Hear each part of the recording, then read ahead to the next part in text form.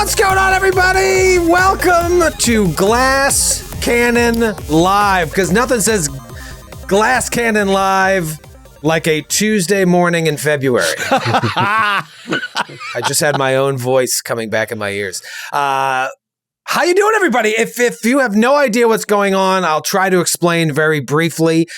We started taking this show on the road in 2018. We had done some live performances before then, but 2018, we started a world tour of the United States. And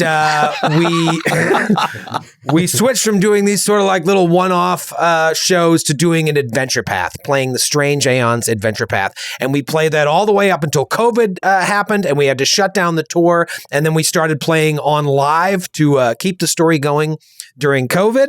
And then we came back on tour, and we had the adventure path that was written as a first edition adventure path converted to second edition, and we converted that and played it flawlessly.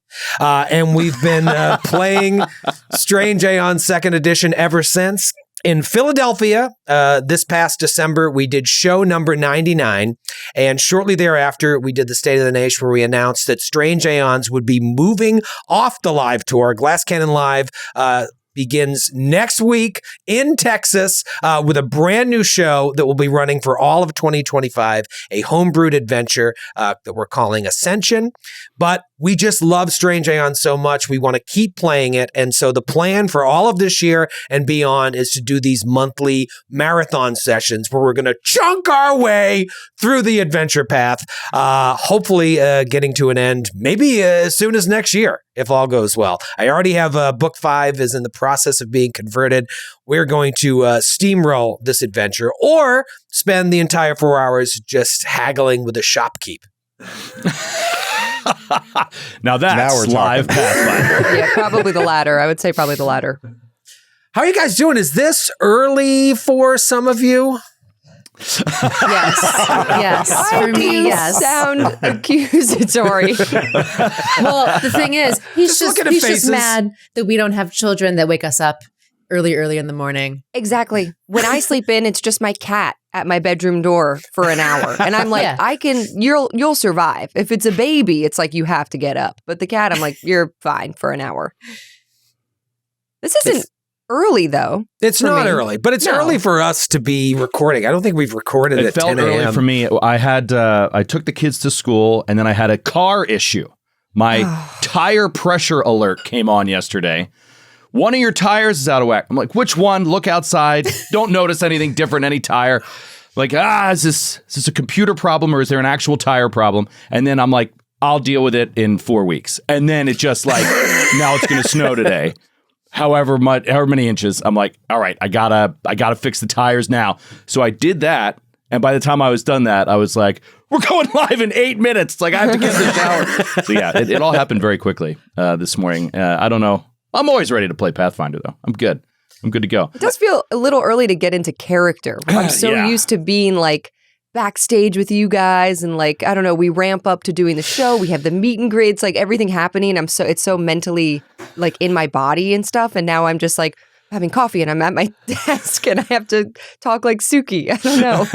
Yeah, normally we have a cast lunch and we're talking, we're getting in the groove, starting to riff with each other. Then we get backstage, we're having a couple cocktails. We're loose by the time we come on stage. Now, I don't know, I'm 6 cups of coffee deep and I've got to like pretend to be 12 other people. Yeah, and all new people. And all new people now for you, which is very interesting. Yeah, this is going to be a humdinger. Well, we used to do this. We did this regularly during COVID, and it's kind of nice to be back. I like the idea of a long, chunky, live sesh. It's just like, to me, it's relaxing. Like, let's talk about character. Let's talk about like all the stuff that we would do backstage. We can do live. There's no reason we can't ease into it, a little bit. We don't have to kick off the adventure immediately. That's fun for us too. Yeah. Exactly. Also, I think when we play live on stage, it's a different game. There's a lot of minutia that we gloss over, sometimes purposefully, other times we just forget. But when you dig into a long session like this, you get to really slow down the game a little bit, learn a little bit more as we go. But, we don't have to steamroll over stuff that we would normally be like, this is bad for a live show, but not bad for a live stream, if that makes sense. Totally. I also felt this weekend I had a question in my head. I'm curious what you guys think. I was like, when we move this live to Twitch and YouTube, what is the smut factor going to be? Like, does that decrease in this environment where Matthew and Kate haven't had a few cocktails sitting right next to each other, ready to get it going? Now they're in separate houses. They're sober. Is the smut factor going to decrease? Are you kidding? We wrote the smuttiest of our smut moments completely sober over a Google Doc. I'm sober frequently on stage. So no change. Okay. I was just curious. Also, I don't know. I think we have to amp it up because we're not there. We can't touch each other and act it out as much. We have to just increase. And YouTube has to be like, hey, censor this one. This one is Penthouse Letters. So it's just going to go all into the dialogue. Yeah. Also, you're assuming they're sober. that is a rash assumption. You guys aren't drunk right now, left over from the Super Bowl, still going on. 2 days later, nonstop party. It's Tuesday. We should do a Saturday morning stream one of these days at 10 to 2. Because then for some reason, all of a sudden Saturday, you're like, I gotta have a little vodka looser at 10 a.m. As long as I put tomato juice in it. I look at I'm going to be looking at my schedule post any of these live streams we have. And once it hits noon, brewski. I'm doing it, but I can't do it today. Got too much going on. I've been up for 6 hours. Once we hit noon, it basically will be 5 p.m. for me. Yeah, there you go. Jeez. Matthew, have a little noon bourbon. I like it. Oh. So there's going to be smut today is what we're saying. Everyone's going to be drunk. That's what we're coming back to. To. Skid, at what time would you like to start drinking today? I can't. I have to go see a baby. Oh, we'll no. never know. As soon as we're done with this. Your mic's probably muted, a great idea to show up to the parents' house. And he can't hear us. And he can't hear us. Wasted. Maybe he wasn't listening to us this whole Has he been time. listening to anything? He might be on a call. With us. Talking to friends. Oh, great. Oh, no. Now he heard us. Yeah, we can't hear your mic. Oh. No. He looks so happy, though. I could probably Maybe guess. he's drinking right now. Yeah. You know what I realized? Never once during the mic chat, the pre-show, did we check in with Skid. I asked Skid a very brief series of, now I'm realizing, yes or no questions, to which he just nodded to. I didn't realize he didn't speak. Oh, no. What an oversight. I knew that pre-check went too smoothly. Yeah. There's always something. I wrote in the chat, Skid, we can't hear you at all, as I'm sure you can imagine. Just in case he's not 100% sure. It's like old times. It's like COVID, where right, stumbling our way through technical difficulties through galore. tech. Well, stay tuned, folks. Skid will be with us sometime in the next 3 hours and 45 minutes. But yeah, our plan is to really make some headway in this adventure. I have a lot of cool ideas on how we're going to do that over the course of the year, because I really want to finish this adventure and get it off my plate, as well as complete this story. We've only completed so many stories since we started this network 10 years ago, and this one is a really special one. We could have easily been like, you know what? Let's focus on Ascension. Let's focus on Glass Cannon Campaign 2, Campaign 3, and just kind of sunset Strange Aeons. But we all love it too much. And honestly, I feel like knowing what's coming up, the best is yet to come for this adventure. The turning point between book 4 to 5, which you're going to get to pretty quickly early this year, the adventure really takes on a whole new life. So that's the plan. You expressed to us recently, I think when we were just hanging out, I asked as a question, what's your favorite, just as grading Adventure Path to Adventure Path as a thing to read and run, what was your favorite one? And you said Strange Aeons. Yeah, it definitely is. I remember picking up book 1 and being like, how could I run this at all? Like just looking at the asylum map, it was the largest map dungeon I've ever played, and I'm like, how the hell would we do this for a live show? And every book has presented an interesting challenge. Book 2 was very sandboxy. You're in Thrushmore, and you can literally do anything before you get to the Count's estate. And then book 3 obviously was very attractive to me because I love a boat journey.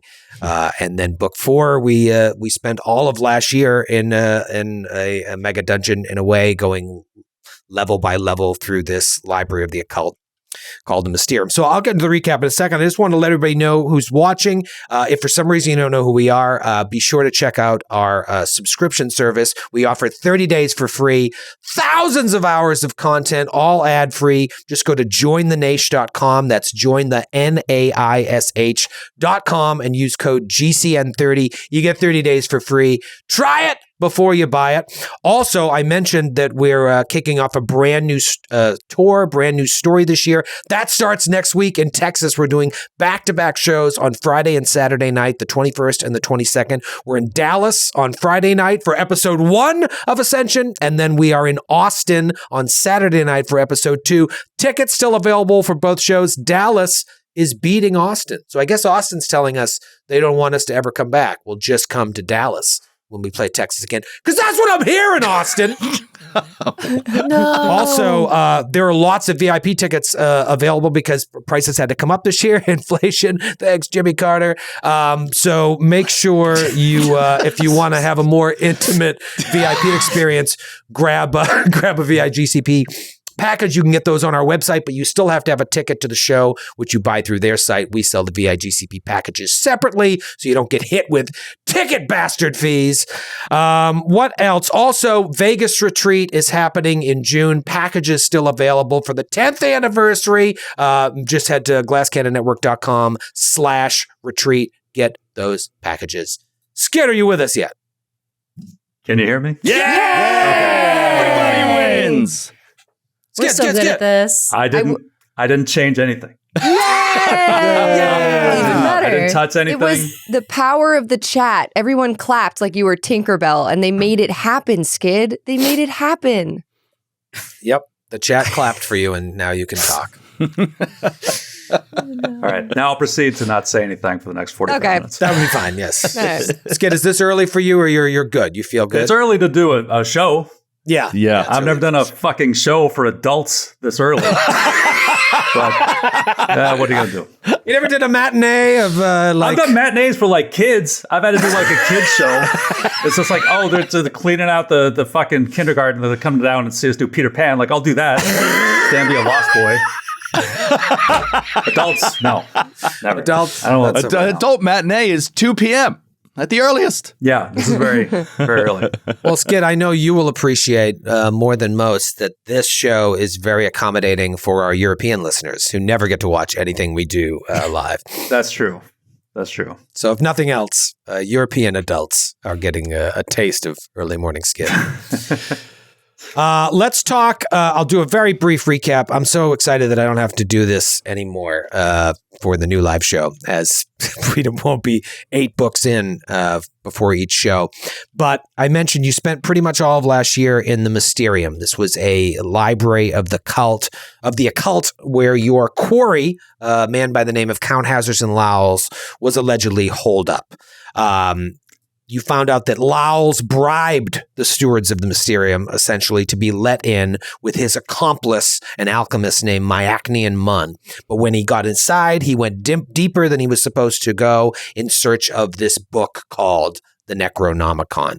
And when he went deeper, it kind of threw the whole Mysterium out of whack. And they have these old wards and protections that were all changed and altered just by Lowl's presence, because you've also found out that at some point in Lowl's journey to try and find this hidden city, to let an elder god, an outer god named Jamandor enter our world and devour it, he has been infected by this great old one, and now he is his presence is just radiating this energy that is like wilting the world around him. So it changed everything in the Mysterium.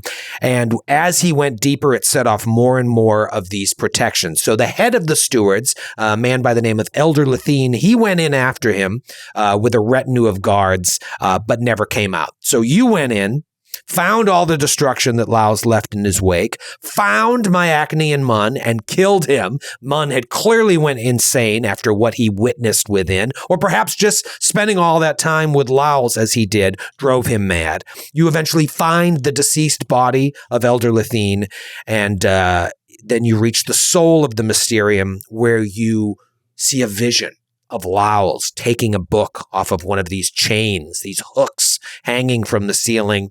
He takes this book off, pulls out something from his pouch, reads something, and then vanishes in thin air with the book. The keeper of the soul, this like Excinder Archon, this angel, also bastardized like most of the Mysterium's wards, tried to destroy you, but you survived. After all of this, or during this, I can't remember when this happened, you saw a vision of a tower in the desert somewhere, a tower that I believe Skid's character Aldo remembered. He remembered perhaps spending time there, perhaps being enslaved there. And you hear a voice that has been following you in your minds ever since your journey in the Dreamlands came to an end. This voice warns you that Laos may have the tome, but it is not too late. Come now. You leave the Mysterium, you recover with the stewards. All of a sudden, Elder Lethene walks in. He was raised from the dead. He comes to talk to you. He told you that Lowell's had come to him with a clear hunger for knowledge, but he also got the sense that something was off with Lowell's, like he was afflicted in some way. He caught him like talking to himself. He was very twitchy. He mentions the obvious to you with the Necronomicon in Lowell's hands. The entire world could be in great danger. There was a reason this book was trapped within levels guarded by an angel. In Lowell's hands, this could be very, very dangerous.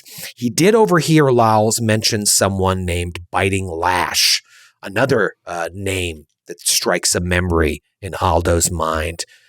He did some research to discover that Biting Lash is a famous Lowl slaver from the city of Okeno. He tells you that Okeno is a whole city of slavers nestled between rocky ridges on the southern side of the Stone Spire Island, a dangerous place where gnolls walk the streets openly, the type of place where you just look at someone the wrong way and it can get you killed. Violence is everywhere there.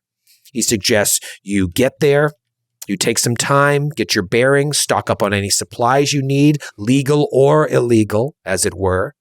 He tells you about the fleshfairs Okeno, the largest of which in the inner sea region. And at any given time, almost half the population of this pirate city is made up of slavers and their merchandise. The Lowl slavers are welcome there and considered to be the most professional of their ilk. They even have their own market known as the Laughing Flesh Fair, which is a Knolls-only affair. Although openly welcome in the city, these Knolls are despised by the other humanoids that work this dark and awful trade. The Knolls are paranoid about security and operate in a web of deceit. Many of them take pseudonyms and keep their pits veiled in mystery. Many of them... You mean Biting Lash wasn't born Biting Lash? Yes. From a long line of lashes. The same exact message, dude. Oh, look at little Biting Lash. Yes. Mr. and Mrs. Lash. You also learn that many of these Knolls keep their merchandise in different locations and keep their most prized possessions in fortified structures away from the flesh fairs. And the last thing you learn is that one of the most successful and civilized Lowl traders is someone named Hyena Princess Najano, a lady of great intelligence and influence. She is so powerful that she operates openly at the Laughing Flesh Fair, and she knows every powerful Lowl in the city. He suggests you start with her, but above all else, tread carefully. Okeno is far away. He explains, you could take a month to get there by boat. You could walk for the next several years. I'm exaggerating. It's like, or I could just teleport you. And you're like, let's do that one. Let's do the teleport one. And so he gathers you together. Your bodies begin to thrum. And before you disappear, you level up. Let's talk about the level up. Big old level up. I don't think you leveled up during the Mysterium. I think you leveled up before the Mysterium at like the beginning of the year. And then this was like your only other level up. And that happens as you get into deeper levels. You have to play a lot more sessions to get that sweet, sweet juice. What level are we now? 12? Yep. 12. Big 12. Matthew's already emailing me. Listen, this is from a first edition Adventure Path feat that I have converted myself to second edition remastered. Oh, come Do you mind on, if man. I use this feat for my character? Not So true Matthew, at all. you're so eager. You just got to do what I do and just pick the feat and not ask. Yeah. Not tell anybody that any it doesn't adventure come path. from a core. Yeah. Yeah. It's Kay an was mentioning how she's on Hero Lab now, and the minute she put her stuff in, she got flagged for a million things. Yeah. Well, because in Hero That Lab, you belongs. have to have every single book on it that you're using stuff from. And I'm like, where's all this stuff that I have for egg? And it's like all these different books I would need to buy. And I was like, oh, okay, I guess I was softly cheating. Little Just a bit of soft cheat. light cheating. White collar Yeah. fudging. A cute cheat. Matthew, you want to start? What's a 12th level Ethel look like? 12th level Ethel got a fighter feat and a skill feat. I'm going to keep the fighter feat. Actually, I'll just tell you. So I took another feat in the dual, what's it called? The dual wielding archetype, basically the dual wielding dual weeding, like I'm like weeding a garden. But I don't use it that often because I have cleansing slice, and that is usually more exciting. But I also have an ability called twin parry, where I can spend an action to just gain +1 to my AC or +2 if my weapons have the parry trait, which they don't. But now I took a feat called twin riposte. So if I have my twin parry active and you are in reach of me and you crit fail a strike, I basically get a reactive strike. Wow, that's awesome. Right. So I thought it'd be fun. Yeah. And then the And other on a one, lower level enemy, like he won't have to roll a natural 1. Like he could, if he rolls a natural 3 or something like that might provoke. That would be a critical fail, right? Could very well be. it's true. I mean, it's Troy, so it's going to have to be a natural 1, but Right. because those are the only things that happen. And then the other feat I took, the skill feat I took is called Too Angry to Die. I That's like the hilarious. sound of that. That's so Ethel. Basically, if you are unconscious and dying, and you are brought back, you get at least 1 hit point, and you wake up. You can stand up immediately as a free action. Nice. Wow, Actually, I'm sorry, it is a reaction. It's not a free action, but you can stand up right away. that's awesome. And on top of that, you get a chance to demoralize, which will probably already have been done, but you know. Stephen Power in chat says, "Too divorced to die." Too divorced to die. Too Matthew, single to die. I could be wrong, Matthew, but I think the trigger is once you stand up from prone after waking up Oh, from you're being right, unconscious, you get a free demoralize. Oh, You don't get the free prone. Nice try.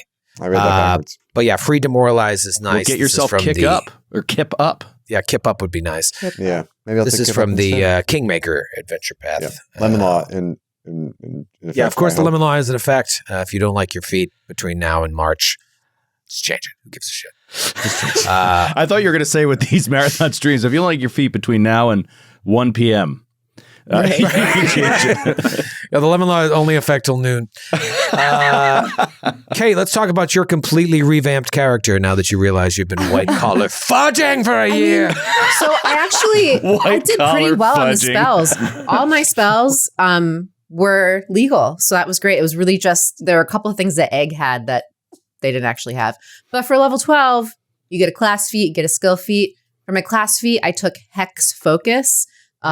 So whenever I refocus, I completely refill my focus pool instead of just getting 1 back, which is pretty sweet. Awesome. And then for my skill feat, I leveled up before the Philly show just in case. So this is like new information to me because that was last year, Kate. But last year, Kate chose Terrified Retreat. When I critically succeed at a demoralize action, if the target's level is lower than mine, the target is fleeing for 1 round. So I thought I that saw was that one. cool. That one's I'm not cool. sure how often that would happen. Maybe we'll start fighting more group enemies where some of them will be lower level. But yeah, I don't know. I thought it was cool. So I took that. That's cool. Awesome. Awesome. That's Did you get access to any higher level spells? Did you say? I Or didn't no? get access to higher level spells. I do have one more slot in my what level are we on? Like 6 level spells. So I can like prepare more. Prepare more. Okay. But I didn't get a new one. No. Yeah, maybe. I next don't level think. is- Or maybe think I next did. level is I 6th, can- 7th level. Maybe I did get a new one. But I'll tell you one of them just in case this one is new because it was new to me when I was rebuilding this in Hero Lab. Level 6 spell Suspended Retribution I took. Ooh.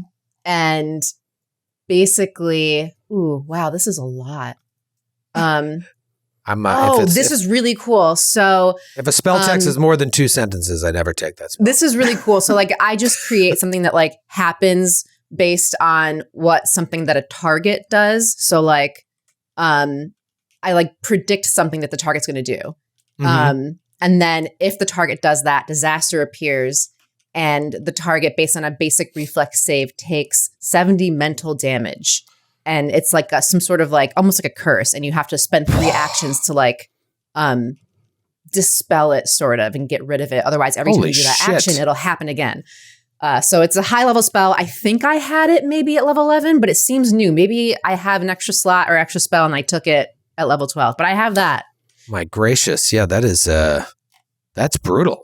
Yeah. It's interesting. We'll have to figure out how we do that because if you tell me like, if your character does this. Well, then you obviously won't I'm not know. gonna do that. The thing is, once you do it and this happens, your character will innately know what triggered it. And if you keep doing it, it'll keep happening. Yeah.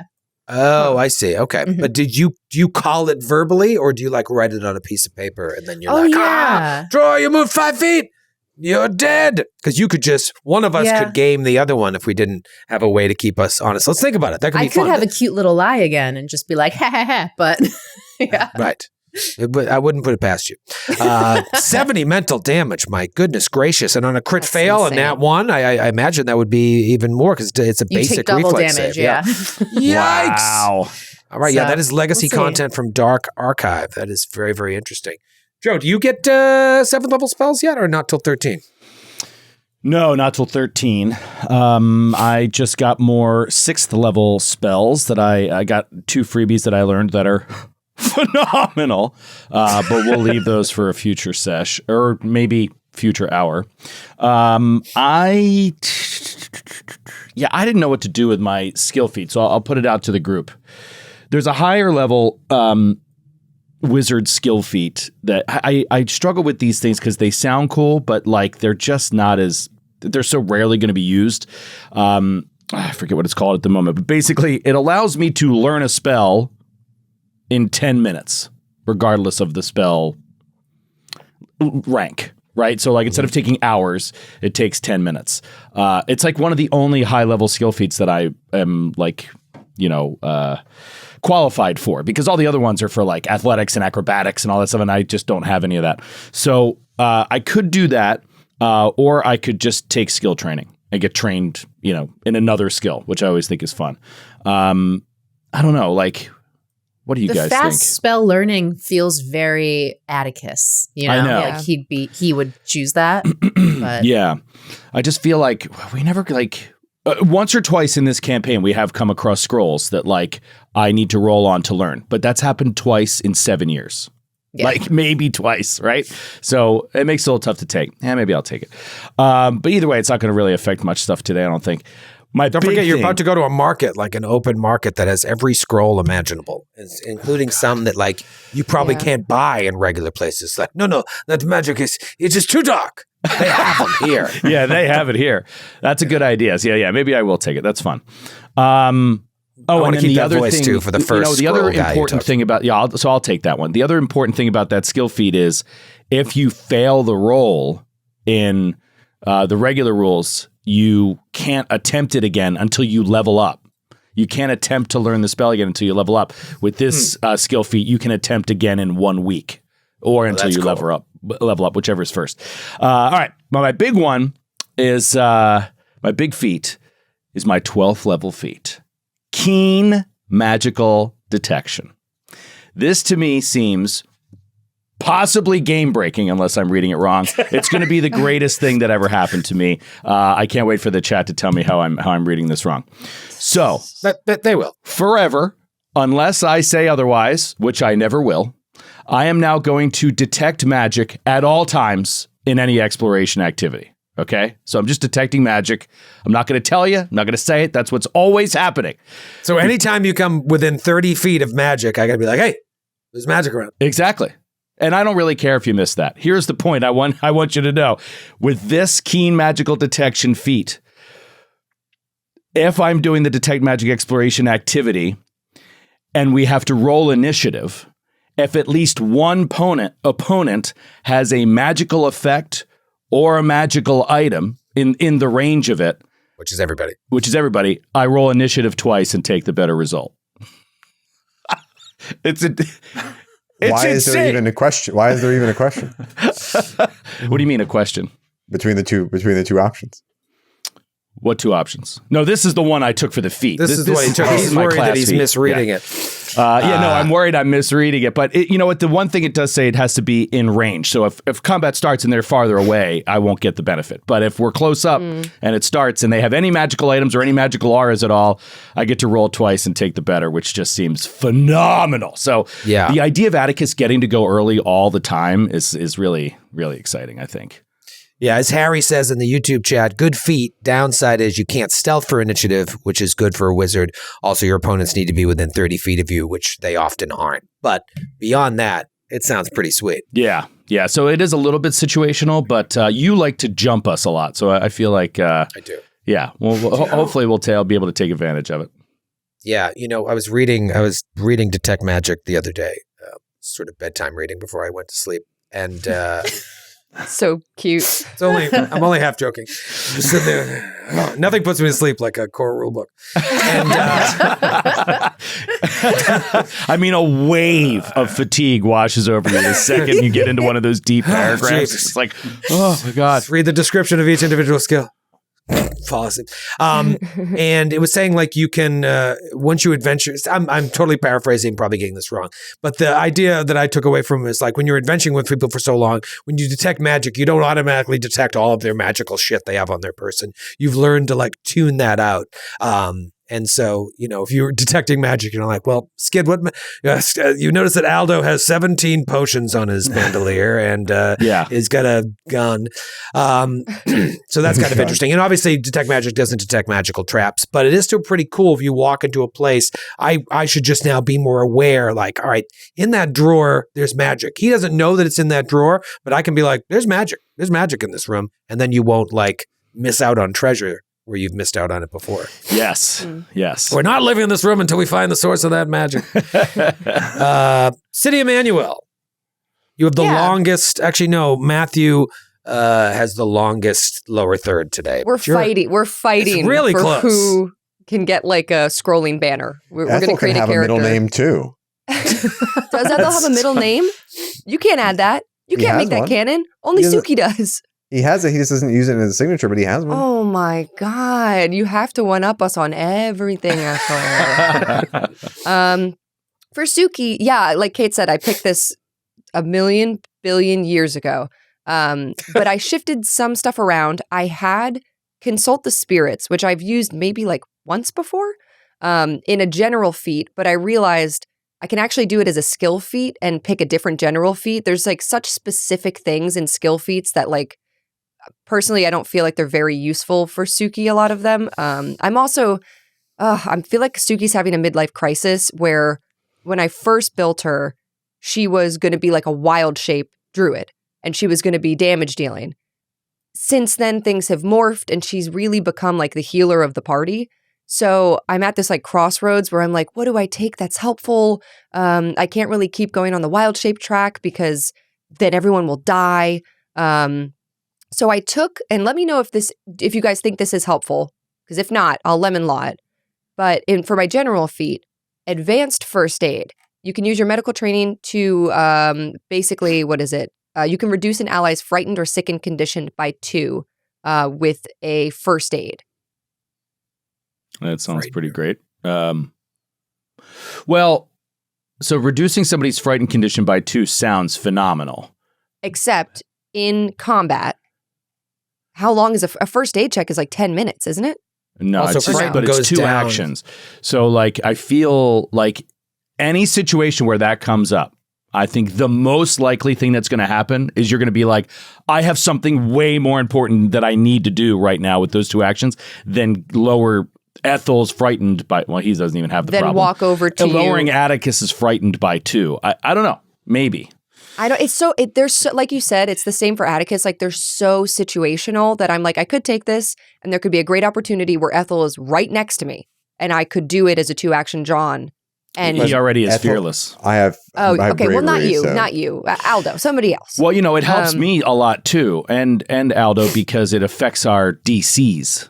So like it lowers our save DCs when we're frightened. So getting rid of that would be great. But I mean, for you to use your 2 actions for that, we would basically have to be in great shape in that moment in Yeah. the encounter, which might not. But the other thing is, like you said, these feats are. Oh wait, this is the general feat you're talking about. This is my general feat. Yeah. Yeah. I will Which- say that, like, it wouldn't be too spoilery to let you know that frightened and sickened are going to continue to be pains in the ass throughout they the have rest of the been. adventure. Yeah. It's tricky though because frightened goes away on its own, and sickened you can spend an action to retch. So you're basically giving up your turn to help someone else's turn. But sometimes the difference between a 31 and a 32 to hit is huge. Yeah, and it's also like as the healer, sometimes I feel like I do give up my turn to help somebody else's turn. That's what you do. You give them boons and you heal them up, and then you wait until maybe you can cast something defensively. But it's hard too because I know Troy's style, and I can't pick some very specific druid stuff because Troy will never let me have it. Give me an example. He's Dance influence with snakes. influence Something nature. stupid. Influence Influence nature. nature. Yeah. You You can don't even make have to bird- read the description. It sounds like Yeah. something he would never allow. You make bird calls and you gain Hate it already. favor of animals in the region. You're never What are going you, to Snow White? Yes. I'm standing by a well. Suki's Sydney- standing by a well with a little Wait, bird. is Snow White level 12? Yeah, she's Snow White actually- is a level 12 She's actually druid. she's actually level 13. Sydney, She's a in level Giant 13 Slayer, Faraza had an ability that basically there needed to be any Yeah. vegetation around. Yeah. Anything. A bush. I remember an evergreen this. tree. Roots some under the dead ground grass. And Troy And he- took it away from you. And he just would not acknowledge that there was any vegetation. And he'd be like, I'd not here. on the No, it's just picture. rock. Just everywhere is just rock. It's a The book was very barren- clear on the level of vegetation in that area. barren landscape. I could also get another companion. I could get another pet, and I'm not doing that. God. I'm not doing that to Troy. Yeah, we also So- don't need another combatant to take another turn. Don't do that to yourself. don't Pepsi do that to too. yourself. Pepsi too. No, so I'm thinking I'll stick with advanced first aid, and I like retrained, but just kind of moved consult the spirits to be my skill feat instead. But Yeah, We'll you see. know what? I don't It's know. great. It is great for the sickened because Ethel doesn't have anything that moves his sickened down, and sickened doesn't go away. Like, because I'm like, frightened goes down on its own anyway. But yeah, sickened doesn't, unless And you're he has to- retching. But like, you have to and he's roll got a for that. retch. Yeah, So yeah, very Yeah. interesting. something to think about. Something to think about indeed. Skid, you're the anchor of this crew here. Let's finish strong with Aldo's level up. I'm actually not sure what I got because I leveled up, I guess, like right after we did our last show, which was last year. So I had to go back and like dig through and See like what try to you did. guess like what I have that I didn't have at the Should earlier take a little level. sorcerer dip. I do have. I got what this is what I think happened. I had a skill feat for which I took analyze idiolect. Did you call me? Which, I'll just read it. If I break down a specific individual's idiolect, memorizing their speech, mannerisms, and habits. If I interact with someone for at least 10 minutes, when I later attempt to impersonate that individual, I gain a +4 circumstance bonus to my deception checks. So if I'm impersonating somebody, I get a bonus to it if I get to hang out with them for a bit. Nice. Yeah, just like De Niro. And then and then I get a class feat, and my class feat is I took uncanny bombs, I believe. So that increases my range increment on bombs from 30 to 60 feet. Oh, wow. Wow, that's And huge. That's Pretty big. I So you already had far lobber? I had far lobber before, yeah. So That's cool. So I was at 30 instead of 20. Now I'm at 60 instead of 30. And I reduce any circumstance bonus to the target's AC from cover by 1. And I automatically succeed at a flat check when targeting a concealed creature. Oh, man. Damn. 12 level feats. A slap. Slap. That I'm is gonna- quite juicy. Wait, and I'm going to preemptively lemon law the Too Angry to Die. It was Wow. better the way I thought I read it.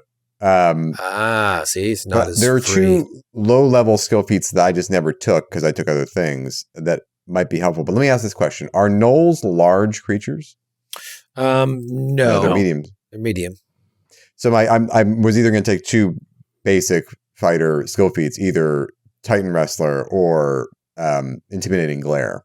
I automatically demoralize with every initiative roll. Yeah, so, I mean, intimidating glare should be essential if you don't have that already, right? yeah, that's not, because I've already got other. I'm a master in intimidation, so I figured better to double down on that. So I'll do that. Intimidating Glare. Okay. Okay. Skid, did you have anything else before Matthew interrupted you? Oh, sorry, I thought you were done. No, I'm totally thrown. I have no idea what I was going to say. No, I know I picked a couple of new formulae as well, but I have no memory of what they are. So Well, we'll see him come out and play, as it were. All right, so 12th level, and you get teleported from the offices of Elder Lathine in the city of Kathir, in the shadow of the Mysterium, where you spent the majority of 2024.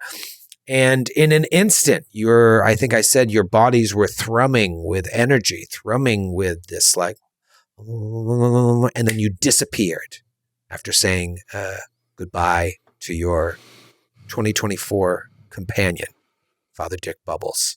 Yes. Choked out by Ethel. We had to say goodbye. We had to say goodbye to the bub. Put him in a sleeper hold. He's fine. Maybe you'll see him again if you return the Necronomicon to the Mysterium. But you wink out of existence. You come to, and you're all like in water. In fact, Atticus, you are completely submerged. You are just like submerged in water, whereas the rest of you, you're standing. It's like up to just above your breast. Like you've got a little room between the top of the water and your neck, and you're just like submerged. Atticus, can you swim? No. Give me 7 athletics checks. No, Can't swim? Can Ethel just lift Atticus up to the surface? Yeah, like as you get your bearings, you can notice there's like this little rat tail coming out of the water. You can just like Bubbles coming up. lift him up. Well, that didn't work, did it? You I'm going to look. What do we yeah. see? What water are we in? You see about 50 feet ahead of you is a beach. And just beyond the beach, there are some trees. It's mostly rock, pretty barren. However, a few miles away, you see the walls of a city. The bottom of you is in water, and the water is very warm. Above the neck, the part of you that's above the water, it is swelteringly hot. Ooh. So it's midday. It's midday. The sun is bright in the sky, burning on you, and you see that the sand from the beach extends as far as you can see to the walls of the city. You are in the desert, a desert island, as it were. Wow. Oh, do you think we were off target, or is this where he meant to send us? He didn't come with us, did he? Waiting. No, it's just the 7 of you. Suki stands up. Suki loves being completely wet. She's having a great time. Oh, that's right. She loves She's getting already wet. soaked. She's sort of like wading, like she's up to her shoulders. She's like crouching in the water. Perhaps he thought if we just poofed into the city, that would create quite a commotion. There's a beach. Oh, it's so hot though. I don't want to get out of the water. And he starts like breaststroking over toward it, keeping his head above water, just kind of like gently moving. Is there? Can I do a perception check for any people? Like, Yeah. along the beach. 29. You don't see any people. You see some rotten driftwood on the shore. Maybe a little crab sidles by, but no people whatsoever. I kill the crab.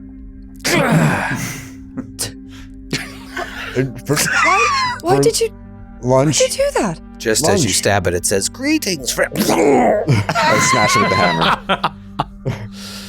It's just a I thought loose we spot. want some crab legs for lunch. I'm getting out of the water. Yeah. So am I. He starts Even walking though up on the Suki beach. likes being wet, Eris doesn't necessarily. She kind of looks like a drowned cat with like her robes on. What happens with your neck mouth? Can your neck mouth drown? Takes in too Two much water. different. The neck mouth is mostly leading to stomach, not really breathing. Ah, that makes Ah, sense. That makes so- sense. Yeah. No, that tracks. That tracks. Yeah. Yeah, that tracks. Still very gross. All right, so you guys make your way to the shore. Like I said, it was 50 feet or so. You get on the beach. Atticus, are you still in a like 3-piece suit? Yeah, or are you yes. like Donald Duck where you don't wear always pants? dressed for the occasion? Yes. Yeah. No, he's always in a suit and a soaked hat. and it's hot. Oh, yeah, he looks like a drowned rat, right? Like he just like holds his arms out wide, holding his top hat in one hand. His fur is all dragged down by the weight of the water, and he's just, so hot. Oh, and he's just like closing his eyes against the burning sun. I mean, he has dark vision. He's used to being underground, right? He's used to being in dark places. It must be blinding to him. He's holding up his hat to block the brightness of the sun, of the desert sun. Aldo, you're uncomfortable as well, but as you get out of the water, although the city itself is far away, the smell of spices is in the air, wafting toward you, and once that smell hits your nose, you're immediately taken back to when you were here before. So I'm having like PTSD. You're having just from PTSD, yeah. being here again. We should talk a little bit about this because it hasn't been alluded to in a long time, but you came from Earth. You came from Earth, Australia, as it Queensland. were. Queensland, yep. And what was it? You found some magic that you thought would teleport you? It's funny. There's actually some like buried lore, like that, some sort of Easter eggs in what I said, as to, like how I got here, but I'm not gonna spell it out yet. Right, but Yeah, you do anyway. some sort of But yeah, incantation. I found a book written by someone that directed me to a place in Australia at a certain time while I was being pursued by Her Majesty's troops, and I awoke naked in Galarian. You were like being chased by these troops. I mean, this goes back to early flashbacks. You were like Mr. Casimir's wild menagerie or whatever. like you had this truck of, you were basically like a snake oil salesman. I was at a medicine show, a traveling medicine. I was a mountebank. Yeah. And you're yeah. running away from them, and you end up being transported to Galarian. But then we find out over time that you're transported to this sort of desert area, very similar to where you are now. And as you start, you're dancing and you're excited. It worked. The magic worked. And then a bunch of gnolls come out and capture you. You are then sold at one of these open-air markets to Count Lowls.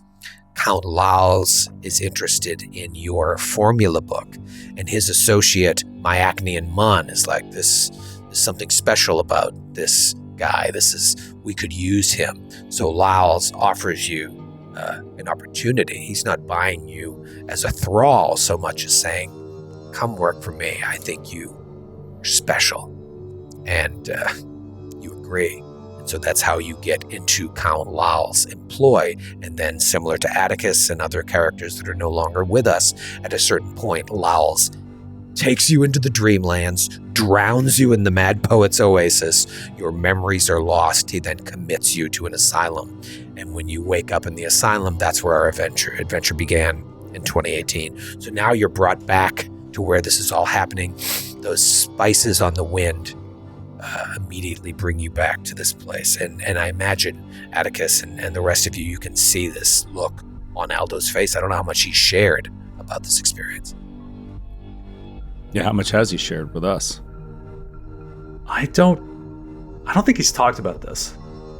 Okay. I think, yeah, you might see him just sort of like the blood sort of drain from his face as he fights. But he knew this is where he was coming, right? Yeah. But I don't think he was ready to actually be like hit, but especially by the smells, just like he's flashing back to like being in this cage and being maltreated and prodded and appraised, for so long before finally being purchased. Like he just goes white as a sheet. Aldo, what is it? What do you see? He's like following your eyes to see if you see like an enemy or something like that. It's probably his ex-wife. No, never married. I know that look. Not married, single. No, I'm all right. It's just place brings back some unpleasant memories. This place, you were here? Yeah, I was here. When? How long ago? A while ago, before I lost track of my memories. This is one of the last ones that I had, was being here. Yeah, not a pleasant holiday, I'll say that much. Not pleasant at all. These gnolls, do you know them? Do you know how they operate? Yeah, you want to be on your guard. They're not very friendly, in my experience. As a matter of fact, I'd very much like to see some of them again. Just to, he's sort of arranging his bandolier, like on his chest, just to say goodbye. Atticus will look over this. Would you say it's more than a mile to the city walls, but we can see them far in the distance? Yeah, 1.5 miles, 2 miles. Do you remember a way into the city? Do you remember how you did it before? Well, I was escorted by force the first time. Would I know any? Yeah, Like you what remember- the entrances are like, or how guarded are they, or I don't know. Yep.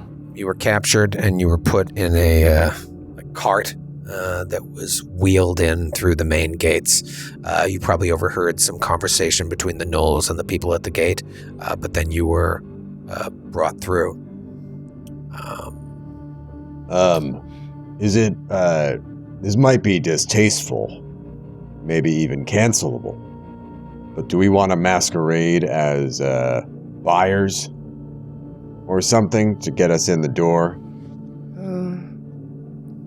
She looks at sellers. Suki looks at Aldo, because this is a touchy subject. It's not a terrible idea. Aldo, what do you think? No, not at all. In fact, it might be one of the only ways that we could pass by without attracting too much attention. Well, the city looks rather large. I'd be surprised if everyone in it is a buyer or a seller. We may be able to find another way. We need access to the particular market. Yeah, but a motley crew like this, armed as we are, I mean, obviously people of means, we've grown into that. I think that this is absolutely the most likely kind of group that we could masquerade as. Indeed, I don't disagree. And perhaps a small show of force, even if it's just holding ourselves in such a way that we intimidate those that even try to question us, would be the best way to begin. Certainly Also, not meek and submissive. Also, if we were to make a purchase, we could then set someone free. Wouldn't that be a good use of party gold, company funds? Right, Aldo? You're welcome to do Atticus? whatever you like with your share, Ethel. Let us go. Been paid very well. I'm certain you'd be able to free any number of people. Or, alternatively, instead of wasting any of our money, we could simply murder every slaver in the city. Then they'd all be free, and we wouldn't spend a dime. Okay, no los dos. You know, Will a Daenerys Targaryen.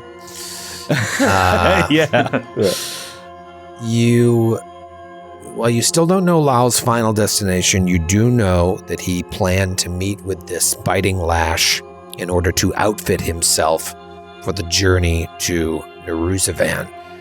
You know that he was seeking the Necronomicon because somewhere within its pages, he believes it will lead him to this hidden city where allegedly star steles were built millennia ago, when, if we're talking old school Lovecraftian stuff.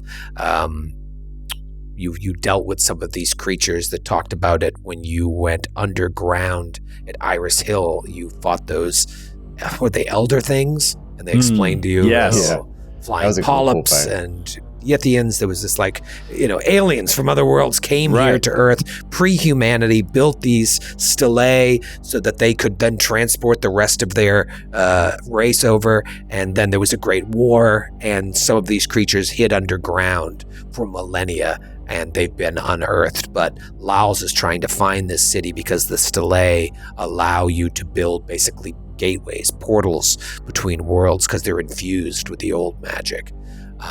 So you need to find Biting Lash. You might find Lowl's, or you might find out at least where the next leg of his journey is. But obviously, if you're dealing with people that work in these trades, they're not going to be super forthcoming about, do you know how to find so-and-so? So you've been warned to tread carefully. You begin your march towards the city. It's that awful feeling of being, wet and covered in sand. I'm reading this book about the Marine Corps. When you would get in trouble, during training, they would say you had to go do a sugar cookie, where you would jump in the ocean and then have to roll around in the sand until you were covered in sand, while the lieutenant is kicking sand in your mouth and in your face, and you had to sit in that for the rest of the day as your punishment. So if you did something, you got sugar cookied. So all of you have been sugar cookied as you're making your way there. You're all overdressed, not to mention not of the style of this area. But eventually you see the gates up ahead and some unsavory looking guards standing at the gate. You couldn't look more out of place here. What do you do? They're eyeing you suspiciously as they see these vagabonds. Who's the best at deception? Oh, I'm pretty good. I'm got a untrained plus 14. I've got plus 16 in deception, and then I also have this that group cohesion thing where I can, using intimidation, coheres. Go up to 25. Nice to her. 25. Up to 25 individuals, because I'm a master in intimidation now. So I'm a plus 16 as well. I'm plus 17. Plus 17. Whoa. So also, I would argue that if we were impersonating a class of person like a buyer, I would have spent more than 10 minutes doing this, and I would get the bonus. Fair, yeah. Hold on, guys. Give me a minute. So who wants to go? I'm going to cast guidance on somebody, but I can only target target one. I feel like it would make sense for Aldo to do it. You would know the most about this place. Yeah. Right? I hold Aldo's shoulder and I say, we have your back no matter what, and they will never hurt you again, Aldo. All right. Thank you. Pat her hand. Right, let's get into character. It's cricks his neck. And walks up to the guards. There's a half a dozen guards. Some of them aren't really paying attention, but others, you can see they've been waiting for this all day. Okay. Says, hello, greetings, my friends. I'm so sorry to trouble you on this very hot day, but my companions and I, we have traveled very far. We have encountered many difficulties, as you can see from our poor, bedraggled state. We are coming here to, look through your merchandise, to look for some goods to purchase, yes? If you could simply let us through so that we may spend our many golds with you, please. Please? Wow, that is believable. And he's like, admittance to Okeno is not free. You need to prove that you not only have coin to spend, but you must pay entrance as well. He looks at the other guy. Pay entrance. No, I don't think so. No. We'll show you that we have exactly what it takes to purchase Find from another your city on the Stone flesh Spire markets. Island. Lower your voice. And his voice sounds like it didn't just like come from a rat. It sounds like it's like shook and echoed around the guy's head, like locally. You've used the voice on him. I've used the voice on him. And he doesn't, get hostile with you, but that's loud enough that the others around have started to notice there's something going on. What's the problem here? This one does not know how to speak to his betters. You must pay entrance to get in here. Do you have coin to spend? You look as if you just fell off a ship. Spend. I'm trying to tell you, we have many coin to spend. I am a little affronted that we would be asked to prove ourselves. You do not see how great we are? How much we desire to spend here? And yet you treat us as if we are lining up to be in some dance club in the red light district? Why are you covered in sand? Because I told you, I tried to tell you that we have many difficulties. We had our ship, it ran into sandbar, we have to wade through your filthy waters, even 50 feet to get here in the first place. We desire to be cleaned, we desire servants, we desire tea, and we desire food. And then we want to purchase some people. We desire tea. First the tea, then the people. All right, you're In talking. that order. You're talking circles around these guys, and you can tell that if they were trying to give you some sort of tourist shakedown, it's not working. So let's see if you can close the deal with a deception check. And if you'd like to aid those of you who joined in. Natural 20. Oh. And you have guidance. I'm not going to aid. I'm just going to. So it's a guidance. +2 from me. And then a plus, so cumulative +3. Okay. Do those stack guidance and aid? I don't think they do. I think they're both I don't circumstance for aid. Guidance is a status bonus. Oh, and I think aid is circumstance, isn't it? Oh, is it? I feel like I get this wrong every time. I know it, and then I forget I always it get them mixed around every time. All right, well, in any case, it's either a 39 or a 40. Wow. It is definitely a 40 because aid is a circumstance, so they do stack. Nice. It is circumstance, a 40.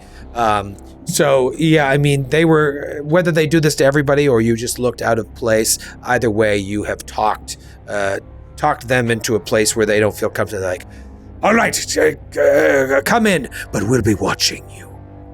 Also, I have a charming liar, so their attitude as I deceive them, as I succeed, critically succeed, their attitude towards me increases one step as well. We'll be watching you because we find you and your friends very attractive. We might have to charge you if you keep staring at us like that. Sorry, we have just not seen such exotic outsiders. Sorry, my friend tried to shake you down for money. May the city of Okeno treat you well.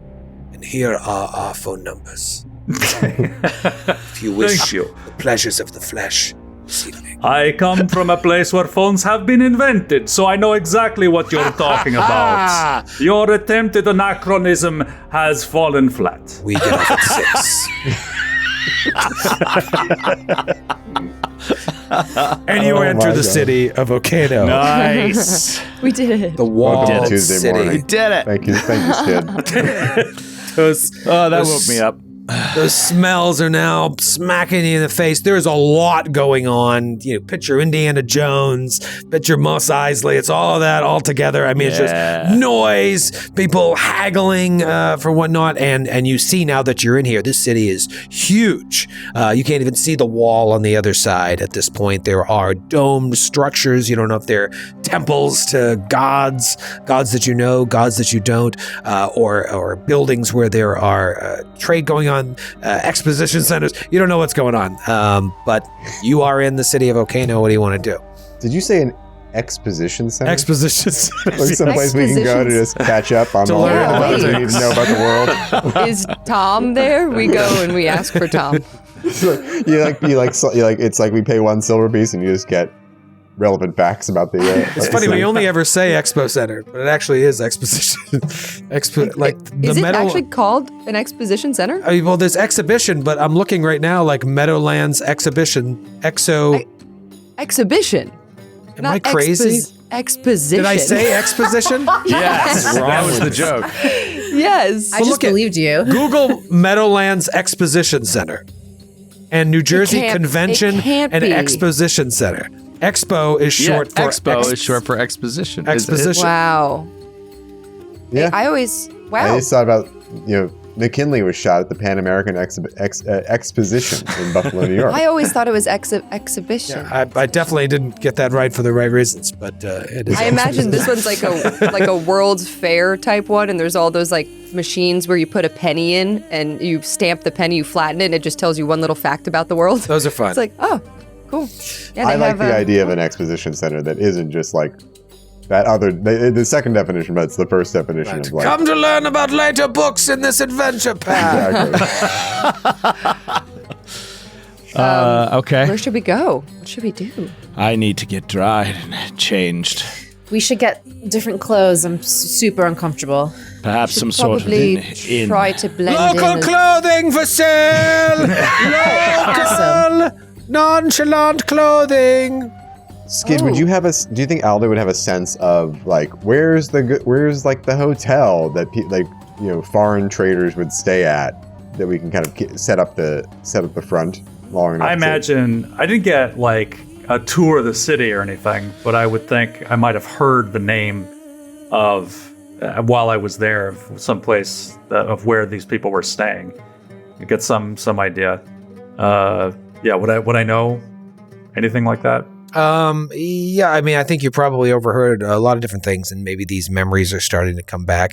You heard of various inns that are on the northern side of the city, and you guys would all know you came in through the east. All right. Eastern Gate.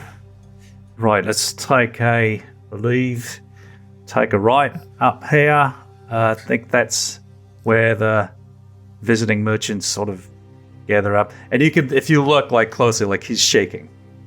Like he's trying to keep it together, but he's visibly like trembling. Everybody's watching you. They're all like staring at you. Maybe people will come up and like get in your way and try to like give you things, and you're like making sure you're not getting pickpocketed because there are little children running around you as well, and so you're like guarding your pockets. But if some people aren't harassing you with their wares, they're like staring at you. Just feel this presence. Your passive perception is like aware of eyes on you at all times, and you start to get a little paranoid. Like, did that guy just say something to that guy and then go running off down an alley behind that stall? Like, it's very uncomfortable. Atticus is going to he's going to hone in on one of these kids. There's like a scrappy looking street rat like kid that looks like a thief, basically, right? Like, he wants to talk to one of them. You there? The kid starts to like run. Could I interest you in some coin? He stops, like peeks out from behind the stall. And he just goes into his wet little suit and just pulls out a couple coins. And he has them vanish in his hand. Presses digitation. And then brings them back. For you. Just have a few questions. He goes to like try and take the coins. Ah. But no. First, I'm paying for information. What do you want to know? What is your name? My name is Timothy. Timothy. Spelled really crazy. How? Oh, you wouldn't understand. It uses letters that you've never seen before. How do you know what letters I have seen and not seen?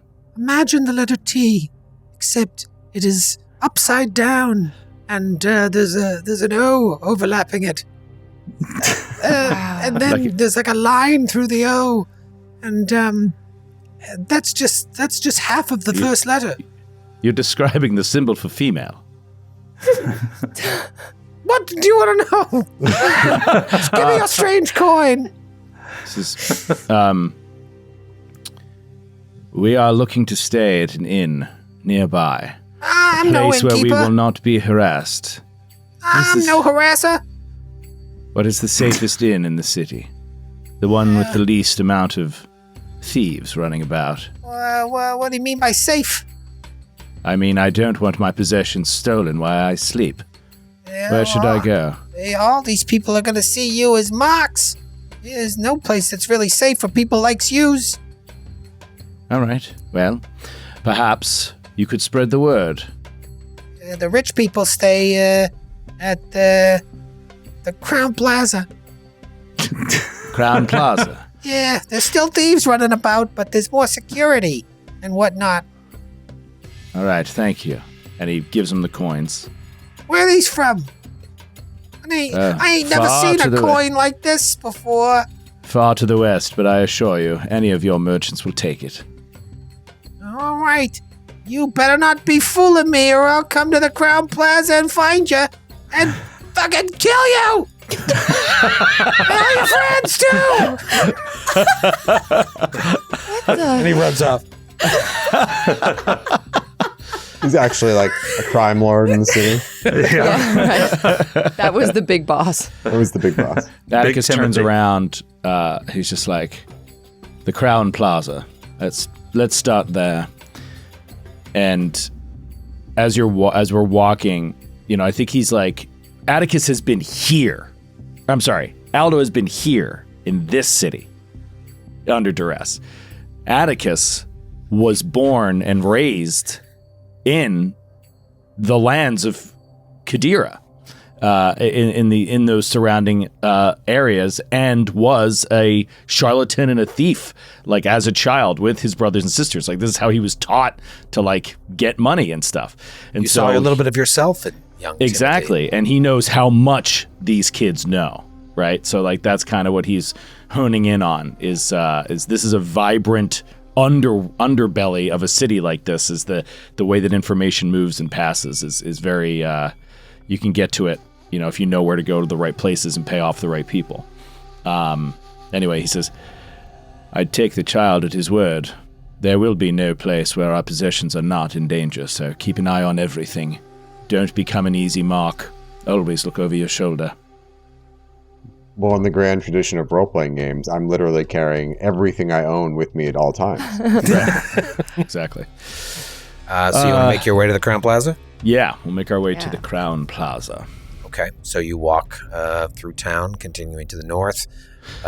Keeping an eye out for any like merchant shops, just for future reference, that are like alchemical in nature or magical, right? Like magic shops or anything like that. See if we notice any merchants of that. Magic shops to nature. get some card tricks and Exactly. whoopee cushions. Exactly. I'd like a plastic wand, please. Yeah, I mean, there's all manner of stuff you see. Anything you could want, you imagine you can find it somewhere in the city. But if you're looking for something a little bit more hard to find, you may need to ask either the concierge or more people like Timothy.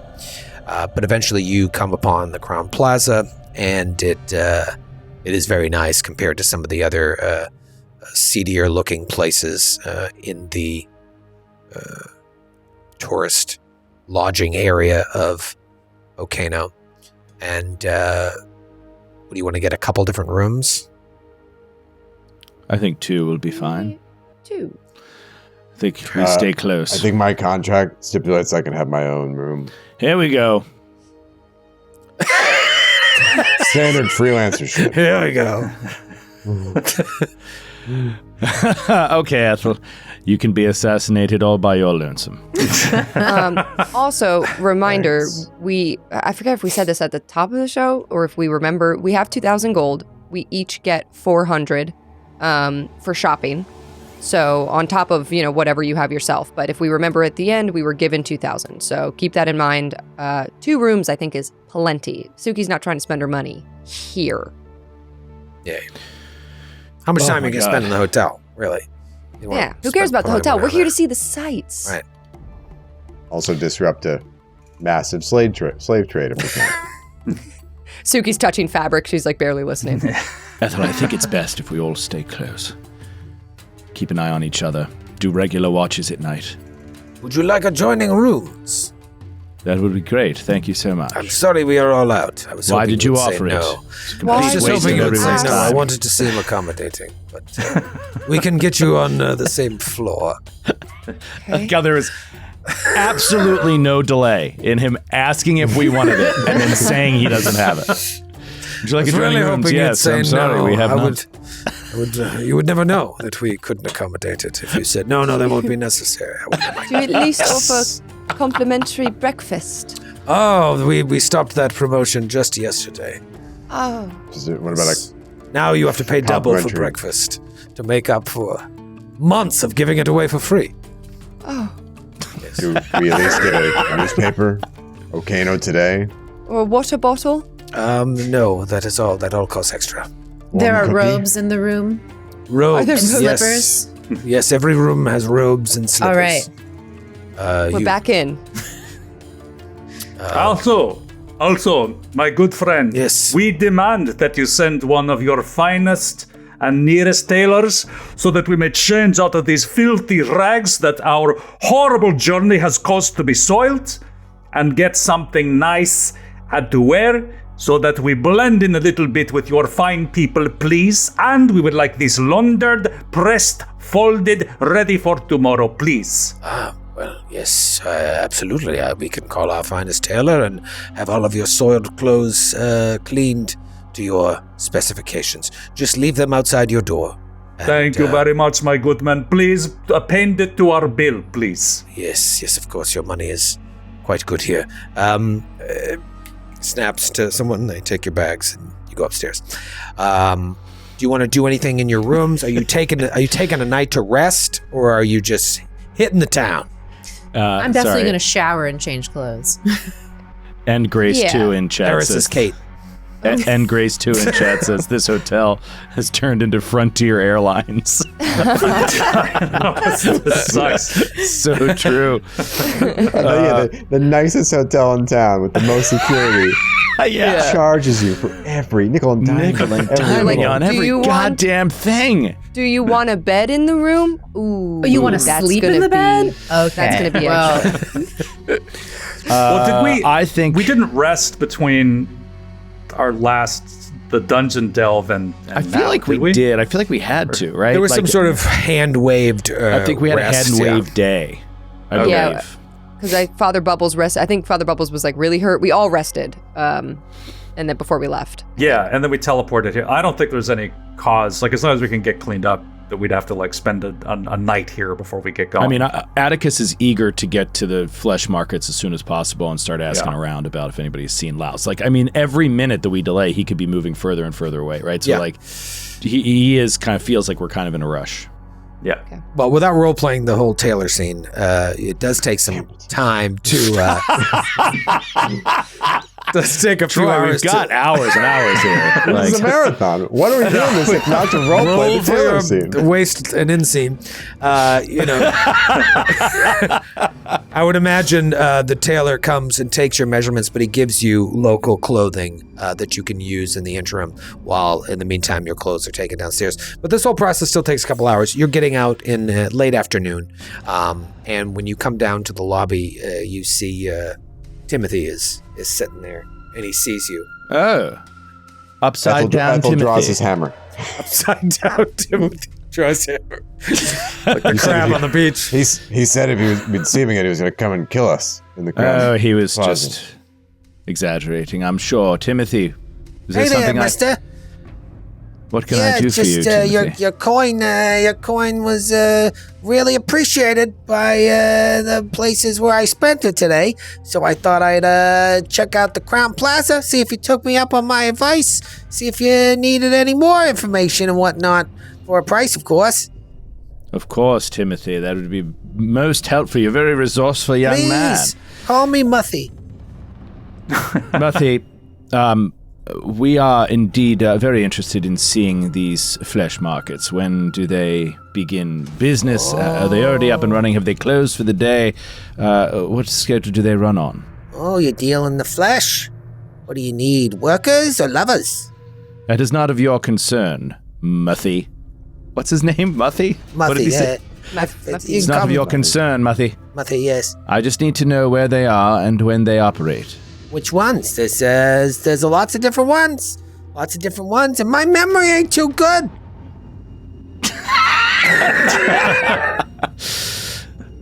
The closest one.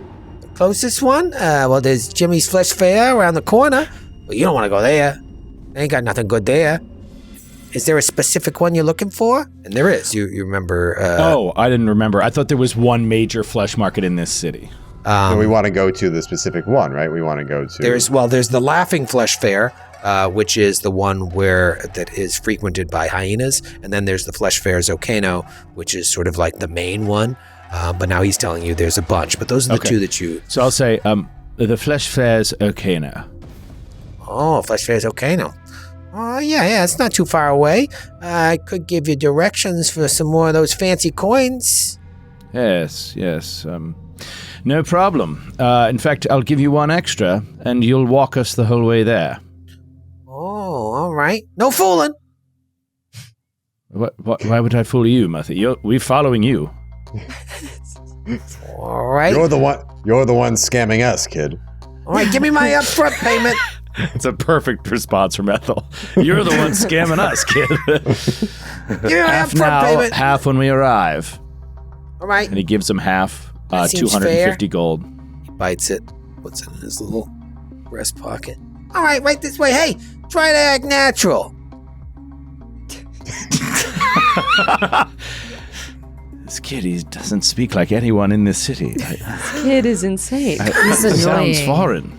I'm getting a real bad feeling because whenever Troy plays a kid, it usually doesn't end well for us, especially if we need information from said That's kid. very true. Also, Troy, Yeah. are we allowed to hand wave like that we go shopping, or do you want us to do things sort of in order, like if we're dealing with this and then we go shop? I mean, We can all- hand wave most of it. Okay. Yeah. I assume we all want to buy different things, I'll but play I every don't want to single be like, shopkeep you want, but yeah, we should probably hand wave. I'd like the armorer. I want to go to the herbalist. I'm sorry, we're out of that. Yeah. All right. Well, you know what? Let's pause for a second. Let's talk about shopping, because what are we talking about here? We have 2,000 gold. Well, we each have 400 if we split it equally. So we each have 400. Do you have something you're ready to buy for 400 gold? Yeah. Okay. I want to get a resilient rune for my armor. Okay.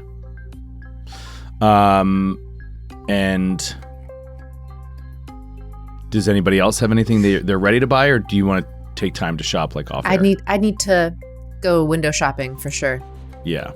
I'm not ready. I mean, yeah, a rune for my armor seems going up to +3 for my weapon, for one of my weapons, is 8,000 plus gold. Yeah. right. So I don't really think that's in I the- felt like I Yeah. couldn't really. Yeah. We spent so much. Was it right before the Mysterium? Like we Yeah. really upgrade. We spent I bought everything. a ton of spells. Yeah. Yeah. Yeah. I wish I could get a +2 armor potency, but even that is 1,000 something. Yeah, It's I would love pretty to- expensive. Upgrade my staff to greater staff of necromancy, but that is 900. Yeah. So I mean, in fortification on Well, armor. we can also just is not split it. 2,000 gold. We could also just not split it. Like we could just give somebody 1,000 to upgrade their staff, and somebody else 1,000 to upgrade their armor. I'd be fine with that if we keep track. So next time Yeah. We also could go if you took that thing where it only takes you 10 minutes to learn a scroll, and we could get you a handful of scrolls. Yeah, that's probably what I would buy is spells, but I want to get a sense of like what I could get. Like the stuff that I learned is pretty much all like blasty spells because that's what we've needed the most of. But, now where we are, it's like getting disguise-y kind of spells and tracking kind of spells. I don't know. Could be interesting. But I definitely have to shop. The problem is we can't just hand wave it because you could want it today in this session, right? So Yeah. it's interesting. Why don't we first go take a look around these markets and do a little, maybe gather information, diplomacy, that kind of thing, and learn a little bit. I think there'll still be time to buy stuff, unless you guys feel like metagamey wise, we're going to have an encounter at the markets or a fight. I hope we don't have an encounter at the markets. I certainly hope not, and I don't think we will. I don't think I would plan on that, but I have terrible instincts. I should mention I have terrible instincts. I should mention I'm always wrong when I predict these things. Advancing is a cool rune for armor. Advancing? Yeah, 600 Property rune? Yeah, so basically, you activate it as a free action right after your last action or activity reduces an enemy to 0 hit points, and you can just immediately stride 15 feet. No, it does not trigger reactions. That's cool. But it's 625 gold pieces, so I'm just like... Anyway, I think my instinct is like, let's put a pin in it. Let's say we did our shopping, and if we get into an encounter, we'll worry about it. Like, I have the perfect thing. We're fighting an ice monster. Good thing I bought that fire sword. Yeah, just be honest. Did I mention that I bought a fire sword? Good thing I bought that fire Is sword. energy resistant rune to fire? I can say now what I'm getting. What do you get? What is it? I'm going to get... So I already had 209 gold because I never had bought anything, hardly. So I had 209 gold. We get the extra 400. So I'm going to get an armor potency rune plus 1 and a resiliency rune for the armor. Nice. Word. Yeah. A Yeah. resiliency rune? The resilient one is, it's all your saving throws. It's very helpful. Yeah. How much is it? 340, I think. I don't have That's why I wanted it, because my saving throws, sometimes they're not good. I don't have any armor on except for bracers, so I think maybe I would like to start there. Like get a cloak. She's squishy. She's magical. Yeah. All right, well, I'm not going to hold you up the I coals might for do it. the resilient rune too, actually. Think about what you want. You'll have to decide at some point today, maybe during the intermission. But this little kid leads you to the fleshfairs Okeno, and as you get there, you realize that this is like a section of the city that appears to contain all of the different fleshfairs. So they all have their own sort of moniker, right, within this section of the city, and it just keeps getting more unsavory your entire walk there. For obvious reasons, we won't get into what these markets are like. You can use your own imagination, but it's dirty business, and you are here to find out information. So kind of walk me through what your game plan is as Muffy is sitting there. Let me get the rest of that. I brought you where I said I brought you, and I bet you people left you alone because they saw old Muffy was walking with you. They knew that you were okays. That was the idea, Muffy. Thank you so much. And I'll give him the rest of his coin. Say, shake me down tomorrow. I don't understand what you're talking about, but I'll be seeing you tomorrow to try and get more money from you. See ya. All right. Bye. Now, we need to ask around, discreetly, of course, see if we cannot discover anyone who had seen Lowell's. Describe him, his appearance. He was searching for a caravan, a way out. What was he looking for? He was looking to hire people to take him to... so you know that Neurosavan? he was trying to contact an old friend of his, Biting Lash, Biting Lash, to outfit him for the journey. So yeah, he's probably trying to outfit him with people to help him. So we should just ask for Biting Lash. Yeah. Really? I think that's why I was saying we'll pose the buyer with Biting Lash. Keep in mind a couple things. You were warned by Elder Lethine. You can't just go around asking for people. He said you should try and find Princess Hyena Najano. See if you can find out she knows everybody. So like work your way into the system. If you just go around start acting for Biting Lash, it might put a target on your back. Even so, you have to be careful bringing this up. If it's an associate of Lowl's, it's probably bad business. Could we just do a gather information check? Absolutely, yeah. But asking about Hyena Princess Yeah. Najano. Okay, yeah. You can all gather Atticus info. is not so good at this. He's better at deception than diplomacy. So, Yeah, you can use diplomacy or Can I just society. aid? Can I aid you? did you Aldo? say society? Yeah. Yeah, he'll try that. I'll aid somebody else on diplomacy. Okay. Who's the best diplomat? Well, I think we could also split up, Yeah. right? Like we could Sure. each attempt the check, see if somebody succeeds. All right. All right, walk me through it.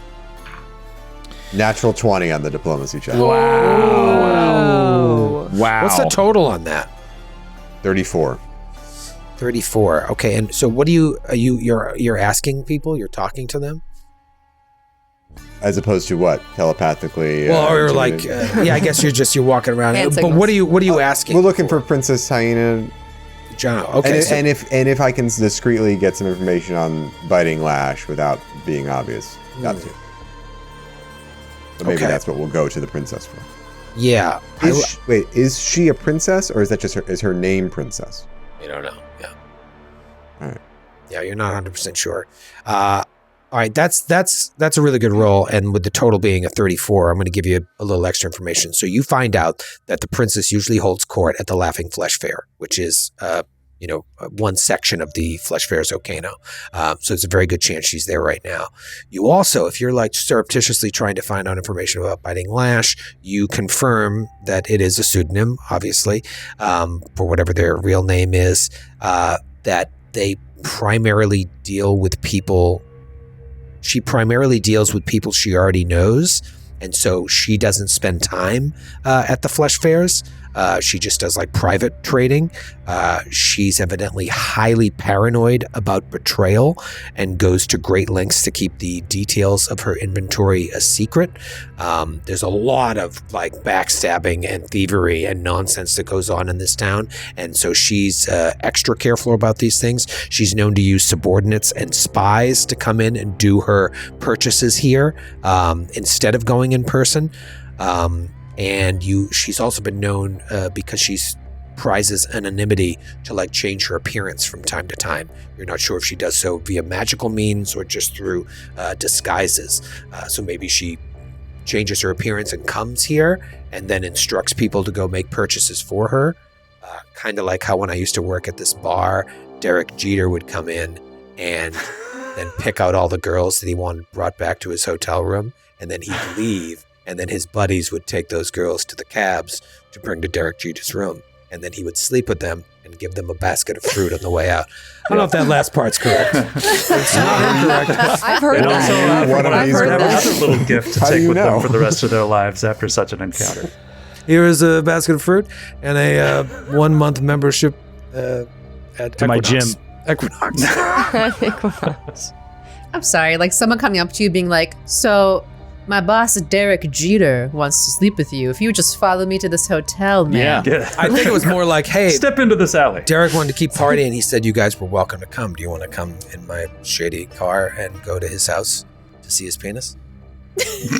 And a Penis fruit basket. party. Penis party. And a literal non-euphemism fruit basket. I think I'm going Yeah. to get sued for libel. I think Paris is doing some stuff separate. I have a special trait called Streetwise. I think it's from my refugee background, but I by default can use society rather than diplomacy to gather information and settlements and stuff like that. So what do you do? So maybe just more about this lady who like can disguise herself. I think that's who Eris would be most interested in. Like, tell me more about this person that we're going to meet and maybe some wares that they have and anything like that. Yeah. All right, so you want to roll something for that? Society, please. Society, which was oddly Did we enough find- the did I name of the find bar that I anything- worked at. Society, called please. Society. Wait, with that natural 20, did I find out where Princess Hyena Yeah, if she's here, she's going to be at the Laughing Flesh Fair, which you found out from Elder Lathine is a Knowles only affair. So it might be a little trickier to. You're already getting dirty looks. How much dirtier can they be? But Knowles are nasty creatures. Maybe with my role, I want to try to figure out like how to meet with her. Okay. Okay, I'm using the online roller. Let's see how it goes. Online roll. Online roll. Listen, don't you dare come for me with my R's and W's again. I rolled a 23 total, it looks like. 23 total. No, it's not nice. Find out any more information about Biting Lash. Plus 19. But you do see, as you're mentioning Biting Lash, like, you get that same vibe that you had before, like someone's talking in the background and then running off. So you're a little worried that you're like talking about it too much. And if you ask, how do I get into the Laughing Flesh Fair? People are just like, good luck. They're not very helpful. And it could be your neck mouth is off-putting to them. She takes egg out of her pocket, her newly crocheted egg, and she's like, I That'll don't know calm anyone them down. here doesn't want to talk to me. This creepy you know doll what? said I know what the somebody's. problem is. You aren't done yet. And she takes this glowing orb out of her like robe, her new robes. It's the soul that she took from the poppet that we fought when we fought images of ourselves. She like ripped the soul out of that one. And she's like, oh, this is definitely what it is. You're not complete yet. And that's why no one's speaking to me. And she just like stuffs the soul into the crocheted poppet that she made. And it wakes up. And she's like, okay, this is better. What are these magics that you are doing, madam? It's none of your business. This You is just trial brought again? that doll to life. I must know your secrets. You'd have to take that up with the Baba Yaga, I'm afraid. I do not understand anything that you just said. Teach me, I have coin. If you do not know who the Baba Yaga is, then I cannot teach you anything. Coin does nothing. You are very unhelpful.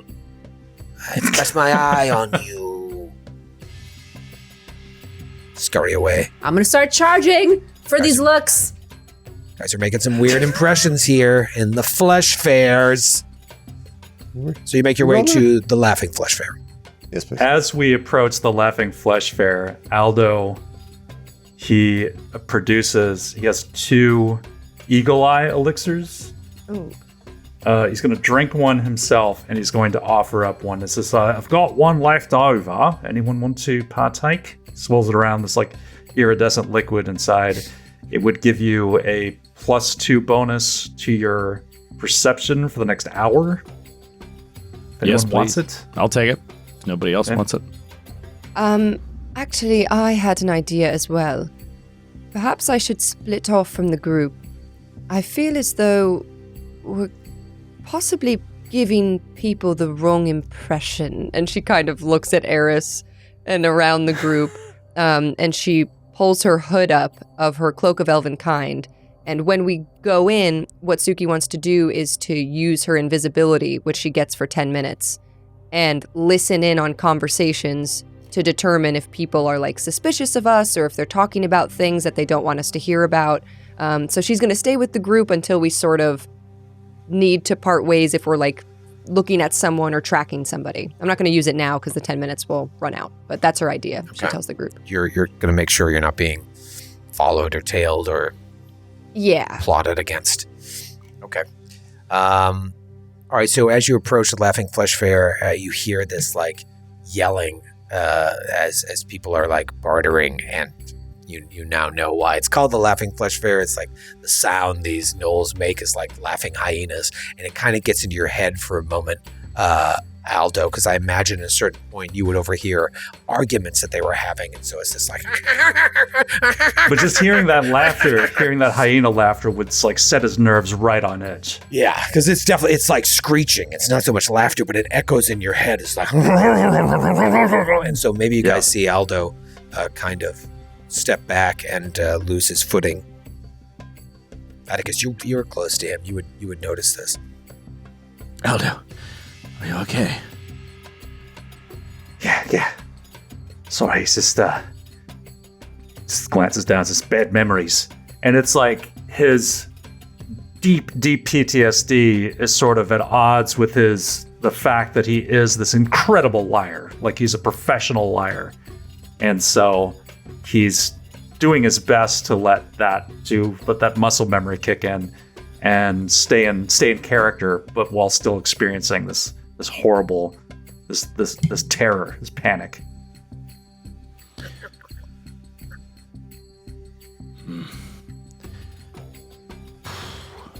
God, I'm having a hard time picturing this situation. Are we inside of something? Did you say it's an open air market? Giant. It's an open air market. Okay. Yeah, but there is a gate in and out and with guarded. No, they're like stalls and tents, and then like there are signs put up that name each of these fleshfairs. And so this one says the Laughing Fleshfairs, and you go in, and so there's just like hyenas are yelling at each other, bartering with each other. Hyenas are the buyers and the sellers of. But they're gnolls. Yeah, gnolls. I'm sorry, I keep saying hyenas. But it's the same thing. Okay, yeah, gotcha. They turn into, I didn't know if there were two kind of slightly different species or something. They're like, Charizards. Can we still say Gnoll? Because I know on the remaster they're kholo. Oh, okay. Kholo. Oh, that's right. Really? They are kholos now. Kholo. Good call, Skip. Kholo. Oh, kholo. Marco. Kholo. I was saying we're gonna have to come up with a whole bunch of new puns. We had so many for Noel in the Charizard days. I know. Chuck Knoll. So the minute you walk in, are you posing as buyers, sellers? Buyers, I think. Buyers. We don't have any. Yeah, Yeah, it'd we be don't weird to be have anything selling. else. So Nobody you want to get buyers rid are of from the best. team? Unless we're getting Anybody want to bring in a new character? Anybody want to buy a witch? Just sell Eris and Kay can roll up a new Go with character. the nice man. You'll be much happier with this hyena. All right, so you come in and it's like, and you're getting like rustled and bumped, and some of them are like, you could tell they're like physical, purposeful shoves. Like, get out of the way. What is your plan here? You're just looking around. You're going to ask people. Yeah, my plan is first to observe. I've drank this Eagle Eye elixir. I'd like to roll a perception or maybe a society. I don't know, whatever you think is more accurate to just sort of eye up like who's in charge around here, who's demanding the most attention, who seems like an alpha, I don't know, for lack of a better term. Okay, I think whatever you want, perception or society, because perception would give you visual, society would let you understand like how this layout may or may not work. I'll do perception. 36. All right, so you know how like at Gen Con, people have their booths, but then you'll have like meetings in the offices they set up behind the booth? Yeah. That's kind of the vibe you get here, that like there are all these stalls, but like the ones running the show, behind the stalls in the tents behind, that's where like higher levels of business are being conducted. They're going over their annual calendar for releases. Suki, are you here? Did you cast invisibility yet? Not yet. She's waiting for this moment to determine, like, if you talk to someone, she'll sneak off and listen for after you leave, or like vice versa. Well, perhaps you go now. Look closely. Behind their stalls is where the real business is being done. Perhaps if you could sneak over and get a sense of what they're saying, we might know how to conduct ourselves as a buyer. Great idea. All right. I'll be back. And she'd like to like move between the group so that she's sort of obscured, and then she throws on her hood. I love it. 2 action. So you like get huddled within this group. Everybody's like hemmed in by these gnolls, and you hide in the middle and then just disappear. And how long does this slips. last? 10 minutes. So she's really booking it towards the back of the tent. Right. Okay. And I just want to say, I'm going to do the same exact thing. But I'm going to do it at another stall. Ah, fun. Just to kind They of bump get into two each other perspectives. immediately. I also have 10 minutes. So anyway, It's but like I the think costume change for Hugh Jackman and the boy from Oz. Exactly. That's exactly what everyone was thinking. I think we just do. So you like hide under a table, and then you go in invisible. No, I think we crowd around him and then Crowd around him. Okay, so both of you are invisible, and you've got about 10 minutes. Give me perception checks here. You're listening. You're walking around. You're looking, and there's all like little meetings going on. Some there's like tables for meetings with nothing on, but you do see several different groups. Okay. Okay, that's going to be 32. And 35. Okay, if one of you goes left and one of you goes right. You said 35 or 25, Joe? 35. 35. And we'll say we'll meet back, in 10 minutes, basically. Yeah. And exchange information, what kind of stuff we heard. So you're walking, you're looking, and you hear, Princess, Princess, Princess, be reasonable, be reasonable. And so you look over in that direction, and you see there's like an entourage of people surrounding a palanquin that is resting on the ground with a female gnoll lying atop several lush pillows and silks. She's wearing like a long, gaudy gown inlaid along the seam with various multicolored jewels, and she has a half veil covering her face as she speaks with these gnolls. Princess, Princess, come on, be reasonable. There are a couple other people like standing behind her that don't look like they're part of the group, but I don't know how long you linger there. Is this me or Joe? I'm assuming it's Suki. Oh, I assumed it was Atticus. Yeah, Atticus, you rolled a 35. 35. I don't think got a 32. You roll a 32, so I think it's possible you roll up and see this as well. Or maybe you see it, but you don't hear the princess. And obviously you guys can't see each other. You're not on the invisible plane, so you don't even know that Atticus has stopped. Yeah, I think he was going to go to another one, but as soon as he overheard the term princess, he just like stopped and was like, no, he's got to listen to this.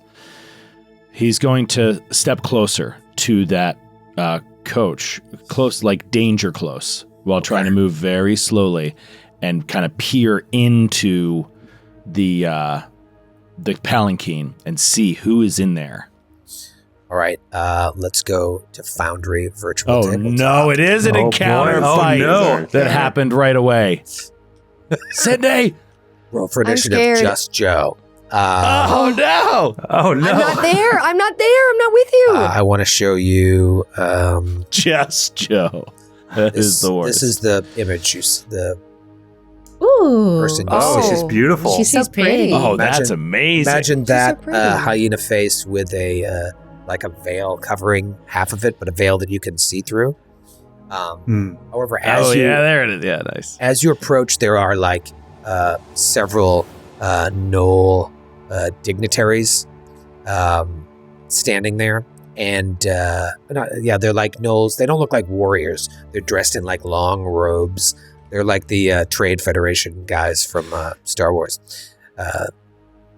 Phantom Menace, and but as you get closer, there are you can take that off screen, McD.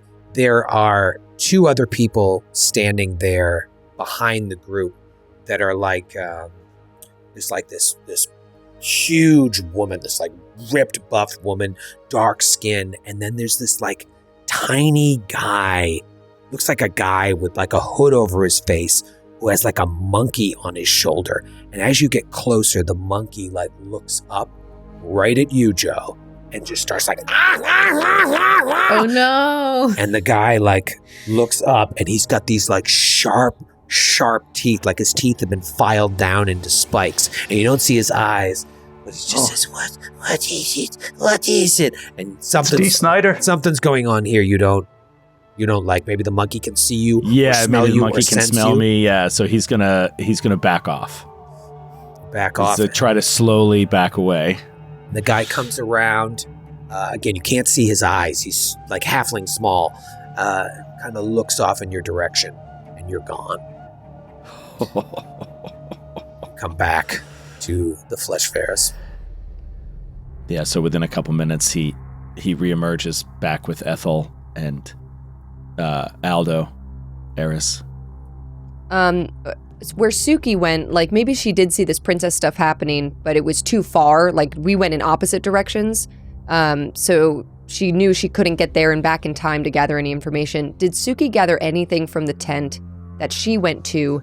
And she wasn't specifically looking for the princess, didn't expect to see her, but more so she was trying to read like body language, more like the psychology of how this all goes so they can pretend and do a good job. Yeah, you were overhearing conversations between either the head of each operation or other people, like backdoor meetings. They were haggling over prices and talking about like, oh, come on, perhaps we can make a deal here. How about we give you 3 for 1 and we'll come and we'll deliver them to your estate outside of the city. And it was just kind of like a higher level of business than just an auction. But you didn't really hear anything. Nothing jumped out at you. It seems like the more elegant business happens behind the tents. Okay. I go back to the group as well. So Atticus will come back, looking around, making sure they're not overheard, keeping his voice low. She's here. The princess. Behind that stall, over there. Can we get to her? I don't think it will be easy. She's in the middle of negotiation, and she has what seems to be a rather impressive guard. One large, and one who has knew that I was there, despite my invisibility. He had a monkey. I don't know if it smelled me or sensed me, but the moment I came close, it looked right in my direction and warned its master, who obviously takes what its monkey says to be true. I'm so good at this, especially for me. Should we? Oh, yeah, it's a truth monkey. Oh, God, I It's would a love classic truth monkey. would love to read a transcript Can of you that. believe it? Listens to his monkey. She has a truth monkey? Yikes. It obviously believes good at this What before what he noon. says to be true. We're done Little did for. we know we'd be blessed with a truth monkey. Suki says, should we even try to approach her in the marketplace? Perhaps not. Perhaps we follow her. See where Right. she goes.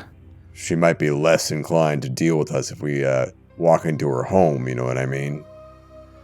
No, of course, but we don't even know where her home is. At least having that information could help.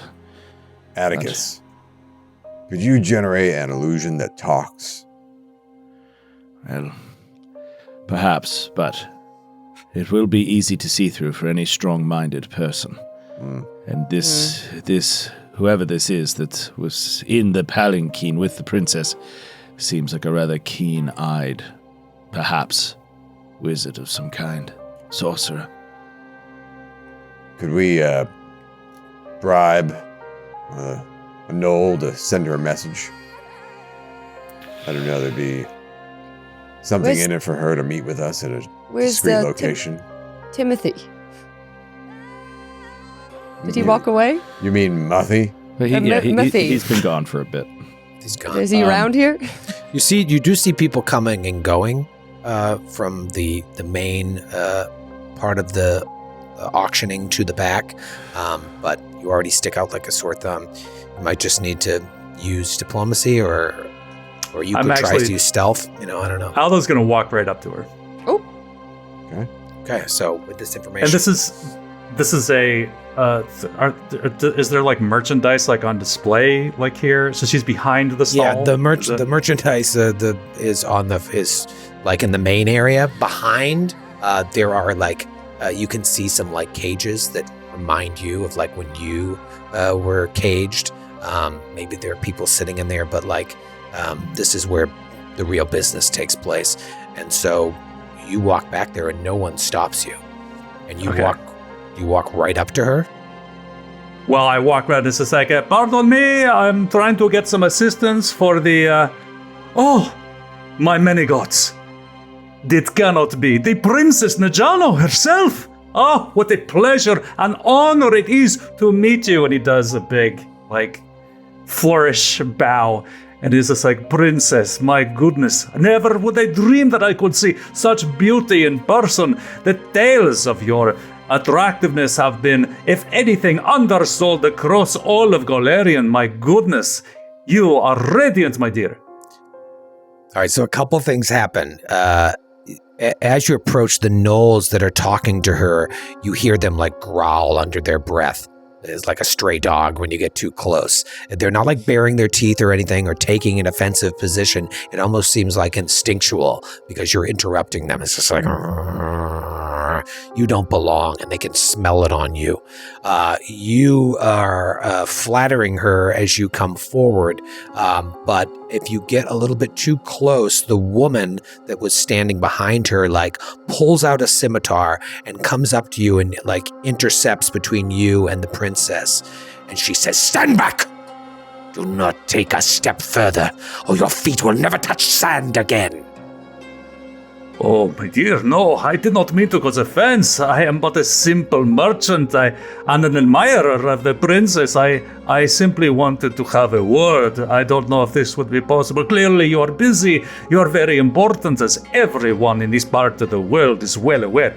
But if you would spare just a few moments for a simple one such as I believe that we have many aspects of business that we could be mutually beneficial. No offense intended, please. Princess, shall I remove his feet and serve them to you? Give me a diplomacy check. She winds up with the scimitar. Could we retcon that Suki also cast guidance again on Aldo? Please don't fail. Sure. You can do it from a distance, can't you? Is it touch? I don't remember. Can I do it from a I distance? think it's a distance. Yes, you can do it from a distance. You can only do it once an hour, right? 30 feet. Has it Right been as an he's hour? walking back there, I like, can't remember when no, you checked into I the don't know. It's been Is out. it back at the hotel? It was way back at the It was entrance. back at the car okay. before the hotel. Suki casts it again. She just points a finger.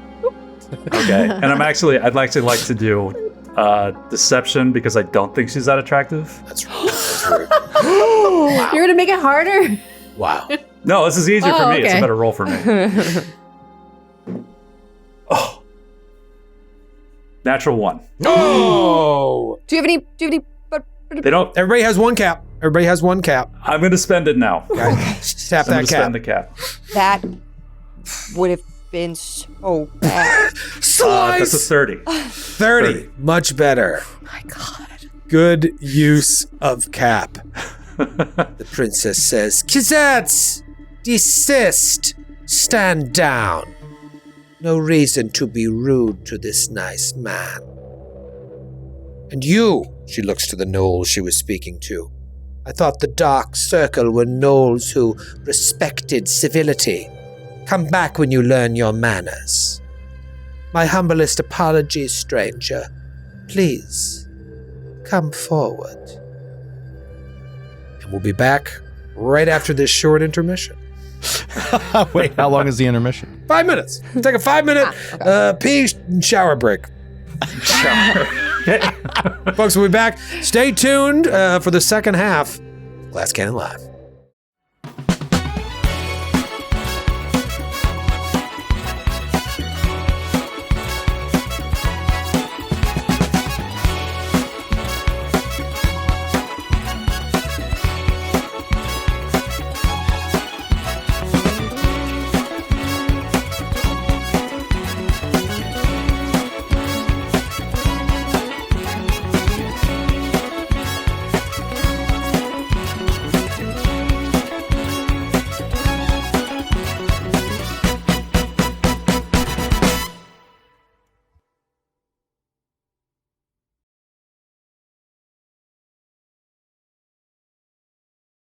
I don't know what was faster, that first 2 hours or that 5-minute break. That was the fastest 5 minutes I've ever experienced in my life. I peed so quickly, faster than I ever have before in my entire life. Speed Yeah, it peeing. turns out I'm going to be eating for a while into this second half. I What have. are you eat? What are you eating? What are you rocking with? I got a yogurt bowl here, and it's loaded with chia seeds that I know are going to get in my teeth. No. There's nothing I can do about it. It's lunchtime. I'm eating a delicious pasta dish from last night. Ooh. I made pasta too. What'd you make? I didn't. I ordered it because I was lazy and From very sick. Domino's. Dominoes. It's penne alla vodka from a place you might have heard of, Domino's. Wow. It's actually really good. It's from Wonder, which is amazing. I don't think any of you guys have benefited from Wonder yet. Matthew Many has times. in Jersey. Do they have it in Brooklyn? They have it in Brooklyn now, too. Yeah, it's opening everywhere. And anyway, it's a cavatelli with sausage and mushrooms. It's very, very good. Dang, that sounds delicious. Yeah. Is really it a tasty. chain? Is it a New Jersey chain? Like Wawa? Now it's, well, They just bought Grubhub, didn't they?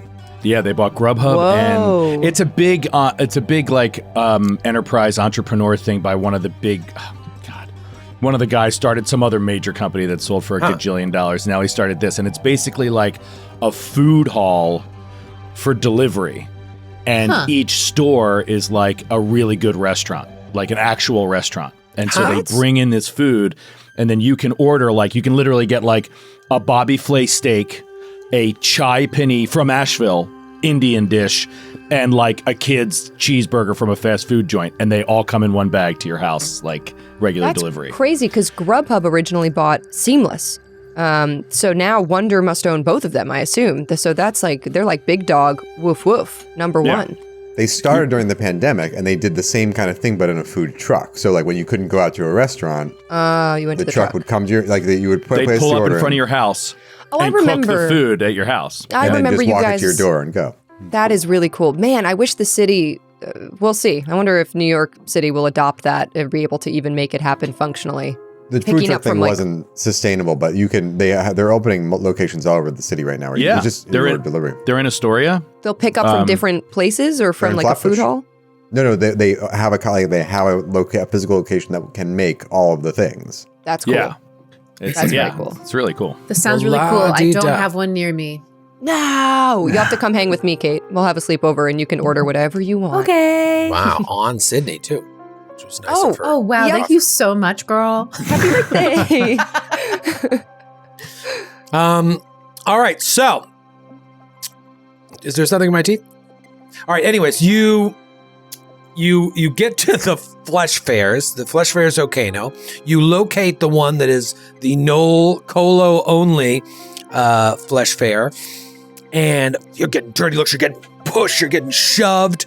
Suki and Atticus go invisible because you realize that, like, there's real business going on. The dignitaries of the kholos are behind the auctioneers. And so you go back there, you're looking around. Atticus, with his perception, hears someone say, "Oh, princess, please be reasonable."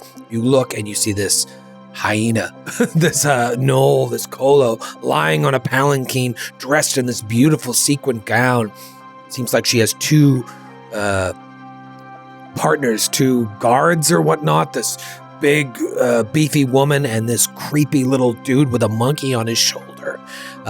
You come back, you tell the group, Aldo just barges back there and starts flattering Hyena Princess Najano with compliments, and the woman stands up, pulls out her scimitar, and threatens to cut Aldo's feet off. The Hyena Princess says, "Oh, don't be rude," and tells the Knowles that she's talking to, "I thought the Dark Circle acted with better civility. Come back when you learn your manners." They leave. The woman desists, but she kind of like growls at you as she steps back. And she tells you, "Aldo, come forward. I must apologize for my subordinates. They are not housebroken yet, as it were. What is your name, young man?" My name is Aldo von Casimir. Aldo von Casimir, what an elegant name. Where do you come from, Mr. von Casimir? Oh, I come from here and there, very far. I am a citizen of the world, so they say. Oh, aren't we all these days, Mr. von Casimir? Do you travel in the Laughing Flesh Fair by yourself, a human man, as it were, alone, far from here and there? No, I am not. I have more wisdom than that, than to travel alone to such a place. Of course, I have protection. I have my boon companions. They are nearby. I am simply browsing. Well, what brings you to my stall? Well, now that you mention it, I was shopping only, but now I also have occasion to look for a friend of mine, which I understand with you and your connections, you may have encountered yourself in your travels. I am looking for a man named Lowl. Do you know this man? If she does, her face is inscrutable. When she says, Lowls? No, I've never heard the name, I'm sorry to say, though you have done your homework, Mr. von Casimir, knowing that I am someone who does know people here. Your friends, Indeed. where are they? They are close. I wave them over. I lean out and wave them over. Oh, And yeah. give them with my eyes, so let them know. We'll It's just walk be out. careful. There are many of you, and yet no Knolls. Are you all people of the world that come from here and there? Tell me. Yes. I was originally born in these lands, but was really more raised in the western portions of Avestan, a nation called Ustalav, if you are familiar with it. Ustalav I am. I have not traveled there, but I know people. And, you, madam, where are you from? I'm from the Manowace, obviously, and she gestures at herself, and you see her chicken hands come out of the robes that she has on. Yeah. It's the Manowace. There was a time when we collected people from that area. Listless souls with no home. It was good trade back in the day. Are you free? I guess you could say I was collected by the Baba Yaga. Oh, follower of the Baba Yaga. You are people of the world. And you, my dear, what is your name? Hello, my name is Suki. And do you need to know where I'm from? I need not know anything. I am just curious when a man comes to my stall showering me with compliments, who he travels with.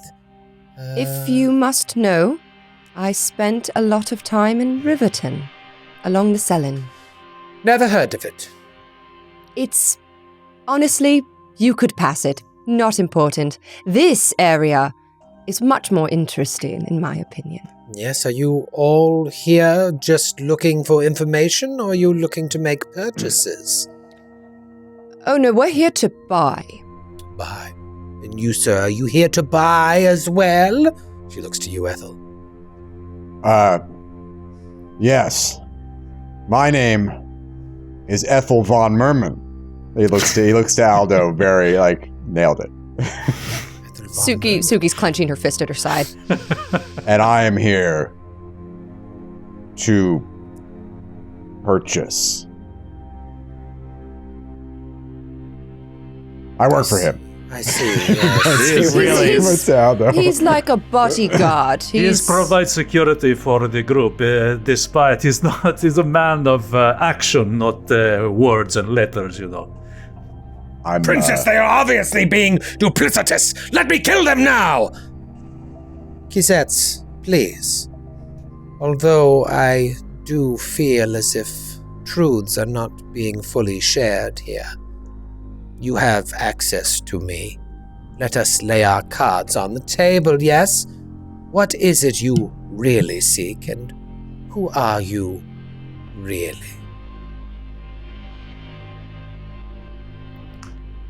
All right. Talking private. Atticus will step up. He'll take that half step forward, pretending at least for the moment, to be fearless of this huge kholo guard that is standing over him. And he'll look right at the princess and say, "You are most insightful, princess. Of course, we do not come to buy. We come seeking a man known as Hasleton Lowls, a count from my very own Ustalav, who has absconded after committing some terrible crimes. He must be brought to justice. Do you know this name?" No, I do not. Does he associate with someone from the city of Okeno? We heard through some rumors that he was known to associate with one Biting Lash. Do you know this name? Perhaps I do. But words on the wind of the open-air market can be dangerous. Perhaps you would join me at my estate this evening to discuss these matters privately. That would be most wise, Princess. We will leave you to your dealings and meet you this evening. And question before we go. Yes. Is there dress code? We're not familiar so much with the customs, and we'd like to look appropriate in your presence. Oh, you are already more than appropriate. Yeah, we're already wearing like fancy local clothes. Just making sure we look good. Yes, no, whatever you wear will be quite fine. My associate, Hakor. Little fucking guy comes over. Let me show you what these people look like. Hell yeah, please. So here's Cazette's, the woman. Mm-hmm. Oh, wait. Ah. Did you see that? No, I'm still saying You hyena gotta click princess. on it. Yeah, Yeah, click yeah, on yeah. it. There you go. There we go. Oh, I thought they yeah. were all Oh, Knowles. jeez. Yeah. Oh, yeah. She's buff. Oh yeah, I thought she was a null. She's not a null. Yeah, no, she's a human woman. And then here is Hakor. Oh no. That thing's horrible. Hard pass Oh, on that's- this guy. Oh, look at his monkey. Look at his truth monkey. That is the worst truth monkey I've seen in my fucking life. Oh no. He has a tooth monkey. Cut him down. Hakor, give them directions to my abode. Please make sure you come hungry. We will dine together and drink fine wine from Okeno's most wonderful vineyards. He comes over, hands you a piece of paper with an address on it. We'll take it. I'm going to do a perception on her just to see if she's setting us up for a trap. If she seems any way like she's deceiving us. Sense mode. Good idea. Sense mode. Little sense mode. Natural 5. That is a 28. 28. I mean, if she is, she's really good. I got a 36. 36. Yeah, no, you feel like she's being legit. You don't like the vibe of her associates. Yeah. But she doesn't Maybe they're feel... just being overly protective. Yeah, and she doesn't feel comfortable talking about Lowls and Biting Lash here. So, yeah, she's like, I must attend to other matters, but I look forward to our dinner this evening. Good day! Enjoy the flesh fair. Here we go. Right. And you leave. And All right, so what do you maybe think? let's like make a show of shopping, window shopping some more, and trying to keep the vomit from reaching out, like coming up, and then we'll go back to our hotel and get ready. Okay. Should we bring a bottle of wine? Yeah, What's customary? we can ask the concierge at the Crown Plaza. What's customary? Well, where to get Yeah. the wine? What should we bring Both. both? You doing a $10 bottle? $20 bottle? No, When you- nice. When you're going to someone's house, how much you spend for a bottle? For a of wine? nice dinner? 30? Someone named Princess. I think we Oh, gotta Someone go. named Princess? we gotta- I'm going to hire bring a me. jug of my famous homemade Pepsi. I'm going to brew up a batch, and I'll bring it. Yes. Speaking Yeah. of, Suki takes Pepsi out of her robes and kisses him and puts him back. Pepsi's here, everyone. Pepsi's here. there's been no reason to have a snake out, so. Right. Maybe we should come up with a gift more than a bottle of wine. Like we should present her with something. Is there anything more precious than homemade Pepsi? Like Pepsi doesn't even exist in this world at all. It's like this is Yeah. Atlantis ambrosia. Can't fault your logic. It also, in this situation, might be a hindrance if we have to explain that it's priceless. Imagine the pilgrim stepping off the Mayflower and being handed a cold homemade Pepsi. You would lose your mind. That's what I'm saying. That's I mean, what it it's might gonna kill them be the like. moment they sipped it. Like, Oh, Yeah. there's a 50-50 chance the princess will die. From joy. I From could the craft her Pepsi. an object with a soul in it. That might be, while I might appreciate that gift, I don't know that she necessarily will until we know her a little better. What kind of person wouldn't like that? A Philistine. Eris, I think that's a lovely idea. I think perhaps something more tangible would be good for the princess. She seems to like physical things. Yeah, she I can was hold thinking it. I'd just carve her some dollhouse furniture. Wow, we are really everyone. All right. Everyone has an opinion, Suki. Everyone has an idea. Ethel and What were Eris you are just so thinking, like- crafty. Some sort of like jeweled Yes, Ethel. knickknack I that thought she would, like she has 1,000 of already. Ethel, I thought maybe jewelry. She was wearing quite a lot of it. I'm offering to make her something custom, bespoke, from a local artisan. You're not local. I am now. I'm going to make it right here. Oh my god. So you debate over the gift for 6 hours and miss the dinner. All right, wine it is. All right, so you go back to the hotel, you freshen up, because you all stink. It's hot out. Yeah. You're not used to this. I lock myself in Ethel's bathroom and take it over and shower in there for a long time, and you don't get to use it. It's like a Flintstone shower. It's just an elephant's tusk. It's a living. The toilet is a pelican. Turn on the light with the bird's tail. All right, and eventually you go to the address for the princess, and it's actually outside of the city walls. So you travel through the city, Cool. like the entire length of the city. It feels like you came in on the eastern gate. You end up going out the western gate, and it's dark out there. But you do see there are residences, there are palaces, there are towers. You start thinking about that tower you saw in the vision. It's nighttime, and you are leaving this horrible place to go into the nice part of town, as it were. But you follow the directions. We don't have to get too much into that. And you get to this beautiful building. It's not quite a palace, but it's not quite a castle, but it's a large mansion, a mansion for this area. And you knock on the door, and a servant greets you and says, "We've been expecting you."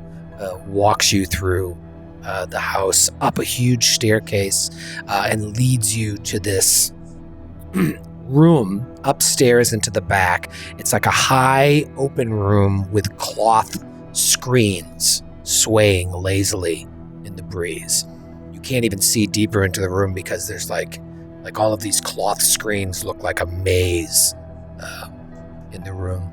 But you do hear the sound of sloshing water from deeper in, and the servant bows to you and steps off, and Kazetz comes out, that woman that was guarding her at the flesh fair, and she says, "Right this way," smiles tightly and leads you through these cloths. You're walking through these cloths, and once you step in, you can't see the entrance anymore, and she leads you around and around, and then she puts her hand forward like this, ahead, and you walk around this fabric, and you see Princess Najano lying in a tub, and she's submerged in this white substance. It must be milk. It does look a little thicker, but she's just laying there, and she's only partially submerged. The rest of her is very brazenly bared without any hint of modesty. And there are 8 servants around her, attending to her every move. 2 of them are fanning her with palm leaves. One of them is feeding her figs and dates. The others are pouring more of this milk onto her naked fur. And when she sees you come in, she waves them away and says, "Yes, please come in. I am still getting ready for our dinner, but I did not want to waste any time." You can see that Kazetz is still nearby. She isn't present in this bathing room, but you can sense her behind the fronds, and then you see a smaller shadow walking around, and you think it must be the monkey man, Hakur. Monkey man. Thank you for taking me up on my invitation. I have been thinking on that name that you mentioned. Biting Lash, was it? Yes, that was it.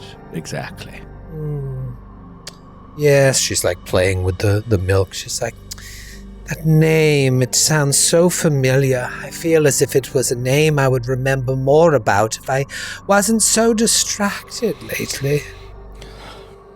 And why are you so distracted, princess?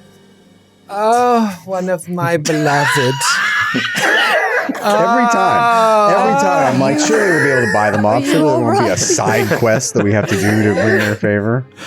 I'm so distracted, and my beloved. One of my beloved, a friend called Dahab, has been kidnapped. Kidnapped? Yes. Someone of my position, you must understand, has many rivals. So I am unsure who would do such a cruel thing to such a kind man, such as does Dahab, but those who have him, and she snaps her fingers, and another servant comes up with a pillow, and sitting on top of the pillow is a severed ear. She says, those who have him have sent a part of him back to me. They included a message that said other parts will follow unless I meet these dirty kidnappers' demands. They told me to meet them at a place called the Shipwreck at dawn. They did not even specify which dawn. Milk goes everywhere. Though the ear and the note appeared outside my home yesterday, naturally I do not want to meet this extortionist. However, the arrival of strangers such as you who have the pleasant stench of the arcane and power about you seems rather fortuitous. Should you perhaps find and retrieve my sweet Dahab alive, perhaps my distraction may abate long enough to remember what Biting Lash means and where a figure bearing that name might be found. I'm sure that this is the only way to jog your memory. Yes, because I am so distracted over the loss of Dahab. What was that name? What was the name again? Dahab. Dahab. One of my many beloved. Dahab. And if he's already dead? Do not say such a thing about Dahab. Yes, he may not have his ear, but that does not mean he is deceased. Though I do not wish to wait longer for another part to be sent to my doorstep. And Princess. A man only has so many parts. Princess, why would they kidnap Dahab? To get at me. Of course. Dahab is a special man, but let's not pretend that Dahab is a person of my standing. Clearly, someone has a problem with me and the way What do they want from conduct business, sir. They want ransom. What are they asking for? I don't know. They want me to meet at the shipwreck at dawn, no doubt to jump me and kill me or attempt to steal my jewels and gold. Or my people. Where is this shipwreck? How far? Oh, I do not bother with such things. There is a dock outside of town. I believe it's called the Shipwreck. I do not know. I did not plan to go there for fear of my life, especially at dawn. It's still dark out at dawn, you know. But Right. if you are interested in helping me, you may take the ear and the note. Dahab was one of my spies. Among other things, one of my information brokers. He had contacts all around and about Okeno, so I suppose it's possible he made an enemy. But why would they come after me? He had a friend at the Black Circus named Ramir. He is a beast tamer there. I know Dahab spent much time with Ramir. He also frequented a domed temple of Gozre, where he knew a builder called Azim. Those were his two closest friends. So you think it was one of his friends that kidnapped him? I do not know, but I do know they spend more time with Sweet Dahab than I do. Oh, I see. I cannot be seen at the Black Circus, and I Is would your never be caught relationship- dead in the Temple of Gozre. Is your relationship such as it is fairly new? With Dahab? Yes. No. Oh. Dahab and I were friends, and then we became more than friends, and then he worked for me. And now our relationship is complicated. That Dahab- does sound complicated. Dahab no longer delights in me, or people like me. But that is all right. He is a good spy, and he always brings me information. Dahab is a complicated man. But again, I feel as if this is all about me. Talk to Ramir, the beast tamer, or Azim, the builder. They know my sweet Dahab. They may know of where he is. You said the builder and the beast tamer? Yes, the beast tamer Ramir and the builder Azim. And then any day at dawn, we can show up at that. They did ship not place. specify. Here, take the note. Oh, okay. Thanks. Thank you. She gives you a note. I'll show you what the, the note says. Who wants to read it? And any day at dawn, we Any just day at show dawn, up. they're just there. I'll read it. Esteemed princess, greetings from the unworthy.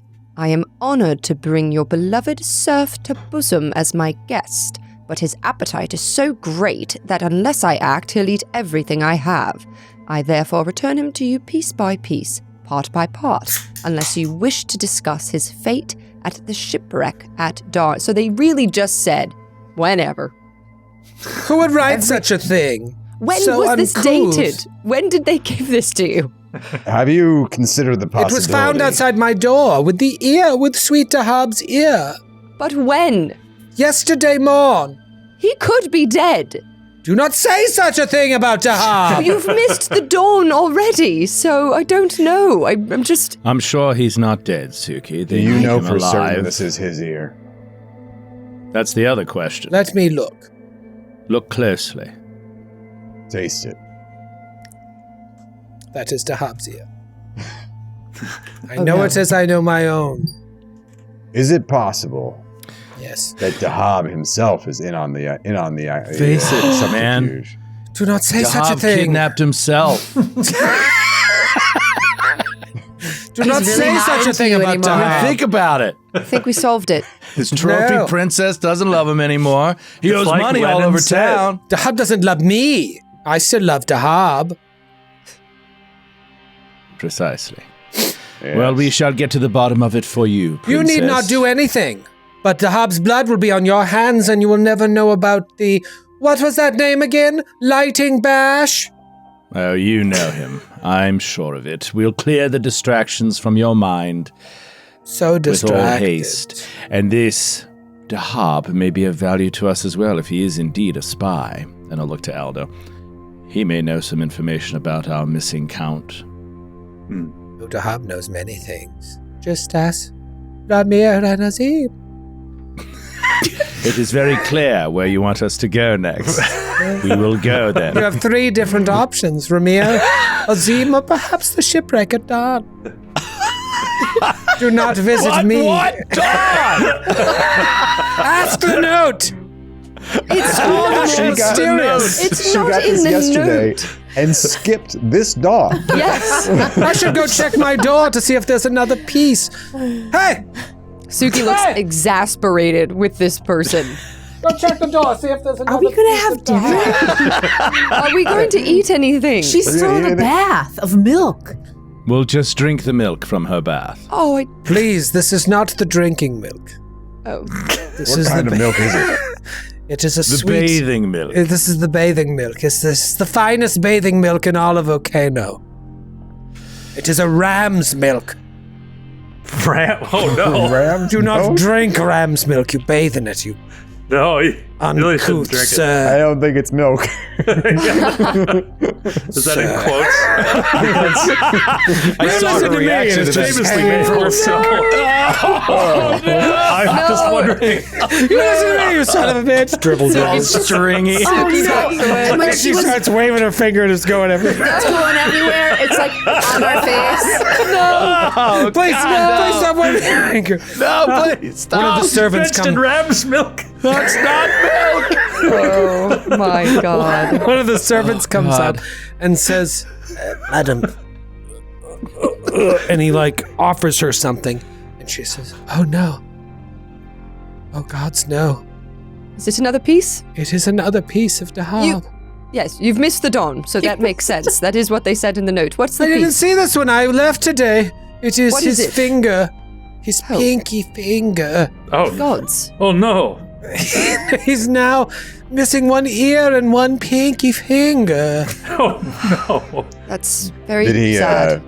use that pinky All right. particularly Jeff. often Sir. or effectively? Echo. Sir, Echo. Damn, it's just an information. You are Though. It doesn't speaking need to all a five. come here, young man. She puts her hand on your chin. Yeah. Talk like that. You're a good Sorry. Oh, Just want all the information possible. boy. By now, you should realize there's no dinner. Oh no. Oh, okay. Sort of lost our Honestly. appetites. You're strangely welcome enough. to take some ram's milk for the road. No, it's okay. Although we did bring you this jar of a delicious beverage of my own creation. I called it homemade Pepsi. It may deliciously complement the sheep's jizz that you've been bathing.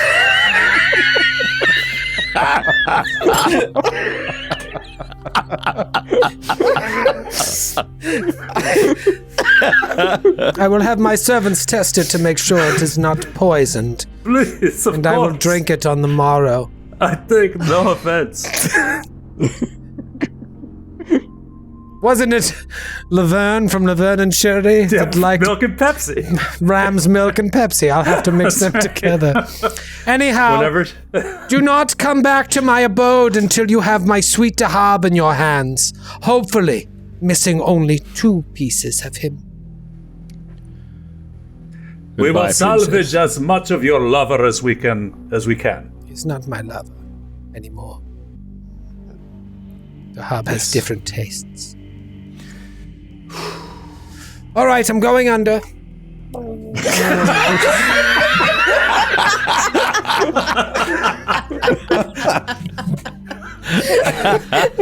oh my god. I actually really like the princess. I know. It's I funny. know. She's an NPC unlike we've encountered before. I want to hang out with her. All right, so All right. it's The nighttime. builder or the Beastmaster first? It's also the middle of the night now. Well, it's not the middle We, of the night. but we it's need to night. get there before dawn. Is Yeah, this a we have to be there 24-hour at dawn. city? Oh yeah, you've got some. Yeah, what do you want to do? You tell me. What am I telling you? You go around at night. Beast Tamer or the builder first? Maybe the beast It's the tamer middle of works the at night. night. It's dinner time. It's dinner time. Yeah. I don't know. Dinner time. I feel like think- a beast tamer could have a show at night and would be up later. So maybe the builder first? Builder first. Builder's He's gotta working get- all he's gotta day. get up early. Yeah. Yep. All right. We'll do the builder first. The builder. All right, so you go. I called the guy the Beastmaster. Oops. The Beastmaster. You go. Smart singer. You ask around to try and find the Temple of Gozray, and you're getting kind of ignored by a lot of the people you're speaking to. Eventually, someone gives you directions, and you head there, and you see this huge domed temple with large scaffolding going up one side of it, like huge scaffolding, tall scaffolding, going up to what looks like a big crack in the dome of the temple. I don't know if like it was natural disaster, or age. Looks like someone just like punched it, like a giant went boom on the top of the temple. There's no one on the scaffolding, and the doors to the temple are closed. And so doesn't look like there's any builder around right now. if someone sees you knocking on the door, it says, the Temple of Gozre is closed. They are working on it. They work all day. You come back tomorrow. Oh, well, that's great because we want to speak with the builder. There are many they here? builders. I am just a homeless person. Oh, you're so helpful. So knowledgeable and helpful. Yes, but I see you Good luck. knocking on the door here, waiting for an answer. There's no one here. Okay. Good luck with your life. What, do you happen to know where Builder... No, don't talk to this guy. Let's go.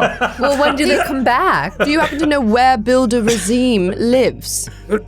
One of the many builders. Do I happen to know his home address? builders. Then why are you standing out here? I'm looking for money.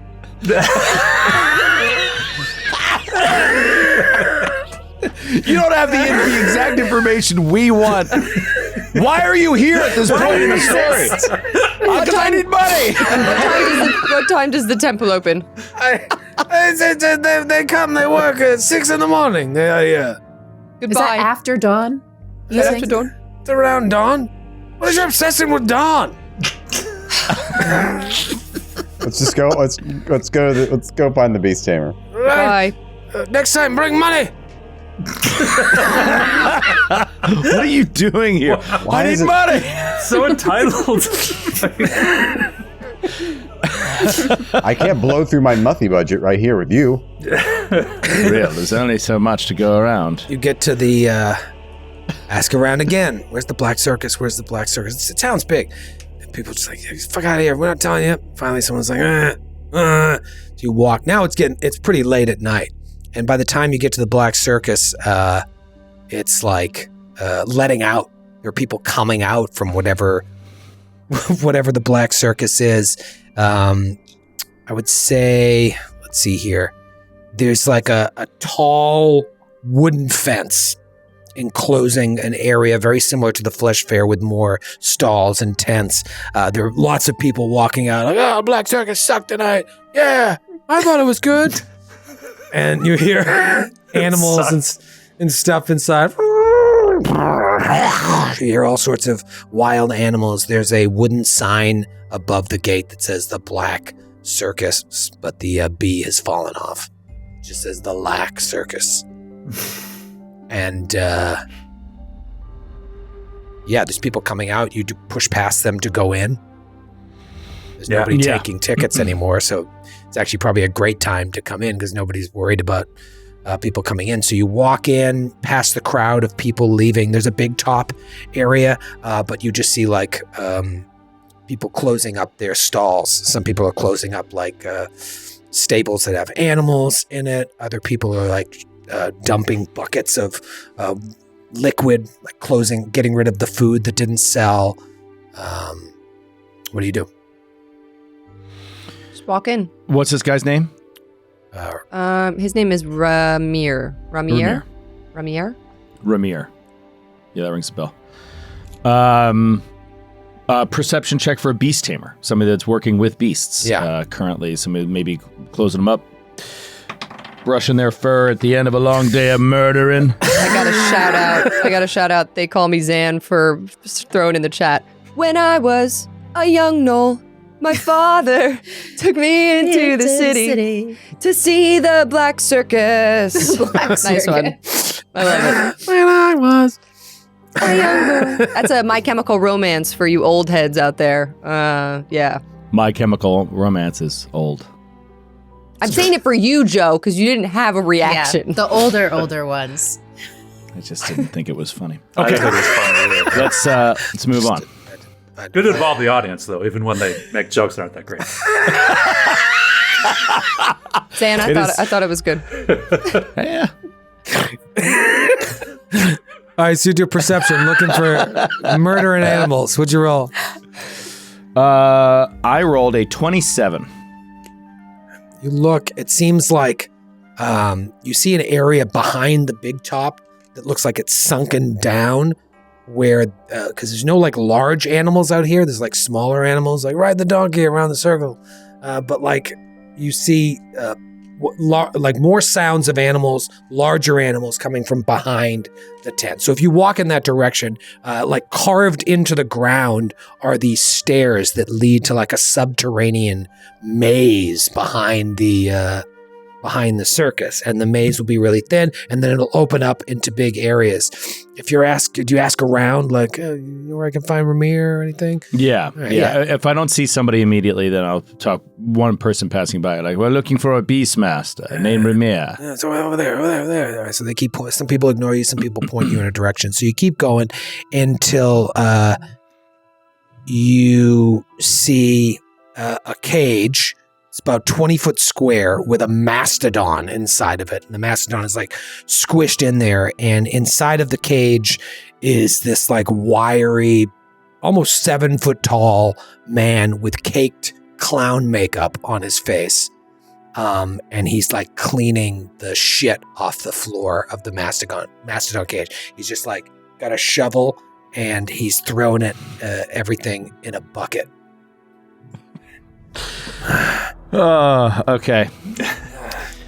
Here we go again. We've seen so much This is another excrement Law today. and Order episode. Yeah. What's his name? Let me guess. He's going to be ornery about interrupting while he's cleaning shit up to talk about his missing friend. You think he'd be happy? Hey, you Amir? You Amir? He has his back to you and he doesn't turn. I'm talking to you, friend. Shit. Hey, you gonna communicate while you shovel that shit, or am I gonna have to stop what you're doing? He stops for a second, wipes sweat off his brow, still with his back to you. And then We're here about the hob. No reaction. Perhaps he's hard of hearing. Maybe this isn't the beast tamer? Suki walks up and taps him on the shoulder. Oh, God! What? So you go into the cage. Yeah. I mean, the animal's not in there, is it? Yeah, or is they're it in both there with in it? there. It's like this. Yeah, no. Suki just walks in. She Well, doesn't care. perhaps he's deaf. And he She he jumps, and then the animal like rattles the cage a little bit. You're like, what? Who are you? Sorry. And Suki looks at the mastodon, very calm. She's used to animals. This is not a big deal for her. Scared the sorry shit to- out of me. Sorry to interrupt. We were trying to get your attention. Are you Ramir? Yes, I'm Ramir. Could you come out of the mastodon cage? I can't. I've got to do this. I got to close up. I want to go to bed. I've been working all day. And he's talking. All right, she signals for he's everyone to talking just much come in. louder than he needs to be. Why are you speaking so loudly? Yeah, you have to. I'm hard of hearing. You have to speak up. I can barely hear you. I Understood. work with elephants all day. They've made me basically deaf. Sorry, am I yelling? I feel like I'm yelling. We are looking, and Suki's right in front of him in case he needs to like read lips. We are looking for Dahab. What? We are looking for Dahab. I'm very busy here. I'm trying to shovel this shit. Suki, I don't think it's worth it. I think he's the one that kidnapped Dahab. Ethel, 1 second. What And about my knob? Suki writes down. Suki reaches into her pack and just writes down, we are looking for Dahab, and shows him the paper. We're not hiring. We're not hiring. Can you read? I'm very busy. You want to shovel this while I read? She's showing him the paper. Where are my glasses? I'm on my gonna cast the spell. What are you going to cast? I'm gonna cast Paralyze. I'm gonna shut his fucking mouth and give him a couple seconds of absolute fear of death. And then maybe we'll see if he starts listening to us. Atticus just whispers a few words and grabs his very body and makes it completely still. Or attempts to anyway. It is a saving throw of the will variety. Natural 3. Natural 3. Wow. We're not hiring. We're not. And he just like grabs him. You don't want him falling the shit? He's paralyzed for 4 rounds. At the end of each of his turns, he can attempt a new will save to reduce the remaining duration by 1 round. Natural 20 on the second round. Oh, God. Is it really? Yeah. Oh. Whoa, what did you do to me? What did you do to me? You need to remain still and calm. Close your mouth, or I will show you a vision of your own death. Now speak to my friend and answer his questions, or this will be the last day you ever work at the Dark Circus. I have a really hard job. Poor Quickly. guy. What do Ask you your want to know? questions. Who's doing it? Suki or Ethel? Who's doing it? I mean, Suki, We're looking for Dahab. I get really close to him so he can hear me and or read my lips. I thought that would work for me too. Oh, Dahab! Yeah. That's my friend! Yes. He is missing. This is the equivalent of going to the shopkeep and negotiating whether they have a potion of cure light wounds. Jesus. I know that guy. He was kidnapped. Kidnapped? We're on a bit of a time crunch here. Where? How do you know he was kidnapped? I spoke to him a few days ago. He was kidnapped yesterday. Yesterday. How do you know? What They did are- he say when you spoke to him a few days ago? Anything out of the ordinary? Did he say anyone had been harassing him or looking for him or anything of that nature? No, Dahab's been a little weird lately. I think he's in love. I think he In met love someone. with whom? I don't know. He never brought them around. But whoever the lover is, he's generous. He plied Dahab with gifts. He had this beautiful leather jerkin on. It was he had a new belt and these beautiful new boots of deep ochre tint. That's a hue that I've never seen before. I remember when I saw him, I was like, Wait. where did you get those boots? When did it start with the lover? I don't know. I don't know what he does in the bedroom. Was it recent? Was this a new lover? He seemed to have a little jumping in step over the past few weeks. So I assumed he was getting laid. Do you ever find that when you're getting laid, you got a little hop in your step? I saw that in the hop. Princess. I put two and two together and assumed he was getting some. And then I saw those beautiful boots of the deepest ochre.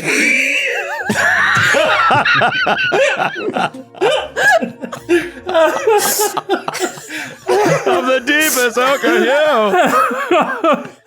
Ochre, you say? The way that he's like must be having yelling this sex. information, dude. Oh my god. Helena Princess Najano is looking for Dahab. Dahab is working with the princess? Yes. Perhaps, yes. Well, I know his real job is his dirty business, but he's just a drinking buddy. I don't talk about his work. He doesn't talk about mine. Why would he? What's My his job real is horrible. Does he ever... What's his real job?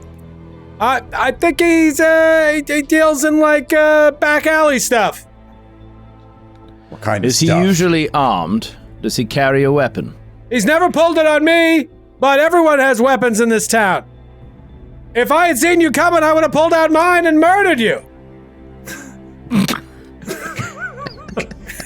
But I can't hear, and you snuck up on me. All I have is a manure shovel. I really have to finish this. Well, you've been most unhelpful. Please. The man's in Enjoy the love rest of your life. and kidnapped. What So a this is your terrible time friend? to be kidnapped. So this is your friend, and you don't talk about your lives when you hang out. It's guy stuff. Guys don't really talk about that. We talk about, who's going to win the latest bin ball match. And Bin ball. What is bin ball? he tried a new beer that he liked. We talked about that. We don't really talk about our lives and feelings. Great. How do you play bin ball? Bin What ball. are the rules exactly? Walk us through. We're unfamiliar with the game. Have you ever, are you familiar with soccer? Yes. What? It's nothing like that. It's the opposite of that. It's opposite. Well, you've got the bin keeper. Each team has 17 bin keepers.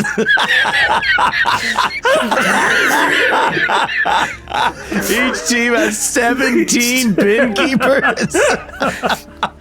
The first few hours are mostly math before it gets down to the field play.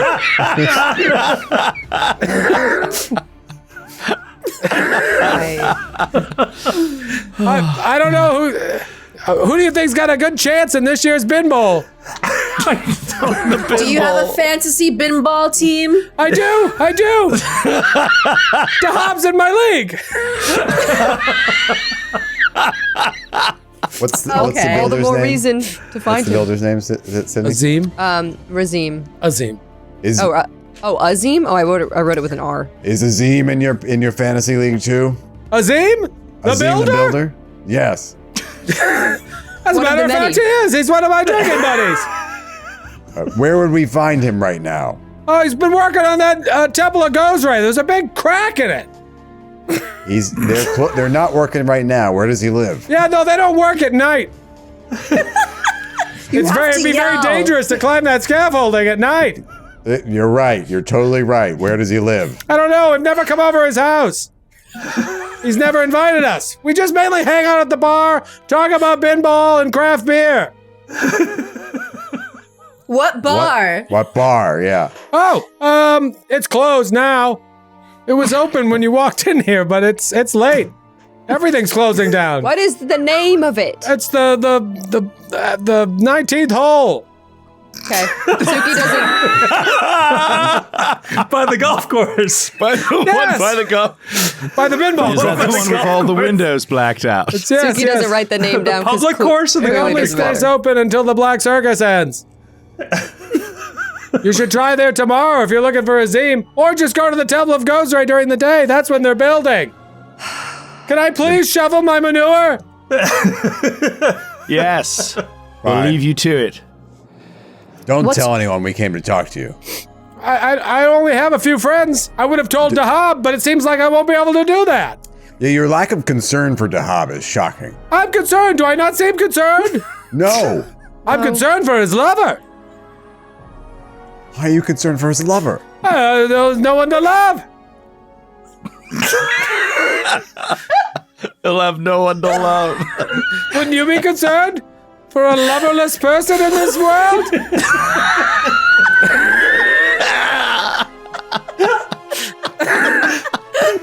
Surely you would understand that, Ethel. Come on. You of all Ethel just people. slowly turns Terrace. Oh my god. All right, let's go. Let's go. Where? And do what we should have done from the start. Go to bed. Just go to the shipwreck at dawn. I guess what's one more pinky finger for this guy? But hang on, we did get some information here, surprisingly enough, because I think it sounds like Dahab has a new lover. Yeah. Yeah. Maybe that's who Sure. kidnapped him. But Or they're working together to kidnap A generous lover. himself. A generous lover. Showered Those him with a someone- new leather jerkin, a fine belt, Ochre boots. and beautiful And boots some of a hue Ochre boots. Ramir has never seen before. It also seems like, yeah. So maybe, or is it possible that the princess is? We're doing what the princess wants, but not exactly what she's told us. Is she feeling jilted, perhaps? Yeah. I mean, she basically said that. I mean, yeah. So she said he lost interest in her. Yep. Obviously, he has something else going on. Could be Yep. a lover, could be something else. But he's gotten, whatever. If he's getting gifts, it seems, that he can't afford. Perhaps he's gotten roped in with somebody he shouldn't be, or perhaps it really is a lover situation and they're going to try to kill the princess or something. Who cares? Why? Like, I don't know why. Like, there's no indication of what they would get out of killing her. But they might want to just steal money from her. But if they're Fake trying a to ransom. extort her, then they should just ask for money, right? Like, why? Well, so they said show up. Yeah. So, Yeah. just to make it easier, I guess, to not have other options, Yeah. you have to show up. So that's why I feel like we just show up. I mean, if we just show up, we'll get every answer right at once. All right. At dawn. All right, so you're going to stay up all night. No, and- we'll rest Oh, and then we're good get up early and Yeah, we'll go just- at All right, dawn. so you're going to go back to the hotel? Go back to the Yeah. Crown Plaza? Back to the bar's Crown closed, Plaza. so there's nowhere else to go. The bar's not open. Okay. All right. So Crown Plaza, you're going to do a short rest, like take turns, like sleeping. Yeah. Resting. Okay. All right. So you go back. A little bit of information here. You've met the princess. Seems like she might know a little bit about Biting Lash. Might know about Lowl's. Unclear. But you've got to go. You help me, I'll help you type of thing. You've spoken to one of Dahab's friends.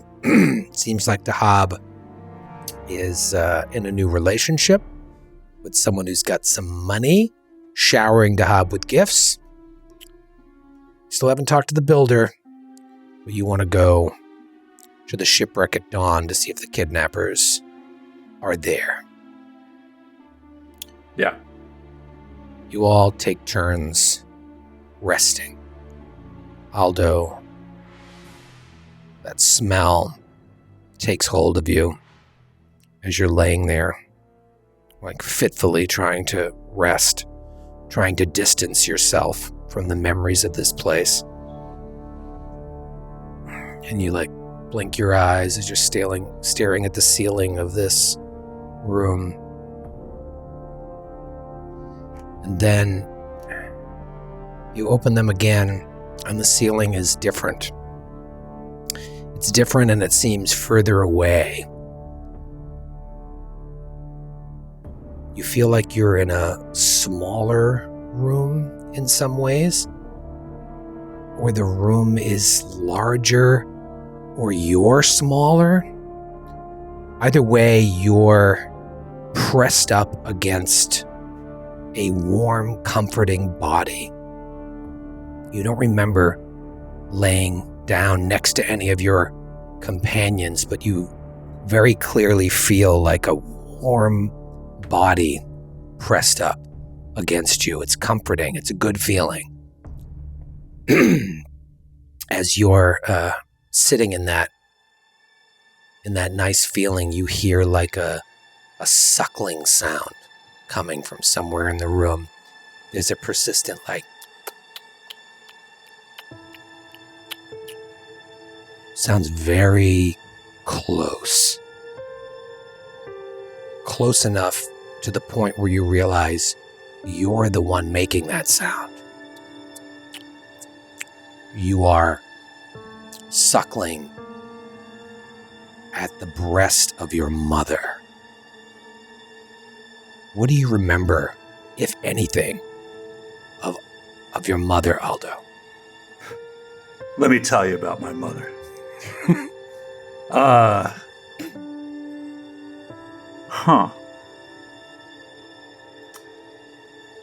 think she was still alive when I left Earth. She was. I'm trying to think back. I think she was like an upper class, like sort of woman, like a woman from like an established family, like in Queensland, like a wealthy family, like British family. I think she was very kind. Actually, yeah. Okay. So I remember like his father was this like an outlaw. And I did a whole bunch of research on this. It was like there was like a particular like outlaw gang that was around like right about the same time that he would have been running with. And he seduced Aldo's mother, who was, she was sort of like shunned because like she had Aldo out of wedlock by this like notorious bandit. But she was very kind. And so I would have been raised in like an outbuilding on like a ranch, like a sheep ranch or something.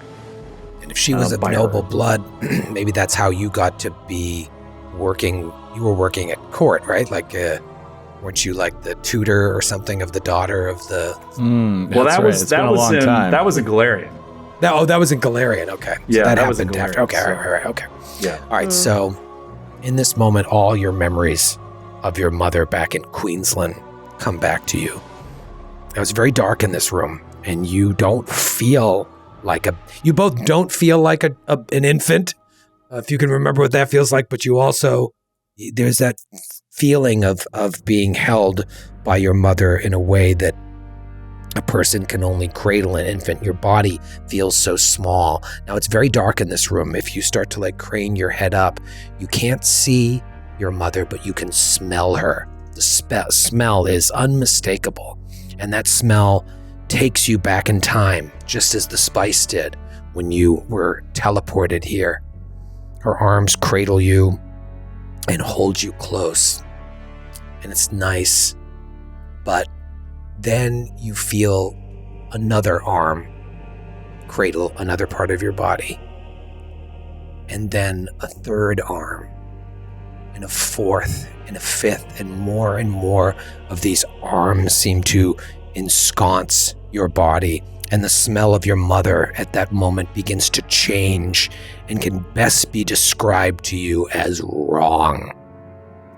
As you try to determine how you know this otherworldly smell, you also realize that all these arms are just coming from this one figure that is holding you. It's not several different people holding you. It's just multiple arms coming out of one figure. And maybe at this point you try to get away from your mother and run to the other side of the room, very far away from this figure, and it sort of limply lets you go. And as you back up into the corner, your hands are feeling around on the ground, and there are flowers and weeds at your feet, and they're all in various shades of yellow, and you just start gathering these flowers and weeds and covering your body like you're trying to hide in the corner. But as you do, you're looking in the distance, and you kind of see a shadow, a multi-armed shadow there, but you're smelling this person. When it was your mother, you're smelling the new smell, you're smelling all these flowers and weeds, and then you see this figure slowly start to get up from a rocking chair and walk toward you, and you just take the flowers and weeds and you put them into a giant mortar and pestle that shows up in front of you, and you start working them into a pulp, and then you take this pulp and you start smearing it on the walls like it's going to ward you from whatever this thing that's coming towards you. Smearing it, and then you look at what you've smeared on the walls, and you realize that you've smeared the yellow sign all over the sides and the back of the walls behind you, the same yellow sign that you saw on the streets of Thrushmore. And then you look up again, and as this figure closes on you, you once again hear that voice that you've been hearing ever since the Mad Poet's Oasis, the voice that you heard when you saw the vision of the tower in the soul of the Mysterium. And it says, "The influence of the inmost blot grows. More of them seek the forgotten city, and when its memory returns to the world, the seal will be broken, and those that can't be seen will fly again." And the arms reach out towards you, and you wake up.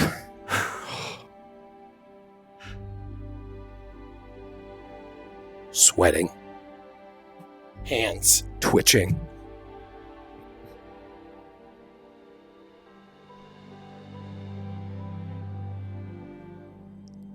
We'll say, Eris, you had watch.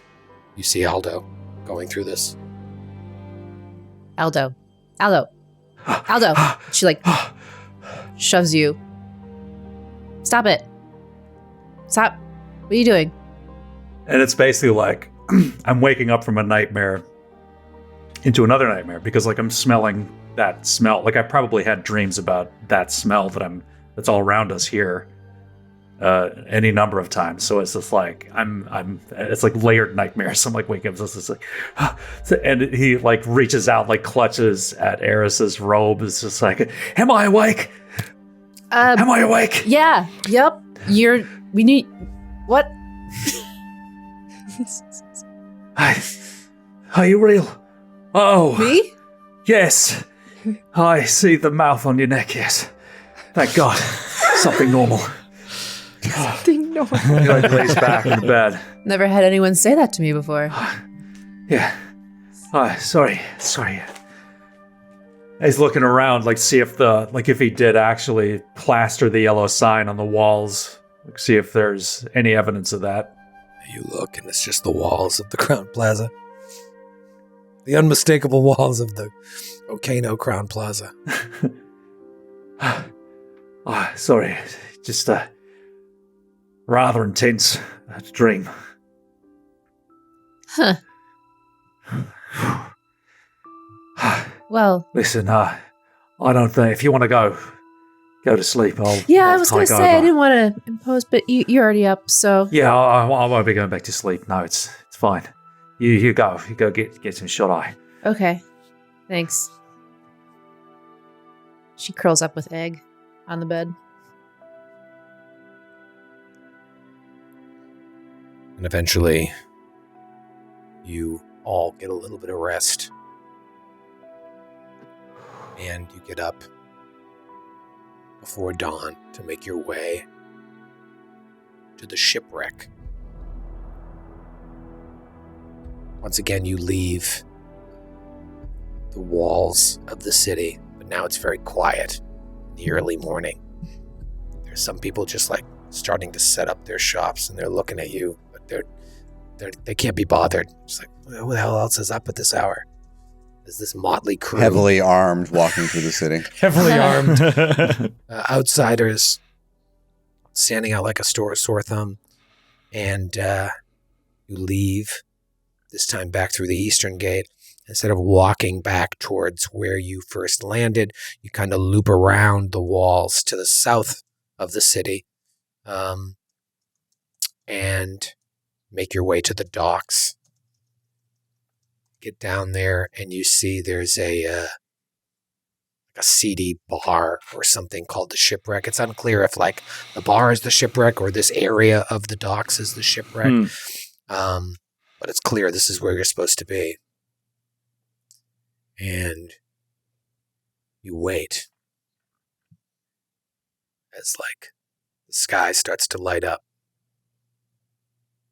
And eventually you see, I assume you see the sun. I actually don't know where we are in the world. If you would actually see it here or not. If you can see it, you can see the sun. If not, you don't. It's just getting light. I don't know where the sun rises and sets in Galarian. I mean, I do, but I don't know where we are in relation I'm to sure that. you could see the sun if there weren't clouds during the day. Let's see. We're not that far north. I'm going to the Down near the interactive equator. map of Galarian. Are we debating whether or not you can see the sun at dawn? Well, I'm debating on how. In the city that we're in. I think that's what defines dawn. I think we're overthinking. Maybe it's important. Who yeah. knows? I just started to think like, where are we? But anyways, it's not on the Galarian map. We're the equivalent of like Yemen. You see the sun. You know it's dawn. What do you do? Do we see anyone walking out onto the dock to meet someone at dawn?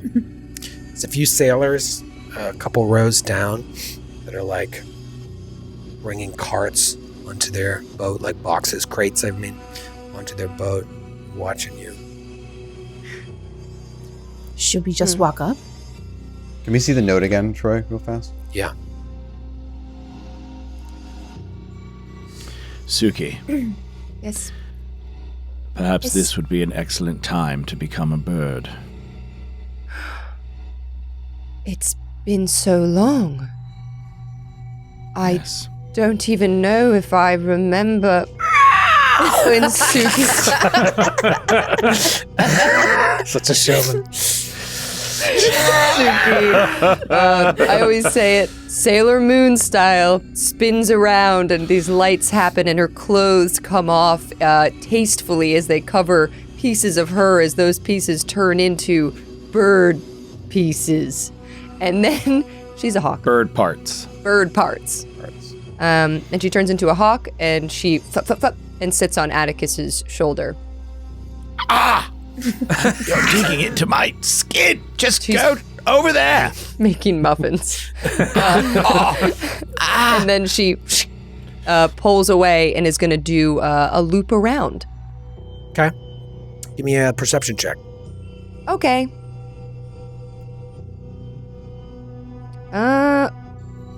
I don't. I'm trying to remember. I don't think my perception changes. No, I don't think it does. Where's my shapes? Hold on. So you don't have the eyes of a hawk Right? You No. think that when it you would become a hawk. be boosted? Hold on. Trying to find my freaking shape. So you become a stuff. hawk, and it becomes harder to see things because you're high up in the Hawk sky, with little spectacles. and you have your regular eyesight. Hawk with a stick. Yeah, I think that's the ocean. Attack modifier, You have a dexterity. hawk with just straight up human eyeballs. So everybody I looks don't- at you, throws up immediately. Trying to remember. And begins I don't. putting. It looks like an anime monster. Yeah, exactly. Sound off in chat if I'm wrong, but I remember I just used my own stuff. But that's going to be 31. 31. It's pretty good. So you're looking around, like, is there anybody approaching, hiding in the shadows, watching? You see several seamen, like, getting their boats ready. A couple of, fishmongers, like, opening up their shops. But around the area where you guys are, you just see, like, a dog.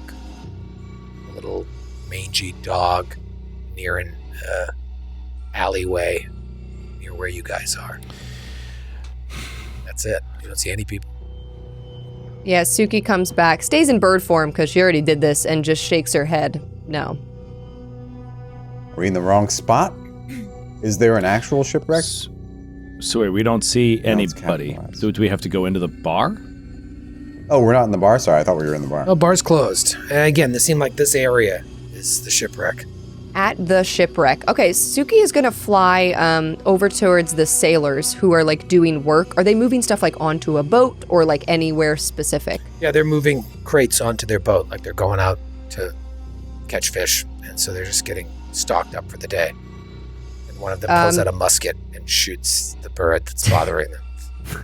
Doesn't bother them. Then you explode like Randy Oh, Johnson man. just through a 101-mile fastball. You see just a poof of feathers.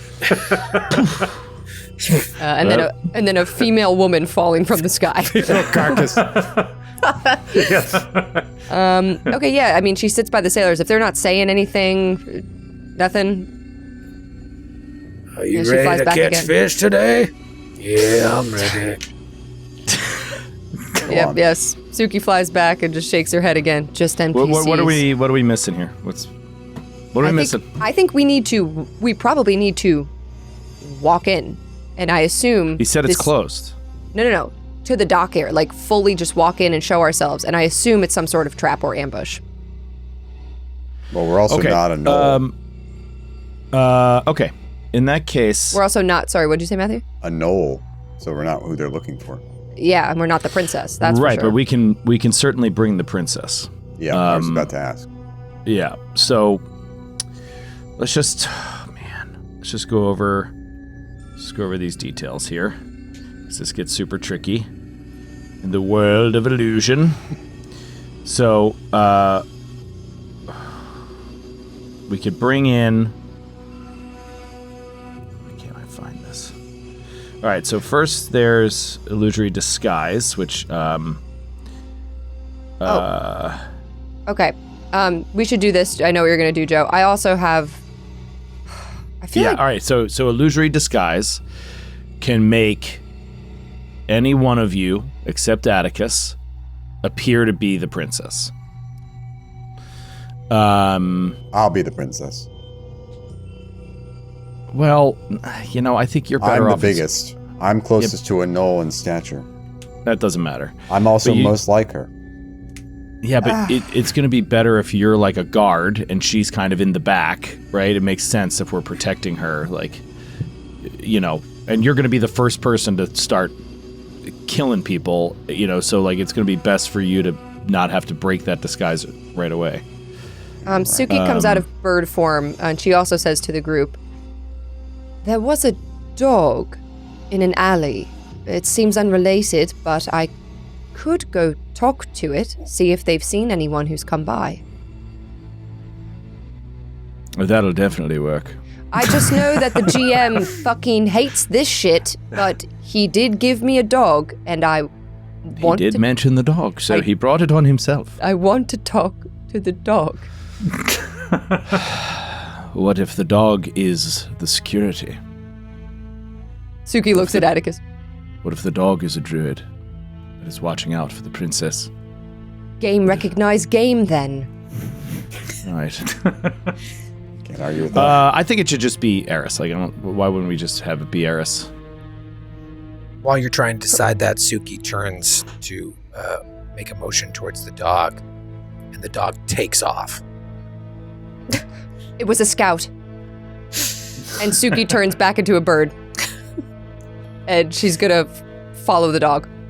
All right, so you flip back into a bird and you fly above, and it like turns a corner and is covered from above. Do you swoop down and under? Yeah, like it's like there's an awning or like a you rooftop. You can see it, and then it goes into an area that you can't see. So do you follow it, or do you wait for it to come out the other side? She keeps her distance, but she'll fly anywhere where a bird could safely fly. All right, so it flies under these stalls, and you swoop down. And when you swoop down, there's no sign of the dog. Come back up and around and circle, and the dog's gone. There was a druid. Suki thinks, fuck, but out loud you hear, and she'll fly back again to the group, coming out of bird form and running at them. It was a scout. It was a scout. It's gone. Are you The sure it princess- wasn't just a dog? No. It disappeared. I would have known. I would have seen it. I could have had it sent. The princess trick won't work now. It's scared it. We did something to scare it off. Why wouldn't the princess trick work? It's seen us. Seen who? It only saw a bird. Right? And the Did it rest of see? us. Did it see us, Troy? It was standing there, staring at the group, as it were. When you flew up, you saw it there, kind of like you just figured it was a dog. But when you went over to make an approach to it, it took off. And then when you went to try and find it, it disappeared. So maybe it only saw me. You would think that if the dog was sitting there, it saw everybody where you were standing. Okay. Yeah. Okay. Was the dog watching you? It's just a dog, right? It's just a dog. Well, we have no other idea than to try to be the princess to get. Yeah. Like, if let's we just leave, go. we don't have I mean, anything else to do. just Okay, Fuck, all right. Fuck it. What was the guy's name that she's in love with that doesn't love her? Dahab. Dahab. Dahab. Okay. Dahab. All right. Yeah. So the important thing to note is, yes, there are. I mean, it's the same size, so I don't care. All right. Do you transform me? You will look like her. You will sound like her. You'll have her face, her voice. But not like her mannerisms, right? Like you would need to kind of act like her, but you do have her face and her voice. Yeah, I think that this is our best shot. We just got to walk up there with the princess and be like, "What is the meaning of this?" Let's do it. I was told to be here. Let's do it. We have it for 1 hour. The duration is 1 hour. We've got less than that in the stream. Oh, hurry, come. All right, so you turn her into Hyena Princess Najano. Ethel into Hyena Princess Najano. No, sadly, I was overruled. Turn Eris. Turn Eris into Hyena Princess Najano. And you walk over to the seaman, or you walk over to the restaurant? We're not back at the Hyena Princess's place. Yeah, we've encountered enough seamen. It said meet think at the I want shipwreck session. at dawn. So go to the front of the shipwreck at dawn, and maybe she goes up and starts knocking on the door. Well, I think Ethel should do all of the talking and all of the. You just stand in the back. All right, Let Ethel fine. do all of the talking. Like, what's the meaning of this? Like, blah blah blah. Dun, dun, dun, All dun, right. dun, dun. The Ethel, note never said come alone, right? yeah, Like, Ethel will bang Yeah. on the door. I'm getting the sense from this note this might be a slapdash operation, so Yeah, right. Dun, dun, dun, dun, dun, dun. I'm not specifying dawn tomorrow, for No, instance. no, it's very weird. Yeah, there's like I think, weird vibe I about think Dahab is involved, but yeah, I'll bang on the door. dun, Yeah, dun, dun, exactly. dun. You bang a few times. Finally, a woman, a bleary-eyed woman, comes to the door. She goes, "Oh, can I help you? What is the it meaning of delivery? this? Is it a delivery? Whatever the meaning is, I was told to be here at dawn. I have the hyena Princess Najado here with us. You're the hyena. What? We're not open. We don't open till 12 o'clock. Sorry to disturb you. Enjoy your day and the rest of your life. I was sleeping. And we'll walk over to the docks. All right, we'll go see the seaman. Yep, can't wait to fish. Me too. We're going to fish. You there? What? We were told to be here at dawn. What is the meaning of this? Beware. On our boat? A shipwreck. The shipwreck? All right. Go. Have a great life. Okay. Enjoy your life. Enjoy your life. This is the shipwreck, correct? The bar And is this the area is the shipwreck. That's why the restaurant got its name. So the area is Suki, also the where did shipwreck. this? Are you supposed to be Where on did my this- boat? How wide of the Shut up. area is the What? shipwreck? What? I'll This kill you. whole area is called the shipwreck. Does it go It was Understood, named yes. because long ago a ship wrecked here, and they took those boards to make the dock and the restaurant. It's really just the dock and the restaurant. Okay. Oh, then, yeah. All right, let's follow the dog. Let's follow the dog. Suki leads you the way that it ran, towards these tents that it ran under where she lost it. I don't know. I lost it after this. I circled back out, but They're here. Everyone be on your guard. Be ready. Also, I just want to point out that I have given myself the fatigued condition because I didn't sleep, really. But luckily, one of the effects of homemade Pepsi is that it will counteract the negative effects of fatigue. So he drank some homemade Pepsi before we set out. That lasts for 8 hours. Then you're just going to crash And again. now, like as they're walking to follow the dog, he downs a vial of Quicksilver mutagen. So he his limbs seem to get longer and more frail, but his motions become quicker. This will last for an hour. Okay. Do you guys want to do a survival to track? Sure. yeah. Let me Do I get see. any sort of advantage being that I saw the dog, followed the dog, I'm a druid, anything like that? No, that should all be baked into your survival. Okay. Yeah, but you know I'm untrained. where it went. Untrained. Yeah. I'm also untrained in survival, so baked in my ass. In my ass. Why don't you bake that shit Did you in say my you're ass? You're untrained in survival? That's wild. Sure. Not You're the sure. wisdom person, right? Don't you have wisdom? Oh yeah, and I'm trained my in survival. plus is my wisdom bonus to survival, but I'm untrained. Oh, You didn't train Okay. survival? you I didn't- guess not.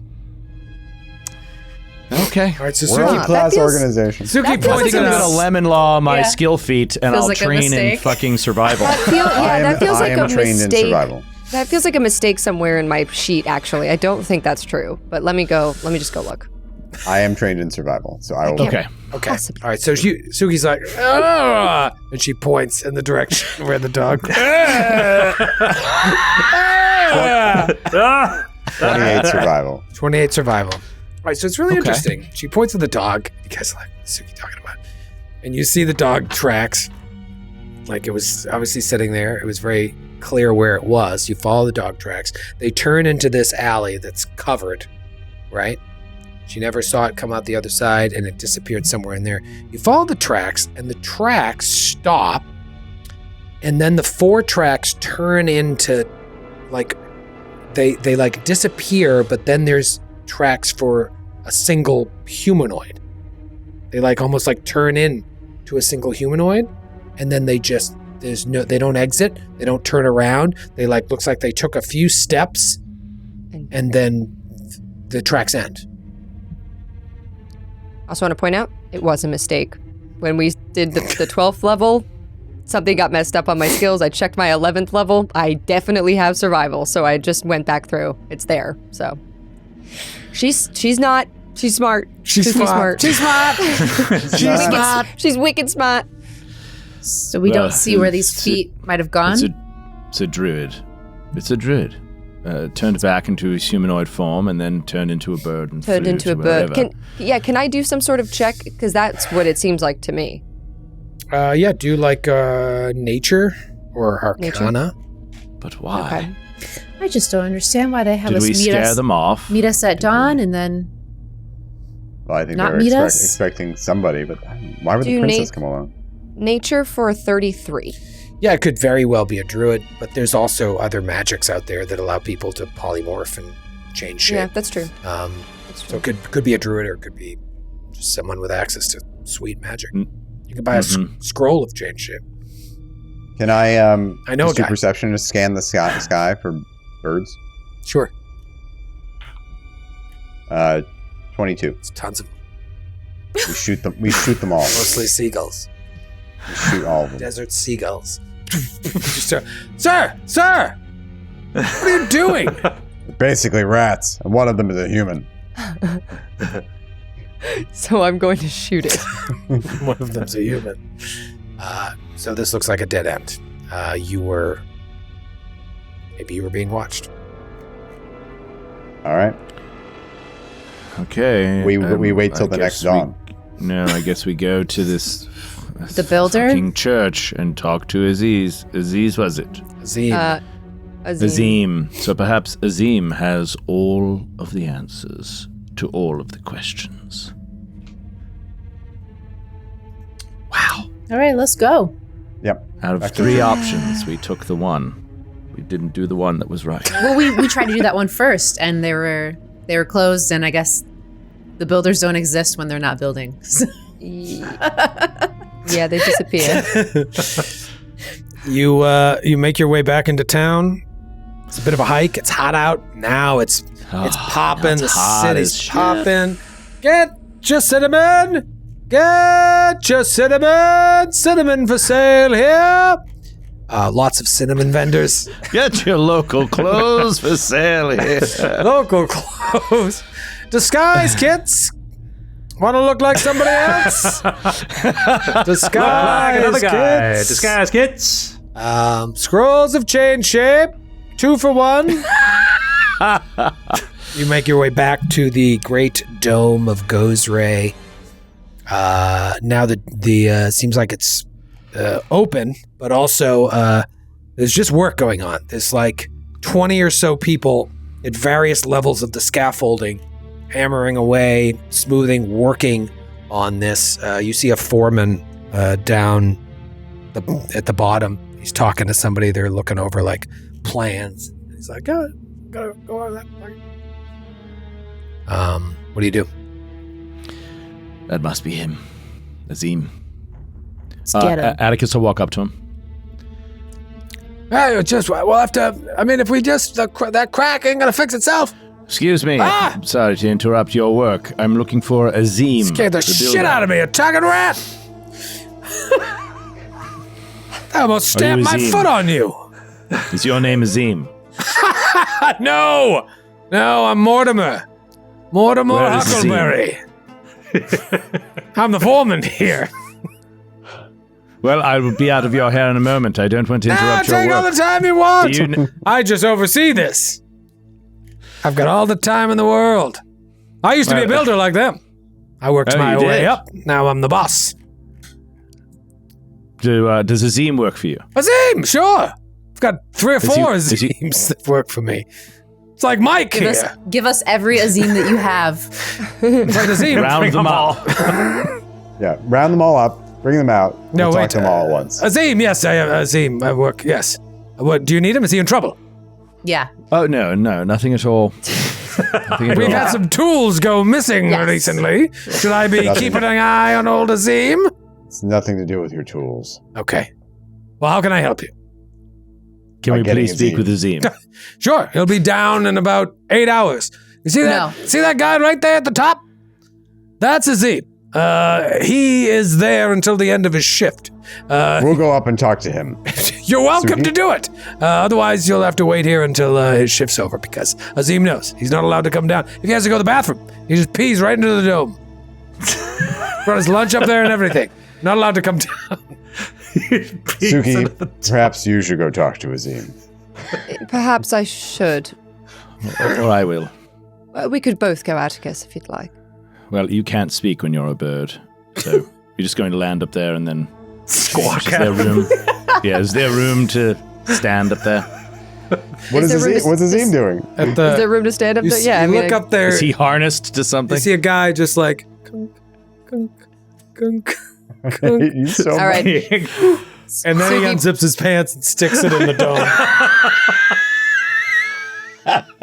Suki steps out of the way. She flies up. Stupid. This is the kind of thing you can't do in like Baldur's Gate 3. Yeah. You can't. Thought you could do anything in that game. Yeah, Right, so you- not that. So you Doesn't let you fly up there. piss off the roof. Atticus, you Yeah. flying too? Or are you going to let her do this alone? I'll let her not. Yeah. You fly up there.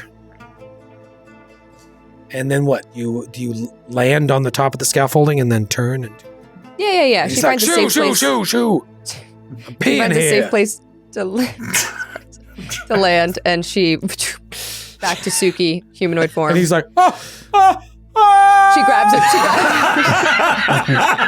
She grabs him. Whoa. Pats him on the back. Didn't mean to scare you. Where did you come from? Azim, is it? Yes, I'm Azim. I almost just fell off the top of the scaffolding. You did, but you didn't. You're Where fine. did you come from? Were you that bird? I was. My name is Suki. Those are my God, I friends. just saw my life. I have children. Congratulations. Wow, beautiful for you. Those are my friends down there. Are those sorry to dots? yes, the people. Sorry to scare you. Oh my God. Well, how can I help you? I didn't take the tools. No. This is not about the tools. All right. I don't care. I really don't care about that. This is about your friend, your drinking buddy, Dahib. I don't know anyone named Dahib. You sure you got that name correct? Dahab. Oh, Dahab. I know a Dahab. Sorry, I was looking at your name, Azim, Yes, and then I combined you it with combined his them. name. How fun. Dahab. This guy's like, he might be middle-aged, but he looks a little bit older. He's weathered from being in the sun all day. He kind of looks at you and he's like, Dahab. Yeah, I know Dahab. Is he in trouble? When's the last time that you saw him? No one really sees Dahab that much anymore. He's taking a lover. That's what I heard. Right, the ochre boots and the new fit. He's got a new fit. Well, I mean, that would make sense. Must be Fazar is hooking him up. You said the Czar or Fazar? Fazar. He's a tanner working in the tanner's quarter, evidently. I think that's who Dahab has gotten in with. It makes sense. You say he's got new ochre boots? What's ochre? Yes, I've never heard of that. A shade that you wouldn't believe it if you even What's it were called? able to see it. Ochre? Oh, is this like a new color? Ochre? I think it's blue. I don't actually know what color ochre is. What color is it? I've never Say it. heard of it. Gold. So Hugh, I've never heard yellow. of. We'll see. Oh, I've never heard of it either. Well, yeah, I mean, he's, I guess he started seeing this Fazar, and Fazar is a tanner, so maybe he's giving him some nice ochre boots. But I haven't seen Dahab around that much anymore since he started dating this tanner, Fazar. He was in a dice the other evening. Yes, that's because he was kidnapped. Kidnapped? Yes, I know. Shocking, but we're working with Helena Princess Najano. She believes that... Helena? Yes. Helena Princess. I wonder if she's any relation to Hyena Princess. Boy, my typos are just... It's as if I wrote it at a show almost a year ago when I was drunk. Helena Princess. Hyena. That's so funny. There would be a Helena and a Hyena Princess. Perhaps they... Dahab is What if- working for Hyena Princess Najano. Hyena Princess Najano.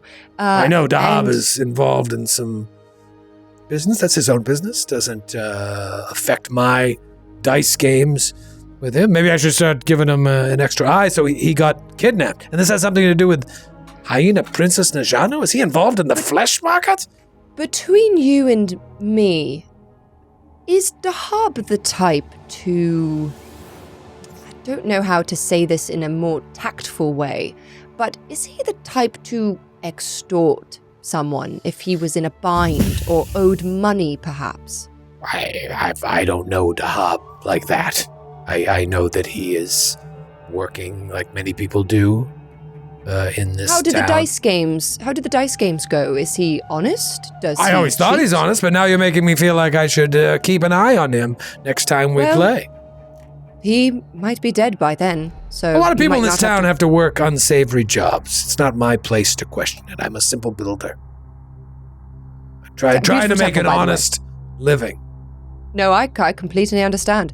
No, you've been a great help. If you have any more information, we'd love to hear it, but this was incredibly helpful, so thank you so much. Was it? I was helpful. Good. Sure. Possibly. We'll find out, I guess. So what are you going to do? You're just going to fly down there?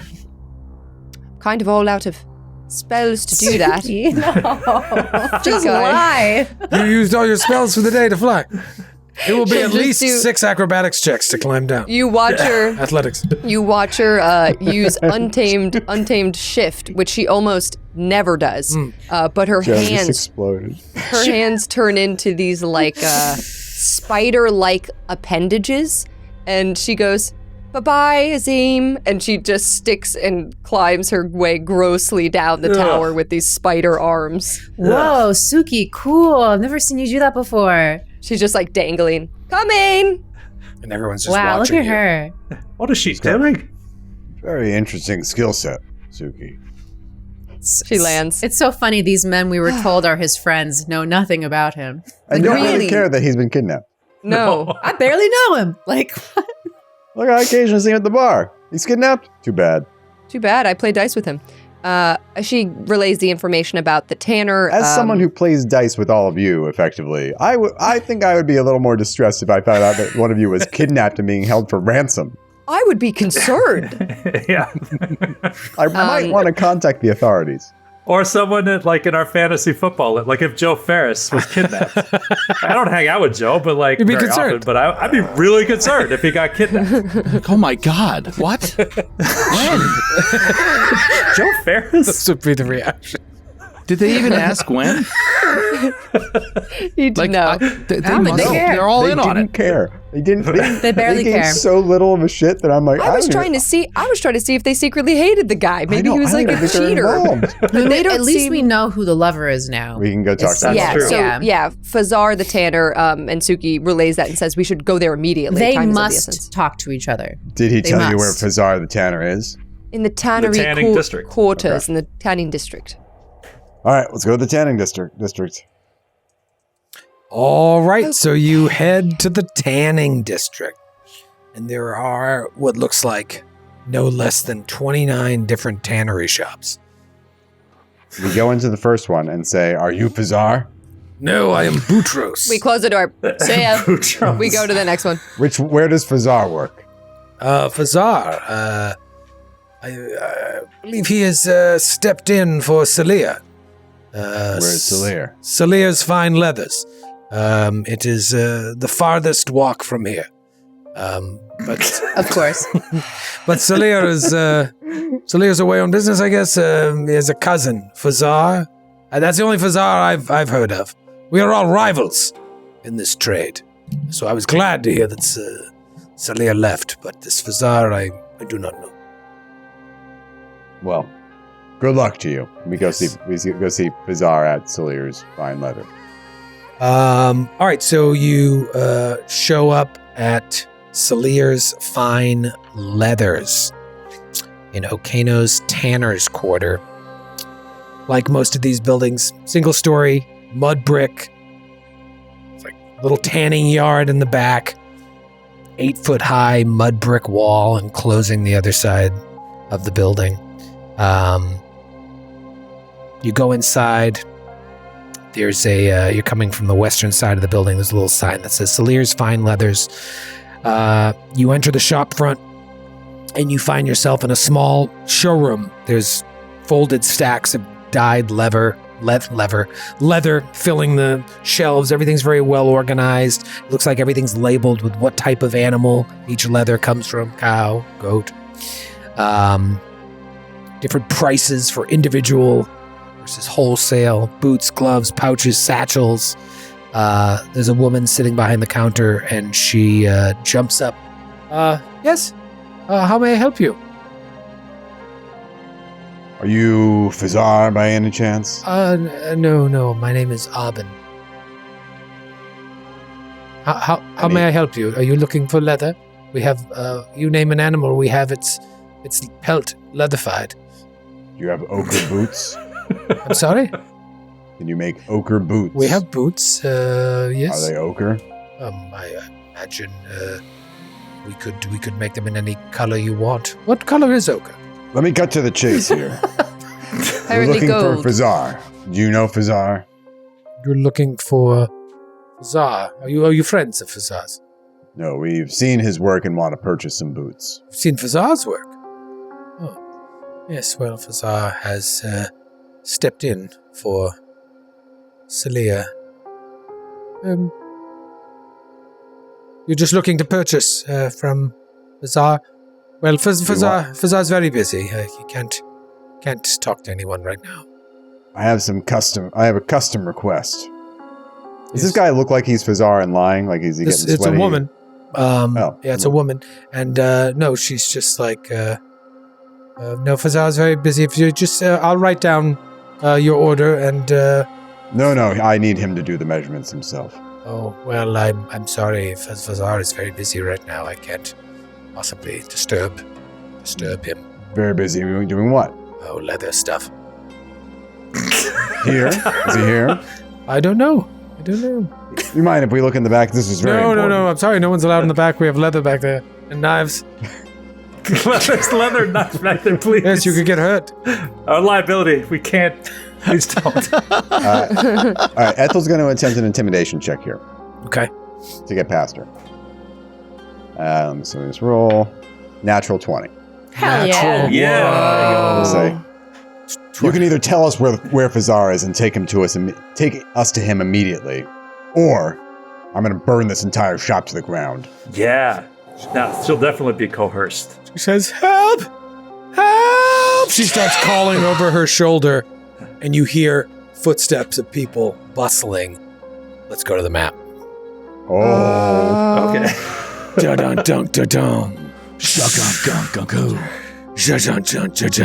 All right, so This is the tannery? this is the tannery. This is the biggest tannery Is this an outdoor that existed in the compound? entire known medieval world.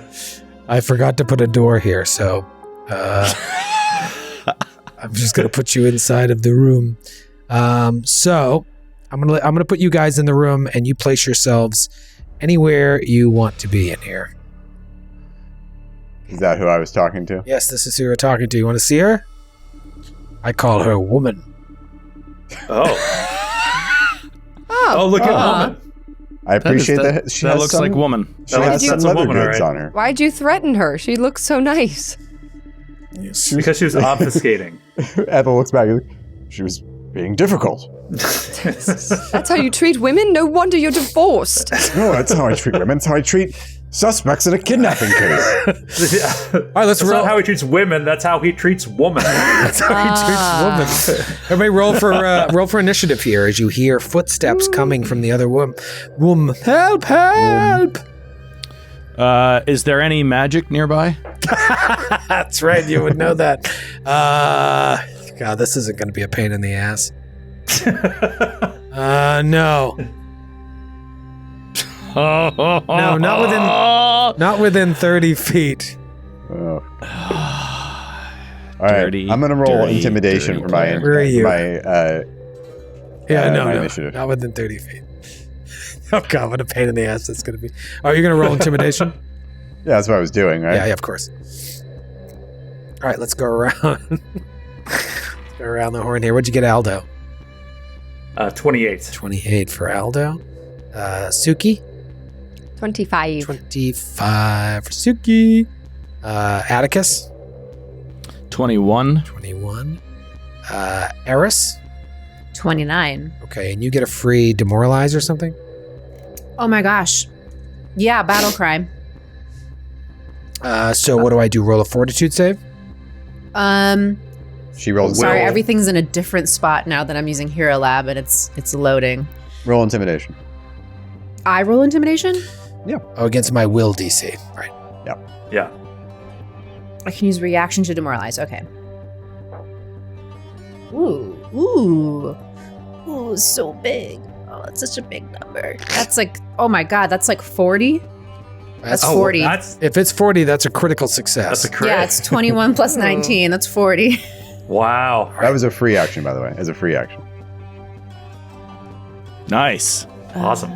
All right. start. So, oh geez. Critical success. I'm frightened too. That's great. Okay. Yep, you're frightened too. And then Ethel, what'd you get? 34.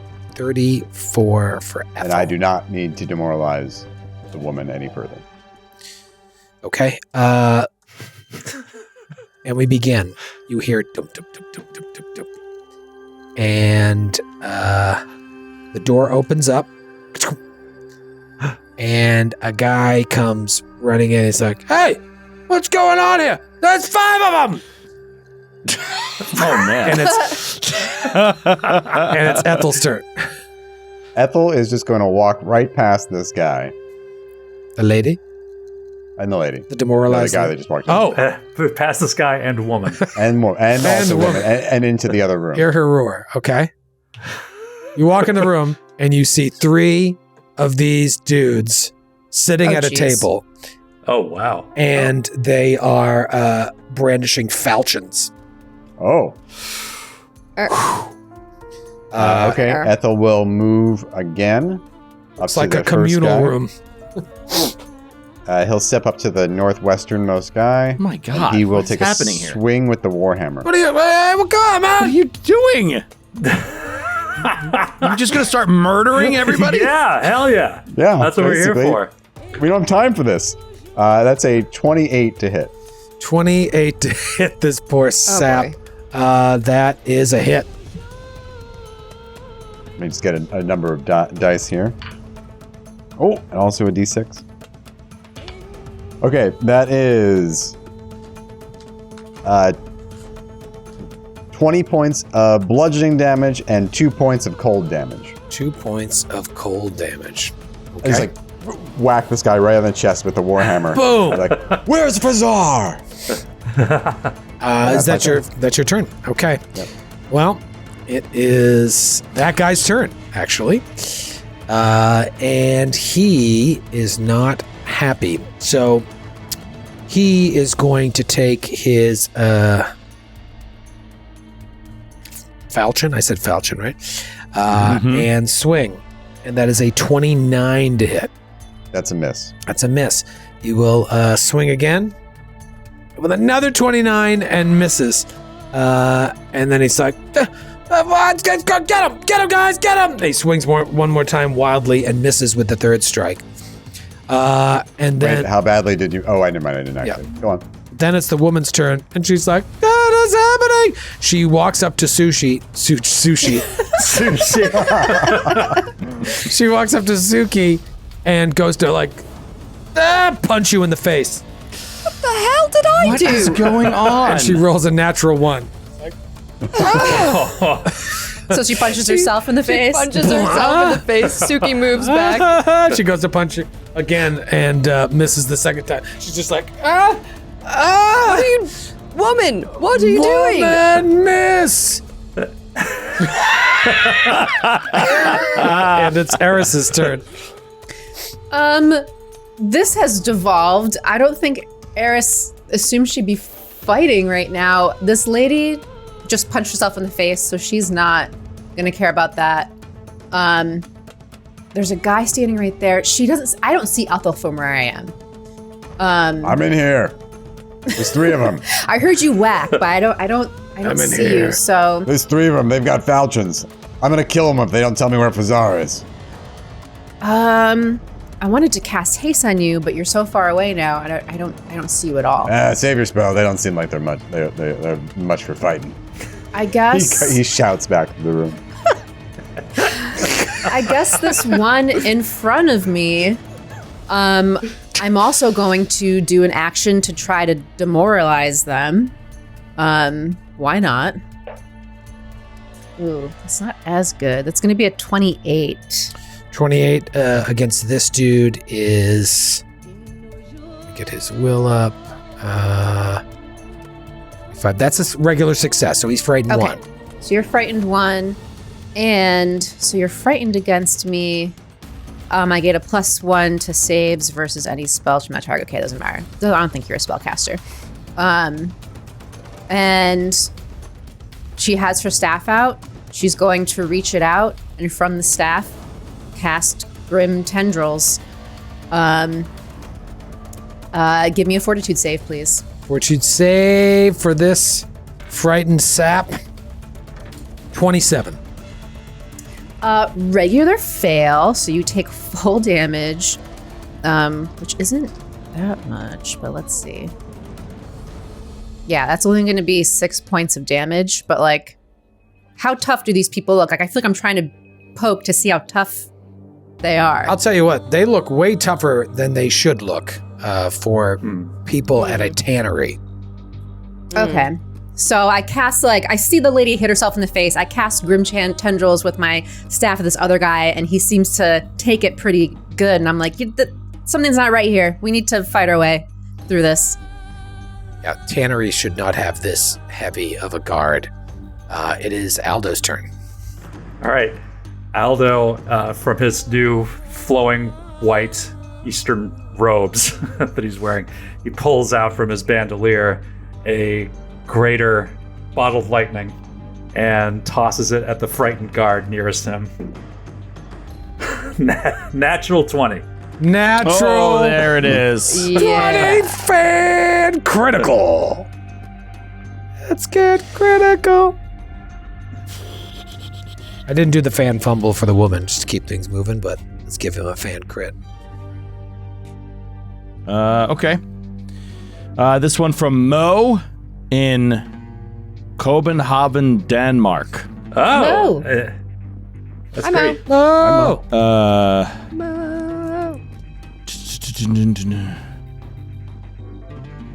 I feel so dirty. Oh. Oh, that dirty, dirty hit just turns you on. What the hell? I don't like this Double crit. damage. Double damage. And for 1d6 rounds, any dirty 20s you roll are critical successes. Oh my! Wow. For 6 rounds? 1d6 rounds. Wow. Oh, okay. Now, it would have to be a real bad roll. Yeah, or right. maybe not even possible. That's for pretty attacks. cool. I like yeah, that. 'cause that'd be exactly a dirty 20. So Good crit. Good crit. that's great. But you do get double damage on this one. Okay. Dirty, dirty boy. I feel so dirty. So that's 78 points of electricity damage. Oh my god! And they are off guard until the beginning of my next turn. All right, so again, giving you a sense of these guys, that didn't even take the guy down. Like now he looks hurt, but like, why does this tannery have guides that can take 78 points of damage and still stand? I've Something. never seen a tannery with a dining room like this. This old Davy Maps. All right, Aldo, you still got actions, right? Yeah. He also had, because of my sticky bombs, he also has 5 points of persistent electricity damage on him. Okay. 5 persist. That's good. All right. And Wait, what is that normally? Is it 5? Yeah. So then it's 10. So it's persistent damage double too? Yeah. Yeah. Yep. Okay, then 10. On a crit. Yeah. Okay, with his second action, he is going to toss a moderate alchemist fire at the same guy. Okay. Off guard, frightened. That is a 25 to hit. Okay. That is a hit with all those debuffs. Awesome. Okay. Okay. 16. That is 32 points of fire damage. This guy's in bad shape. Yeah, Okay. no kidding. Does he? Yeah. Does he take any persistent fire? And 5 points of persistent fire. My God! So he's got 15 points of persistent. Oh no, actually 6 points. Sorry, 16 points of fire. persistent damage. Okay, it is Suki's turn. Or are you still going at it? I still have one You still- more. okay. I'm gonna go ahead and I'm gonna toss a moderate acid flask at him now. Try to take him out. A 27. 27's a hit. Oh my god. Wow. Okay. Woo. This guy's poor body if he goes down. Just gonna keep taking. Oh my gosh. That is 28 points of acid damage and 5 points persistent acid And damage. he is dead and will continue to take 10 points of persistent electricity, 6 points of persistent fire, and 5 points of persistent acid. Oh my god. So there will be no questioning him. So he's just, boom, first guy is dead. Biff! And it is Suki's turn. Suki is going to and Pepsi slithers between her legs, and she says something to Pepsi. And Pepsi lunges at the woman and is going to constrict her because Pepsi's a large boy now, and Pepsi can do this. Is he really, like, physically large? Yeah, Pepsi is large now. He's a large creature? Yes, Pepsi is a large, mature boy. He's a big boy, he is well fed, and now he can constrict when he has a smaller creature This grabbed. is absurd. So you were carrying this thing around in your robe? No, Pepsi Wait a minute. So this was a 12th level thing. Pepsi became large. Yeah. And the constricted said when they're grabbed. So do you have to already Yes. grab them? Yes. I have to grab them. So Pepsi, I'm commanding Pepsi to attack, grab, and then it's a one action to constrict if they have to And grab. that's still 2 rolls. So because you But got, that's going to be next round. if you attack and right? succeed, then you can do the grab roll. Then Or does it get 3 actions when you Constrict. command it? Or I still think it only gets 2 I actions. think it's, I think it still only gets 2, technically. Yeah, because it gets 1 to... No, wait, one, that doesn't make any sense because it gets 2 when you don't command it, right? Or no, it gets 1 when you don't command it as a mature animal companion, right? Yeah. you could constrict so next round. Like next round, if you hit, succeed, then Yeah. you can roll the grapple to grab, and then next round, hold the grapple again, and then constrict as your 2 actions. But this, Okay, and my to hit for grab is just my jaws, my same to hit, I assume. yeah, whatever you're using to constrict it with. That's so yeah, just do a jaw attack, Okay. I have to check. I feel like and then it's Pepsi going to be should get athletics check against the three target's actions. fortitude DC to grapple it. Okay. Let's see. Jaws. I mean, she's just a lady. That's She's going to be frightened too. 31. 31 is enough. Nice. Yes. In fact, that is a critical success because she's frightened too. Whoa. So I'm confused then for grab. Do I do any damage from this jaw attack? Yeah, first you damage with the Okay. strike, which is now going to be doubled. Okay, sweet. Heck yeah. My big boy. I'm so proud. My bigger boy. My bigger boy. This is insane. This is a gigantic snake. 16. Yeah, I'm really trying to picture what it was like when Pepsi was hidden in your robes before. You don't want to know. 16 points of piercing. That's doubled. Yeah, that's doubled. Okay. Oh wait, do I double the modifier? Yeah. Everything. Sorry, 16, 17, 25 points of piercing. So another 9. Okay, and now roll an athletics check. Wait, just hold on a second. It can't be 25. So it has to be an even number. It has to be doubled. My to hit my plus is 9. Yeah, you're- but anything you're, doubled is going to be even. So what's the actual straight damage? Oh, I'm sorry. I'm sorry. Is it 1d something plus 9? I rolled 2 die. Right. So yeah, we don't do that in 2e. Sorry. Yeah. So then my first roll was a 2. My second roll was a 4 or So it's something. So take the 2. So 2 it's plus 4 9 is plus 11, so 9 22 points of damage. 22. plus 9. 22. Okay, Thank great. you, Joe, for keeping me honest. That's all good. So it's 1d what, 8? Yeah, 1d or 2d8. Oh my god, wait, it's 2d8. Sorry. Guys, it's been a minute. I haven't looked at Pepsi's sheet in so long. I know. Okay, sorry. So it's 8. Oh no! 8 plus 9 plus 9.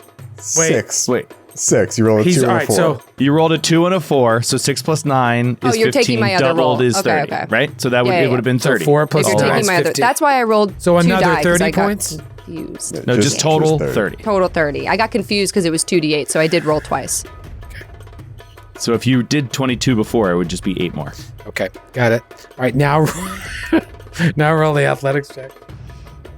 Fortitude DC, which is And what is this? A free attempt to grab on a hit? yes, but you still cost an action.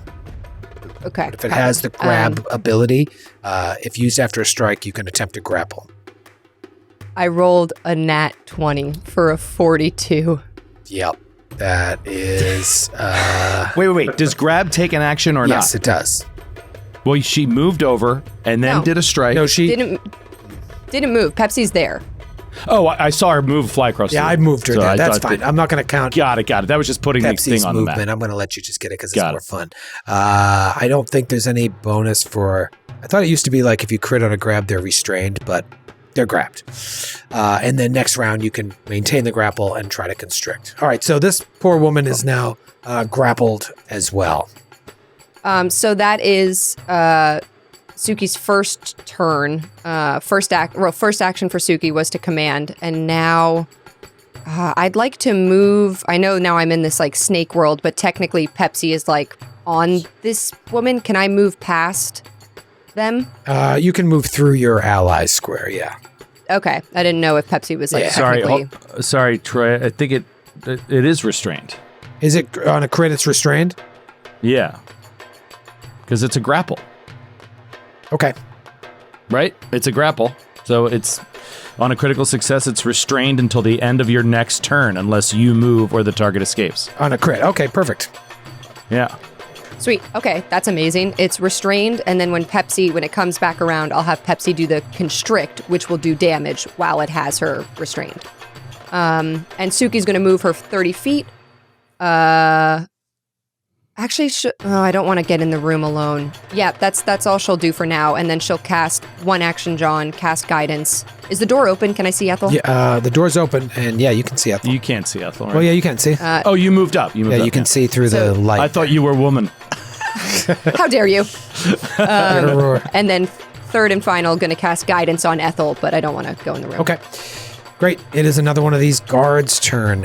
He slides up to Ethel and swings with the falchion. That is going to be a 32 to hit. That's a miss. Misses with a 32! All right. Then I will do the same thing again. And misses with that strike. And then it is Atticus's turn. Okay, Atticus will move. Atticus will move up closer to the room where Ethel is to get a view of what's going on inside. And then... Oh boy, tricky. Maybe out of range. All right, I do have one more. Yeah, everybody's just out of range. Oh man. Darn it.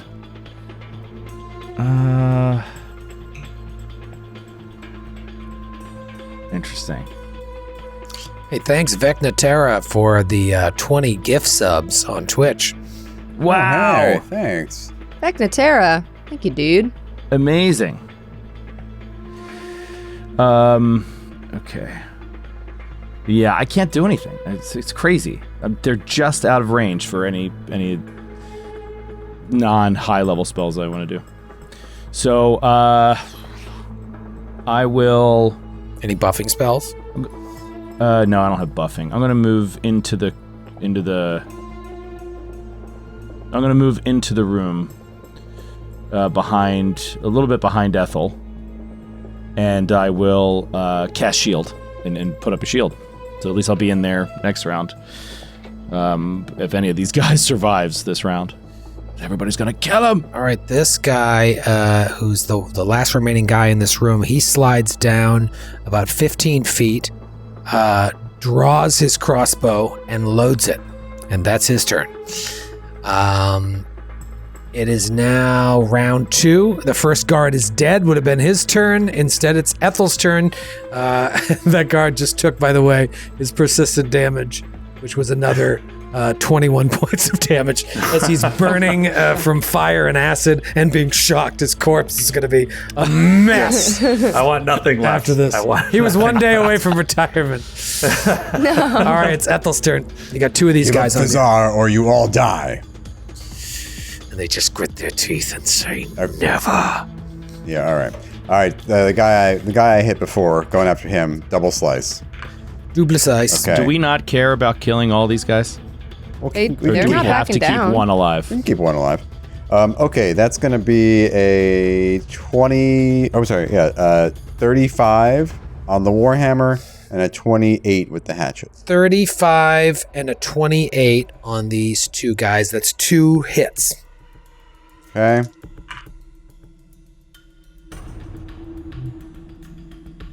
Okay, 27 points of bludgeoning damage. Is this the one directly across from you? The one I hit before, yeah. And 4 points of cold from the Warhammer. And then, hang on, I gotta do the more dice for the hatchet. Crack die. That'll be 17 points of damage from the hatchet. Oh, Nice. man. Guys are And then I will... hitting hard at 12th level. Yeah, and I will flens. Okay. Okay, so that guy is going to take 3d8 bleed, and he becomes off guard until the beginning of my next turn. Oh. Wow. Oh, 3d8 bleed and off guard to all. Yeah. Okay. Also, I don't think he has any resistances, but they all go down by 5. Okay. Very presumptuous of you. I warned you. You said 3d8 bleed. Oh my god. Yeah. Okay. Great. You still going? No, that's my turn. 3 actions. Double slice. Cleanse. Good turn. That guy's in rough shape, but it is his turn. Maybe his last. He is going to swing the Warhammer. Excuse me, the falchion. Miss on the first one. We'll swing again. Miss. Swing again. That's a miss. Miss. And then it is woman's turn. Oh wait, he's going to take his persistent damage to the tune of 8 more bleed. And he'll roll his recovery check, natural 1. So he will continue to take that damage. Oh, wait. I'm sorry. 30. The first, it was a 36 to hit because of Suki's guidance. Does that go up to a crit? 36. Yeah. As a matter of fact, it does. Oh my god. Okay. Oh my god. I believe I rolled, the first set of damage was, I rolled 2 8s and a 3. Yeah, I kept it. So that's going to be, that'll actually be 54 points of damage. As opposed so to another 27. Another 27 points of damage. Yeah. Yeah, that's what it was, 27. Okay. This guy's in bad shape. All right, so woman is restrained. I'm going to just, in the interest of keeping things moving, she's just like, just struggling, trying to get out. There's no way she's going to break out of the grip of a large snake. It is Eris's turn. Maybe to your confusion, you see Eris wave her hands, and she becomes a vaporous state, but a mote of smoke, and she disappears. Disappears. Maybe like also how I am about to right now. Me and Eris are disappearing. So Eris and Kate are dematerializing. She actually is disappearing. I'm casting vapor form, and she's gone. You don't know why. Who knows? Maybe she's part of this. Maybe she is. Wow. Maybe she's. Oh my God. she's Maybe she's been part of this the whole I suspected time. her from the beginning. I should have We said something. scream, traitor! Say ya. Okay, we'll see you real soon. And Eris is gone. Bye. Love you, Kate. Love you, Eris. Bye, Bye, Kate. Kate. Bye, Oh my Kate. god. All right, so Eris. What is Eris doing? Eris has left, and you immediately assume that she is working with Hyena Princess Najano for a big setup. All right, it is Aldo's turn. All right, Aldo he's going to throw. Oh, we're kind of. All right, I'm out of enemies here in the room. So luckily, let's see. He's going to spend a movement action to get to the doorway. And with his second action, he's going to toss a greater bottled lightning at the guard in the southernmost guard. Okay, so you slide up to the room, toss a bottle of lightning at the southernmost guard. And that is a 32 to hit. That is a hit. Okay. And virtual dice roller. That is 34 points of electricity damage. Okay. They are now off guard. And 5 points of persistent electricity damage. Okay. And with my final action, I'm going to throw a moderate alchemist's fire. And let's see if it'll... 30 to hit. No, sorry, 25 to hit. 25 to hit the guy you just hit. Who is off guard? Yep, that's a hit. Okay. And that is another 32 points of fire damage and 5 points of persistent fire damage. Man, these stacks are going to be brutal when you get into like significant fights. Okay, great. It is now Suki's turn. Okay. Suki is going to move. Let me just make sure. Yeah. Suki is going to move into the room. Oops. Through the door. And she is going to cast. What to cast? I don't want to use all my big boy. Oh, shit. Nope. Ethel's a little too far. No, you know what? She'll cast Enlarge on Ethel. Save your spell. These guys, save it? Okay. I'm rolling terribly and I'm still critting these guys, so Okay. we don't need I'll save it. I was going to do Runic Weapon, but that's a touch. I'll just do a cheeky hydraulic push then on the one that is right near Suki, trying to like slam him into like the table and the chairs. Okay. On the one that is like to the north, or the one that was to the south? The one to the south, the one like Gotcha. right in front of Suki. Okay. And I make an attack roll. Let's see. Oh, that is going to be 34 to hit. Wow. With the off guard, that is a crit. Oh, crit. You're going to Nice. take 6d6 bludgeoning and you're knocked back 10 feet. All right. I'm just going to do an online roller to save time. Yeah, it's doubled too. 24, so that's going to be 48 points of bludgeoning damage. No, it's 24. That's the Oh, the you're right, crit you're right. It's 66. that's the critical. Thank you. Yeah, the critical is that it's 66 Gotcha. instead of 3d6. 24 bludgeoning, and you're knocked back 10 feet. So he gets knocked into the chairs, and we'll say that's enough to kill him. He just like breaks his neck, $1 Million Baby style over these chairs. And then I think, because I want to do the rules right, she's going to command Pepsi again, because he can stride or strike on his turn if I don't say anything, but I don't know if that includes like You're already out of actions. constrict. You moved I in moved. and casted a spell, right? Oh yeah, you're right. Does it include constrict then? Can Pepsi constrict on his turn if he can stride or strike? Is Does it a count? single? It's a single action. It's not a strike, right? I don't think it's a strike. I guess not. Yeah. I don't know. This is like a very specific animal companion question. If anybody in chat knows, let me know. But Yeah. If it's a single action to constrict, and your mature animal companion thing says it can only use the action to stride or strike. Is that the exact oh, wording? you get an action, not a stride or strike. Okay, it is an action on his own. Okay. Cool. So then Pepsi's turn. Troy, that's it for Suki. Pepsi will act on his own, and he Does he will get two constrict. actions? Or one No, action? not unless I command him. He only gets his one. All right, so he has to. I think he has to grab again, and like to do it really by the rules. Yeah, because you have to. Why? Because does grab last to the end of your next turn? Restrain does. Restrain does. Restrain lasts to the end of the next turn. It says to the end of your next turn. That's what it said before. Okay, then you're good. Yeah. Then that feat would be kind of broken. Then the constrict, he would like never be able to really do it on his turn alone. Okay, so it just happens. One action, Yeah, right? I got to roll a fortitude save against the DC of constrict. Yeah. It says my class DC basic fort against my class DC. I rolled a 20 fortitude save. So what's your class DC? Way higher than that. I'm trying to find it. Where is it? Yeah, if it's 30 plus, then It's probably 30 plus. that's a fumble.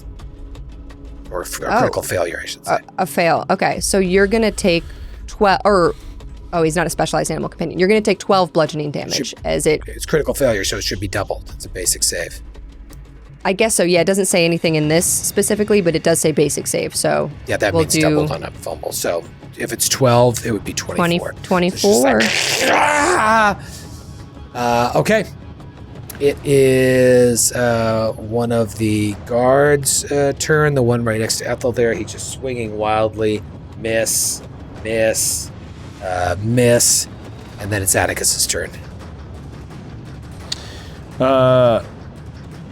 Okay. Atticus.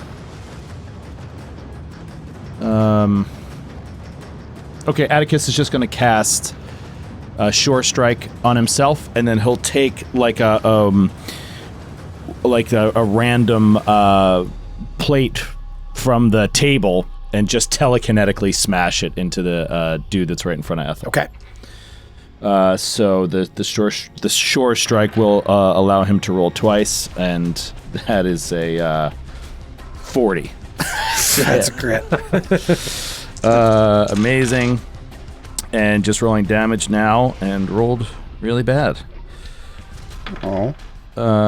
It got better at the end. 40 total on the crit. Wait, 40 damage?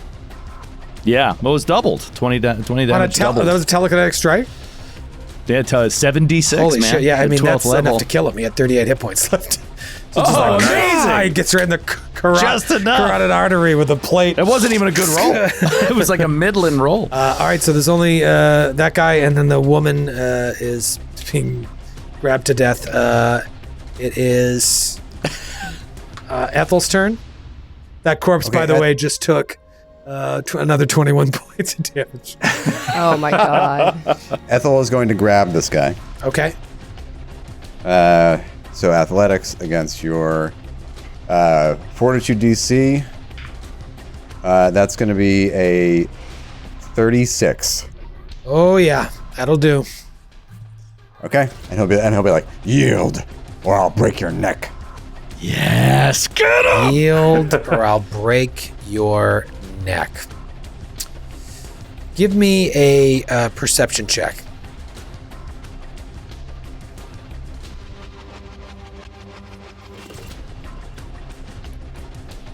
You grab this guy, you look into his eyes, and you tell him to yield. And as you do, you see, like, there's something in his eyes, like he's not, like, in control of his actions. There's no there? Yeah, like there's something about him. He's like, no, never, no, never. And it just doesn't make any sense. You got two or three of his guys are killed. That woman, like, there's no sense for him to fight. You guys will obviously murder him. There's something there that is telling him to persist. He's like, no, I can't. Knock him out. And we'll see you next month. Okay. Yeah. Wow. Man. Cliffy. God, you just murdered all these innocent people. Good. Good. I hate the tannery. I hate this tannery. I could have walked into any tannery. We have something on the calendar. It looks like it is scheduled for Tuesday, March 11th. Same bat time, same bat channel. So exactly 1 month from today. If you enjoyed today, then be sure to tune in for more shenanigans next month. This was a lot of fun. This felt like the old days. Thank you for hanging out. We will be zooming through this adventure path at this rate, or we'll just keep talking to weird NPCs. More shopkeepers. Be sure to check out Ascension Session 0. We're doing Session 0 for our new tour show. We recorded that last week in studio. That's going to air this Friday night at 8 p.m. Eastern, and then we hope we see you in Dallas or Austin next week for the start of the new Glass Cannon Live. Thank you, everybody. Have a great day.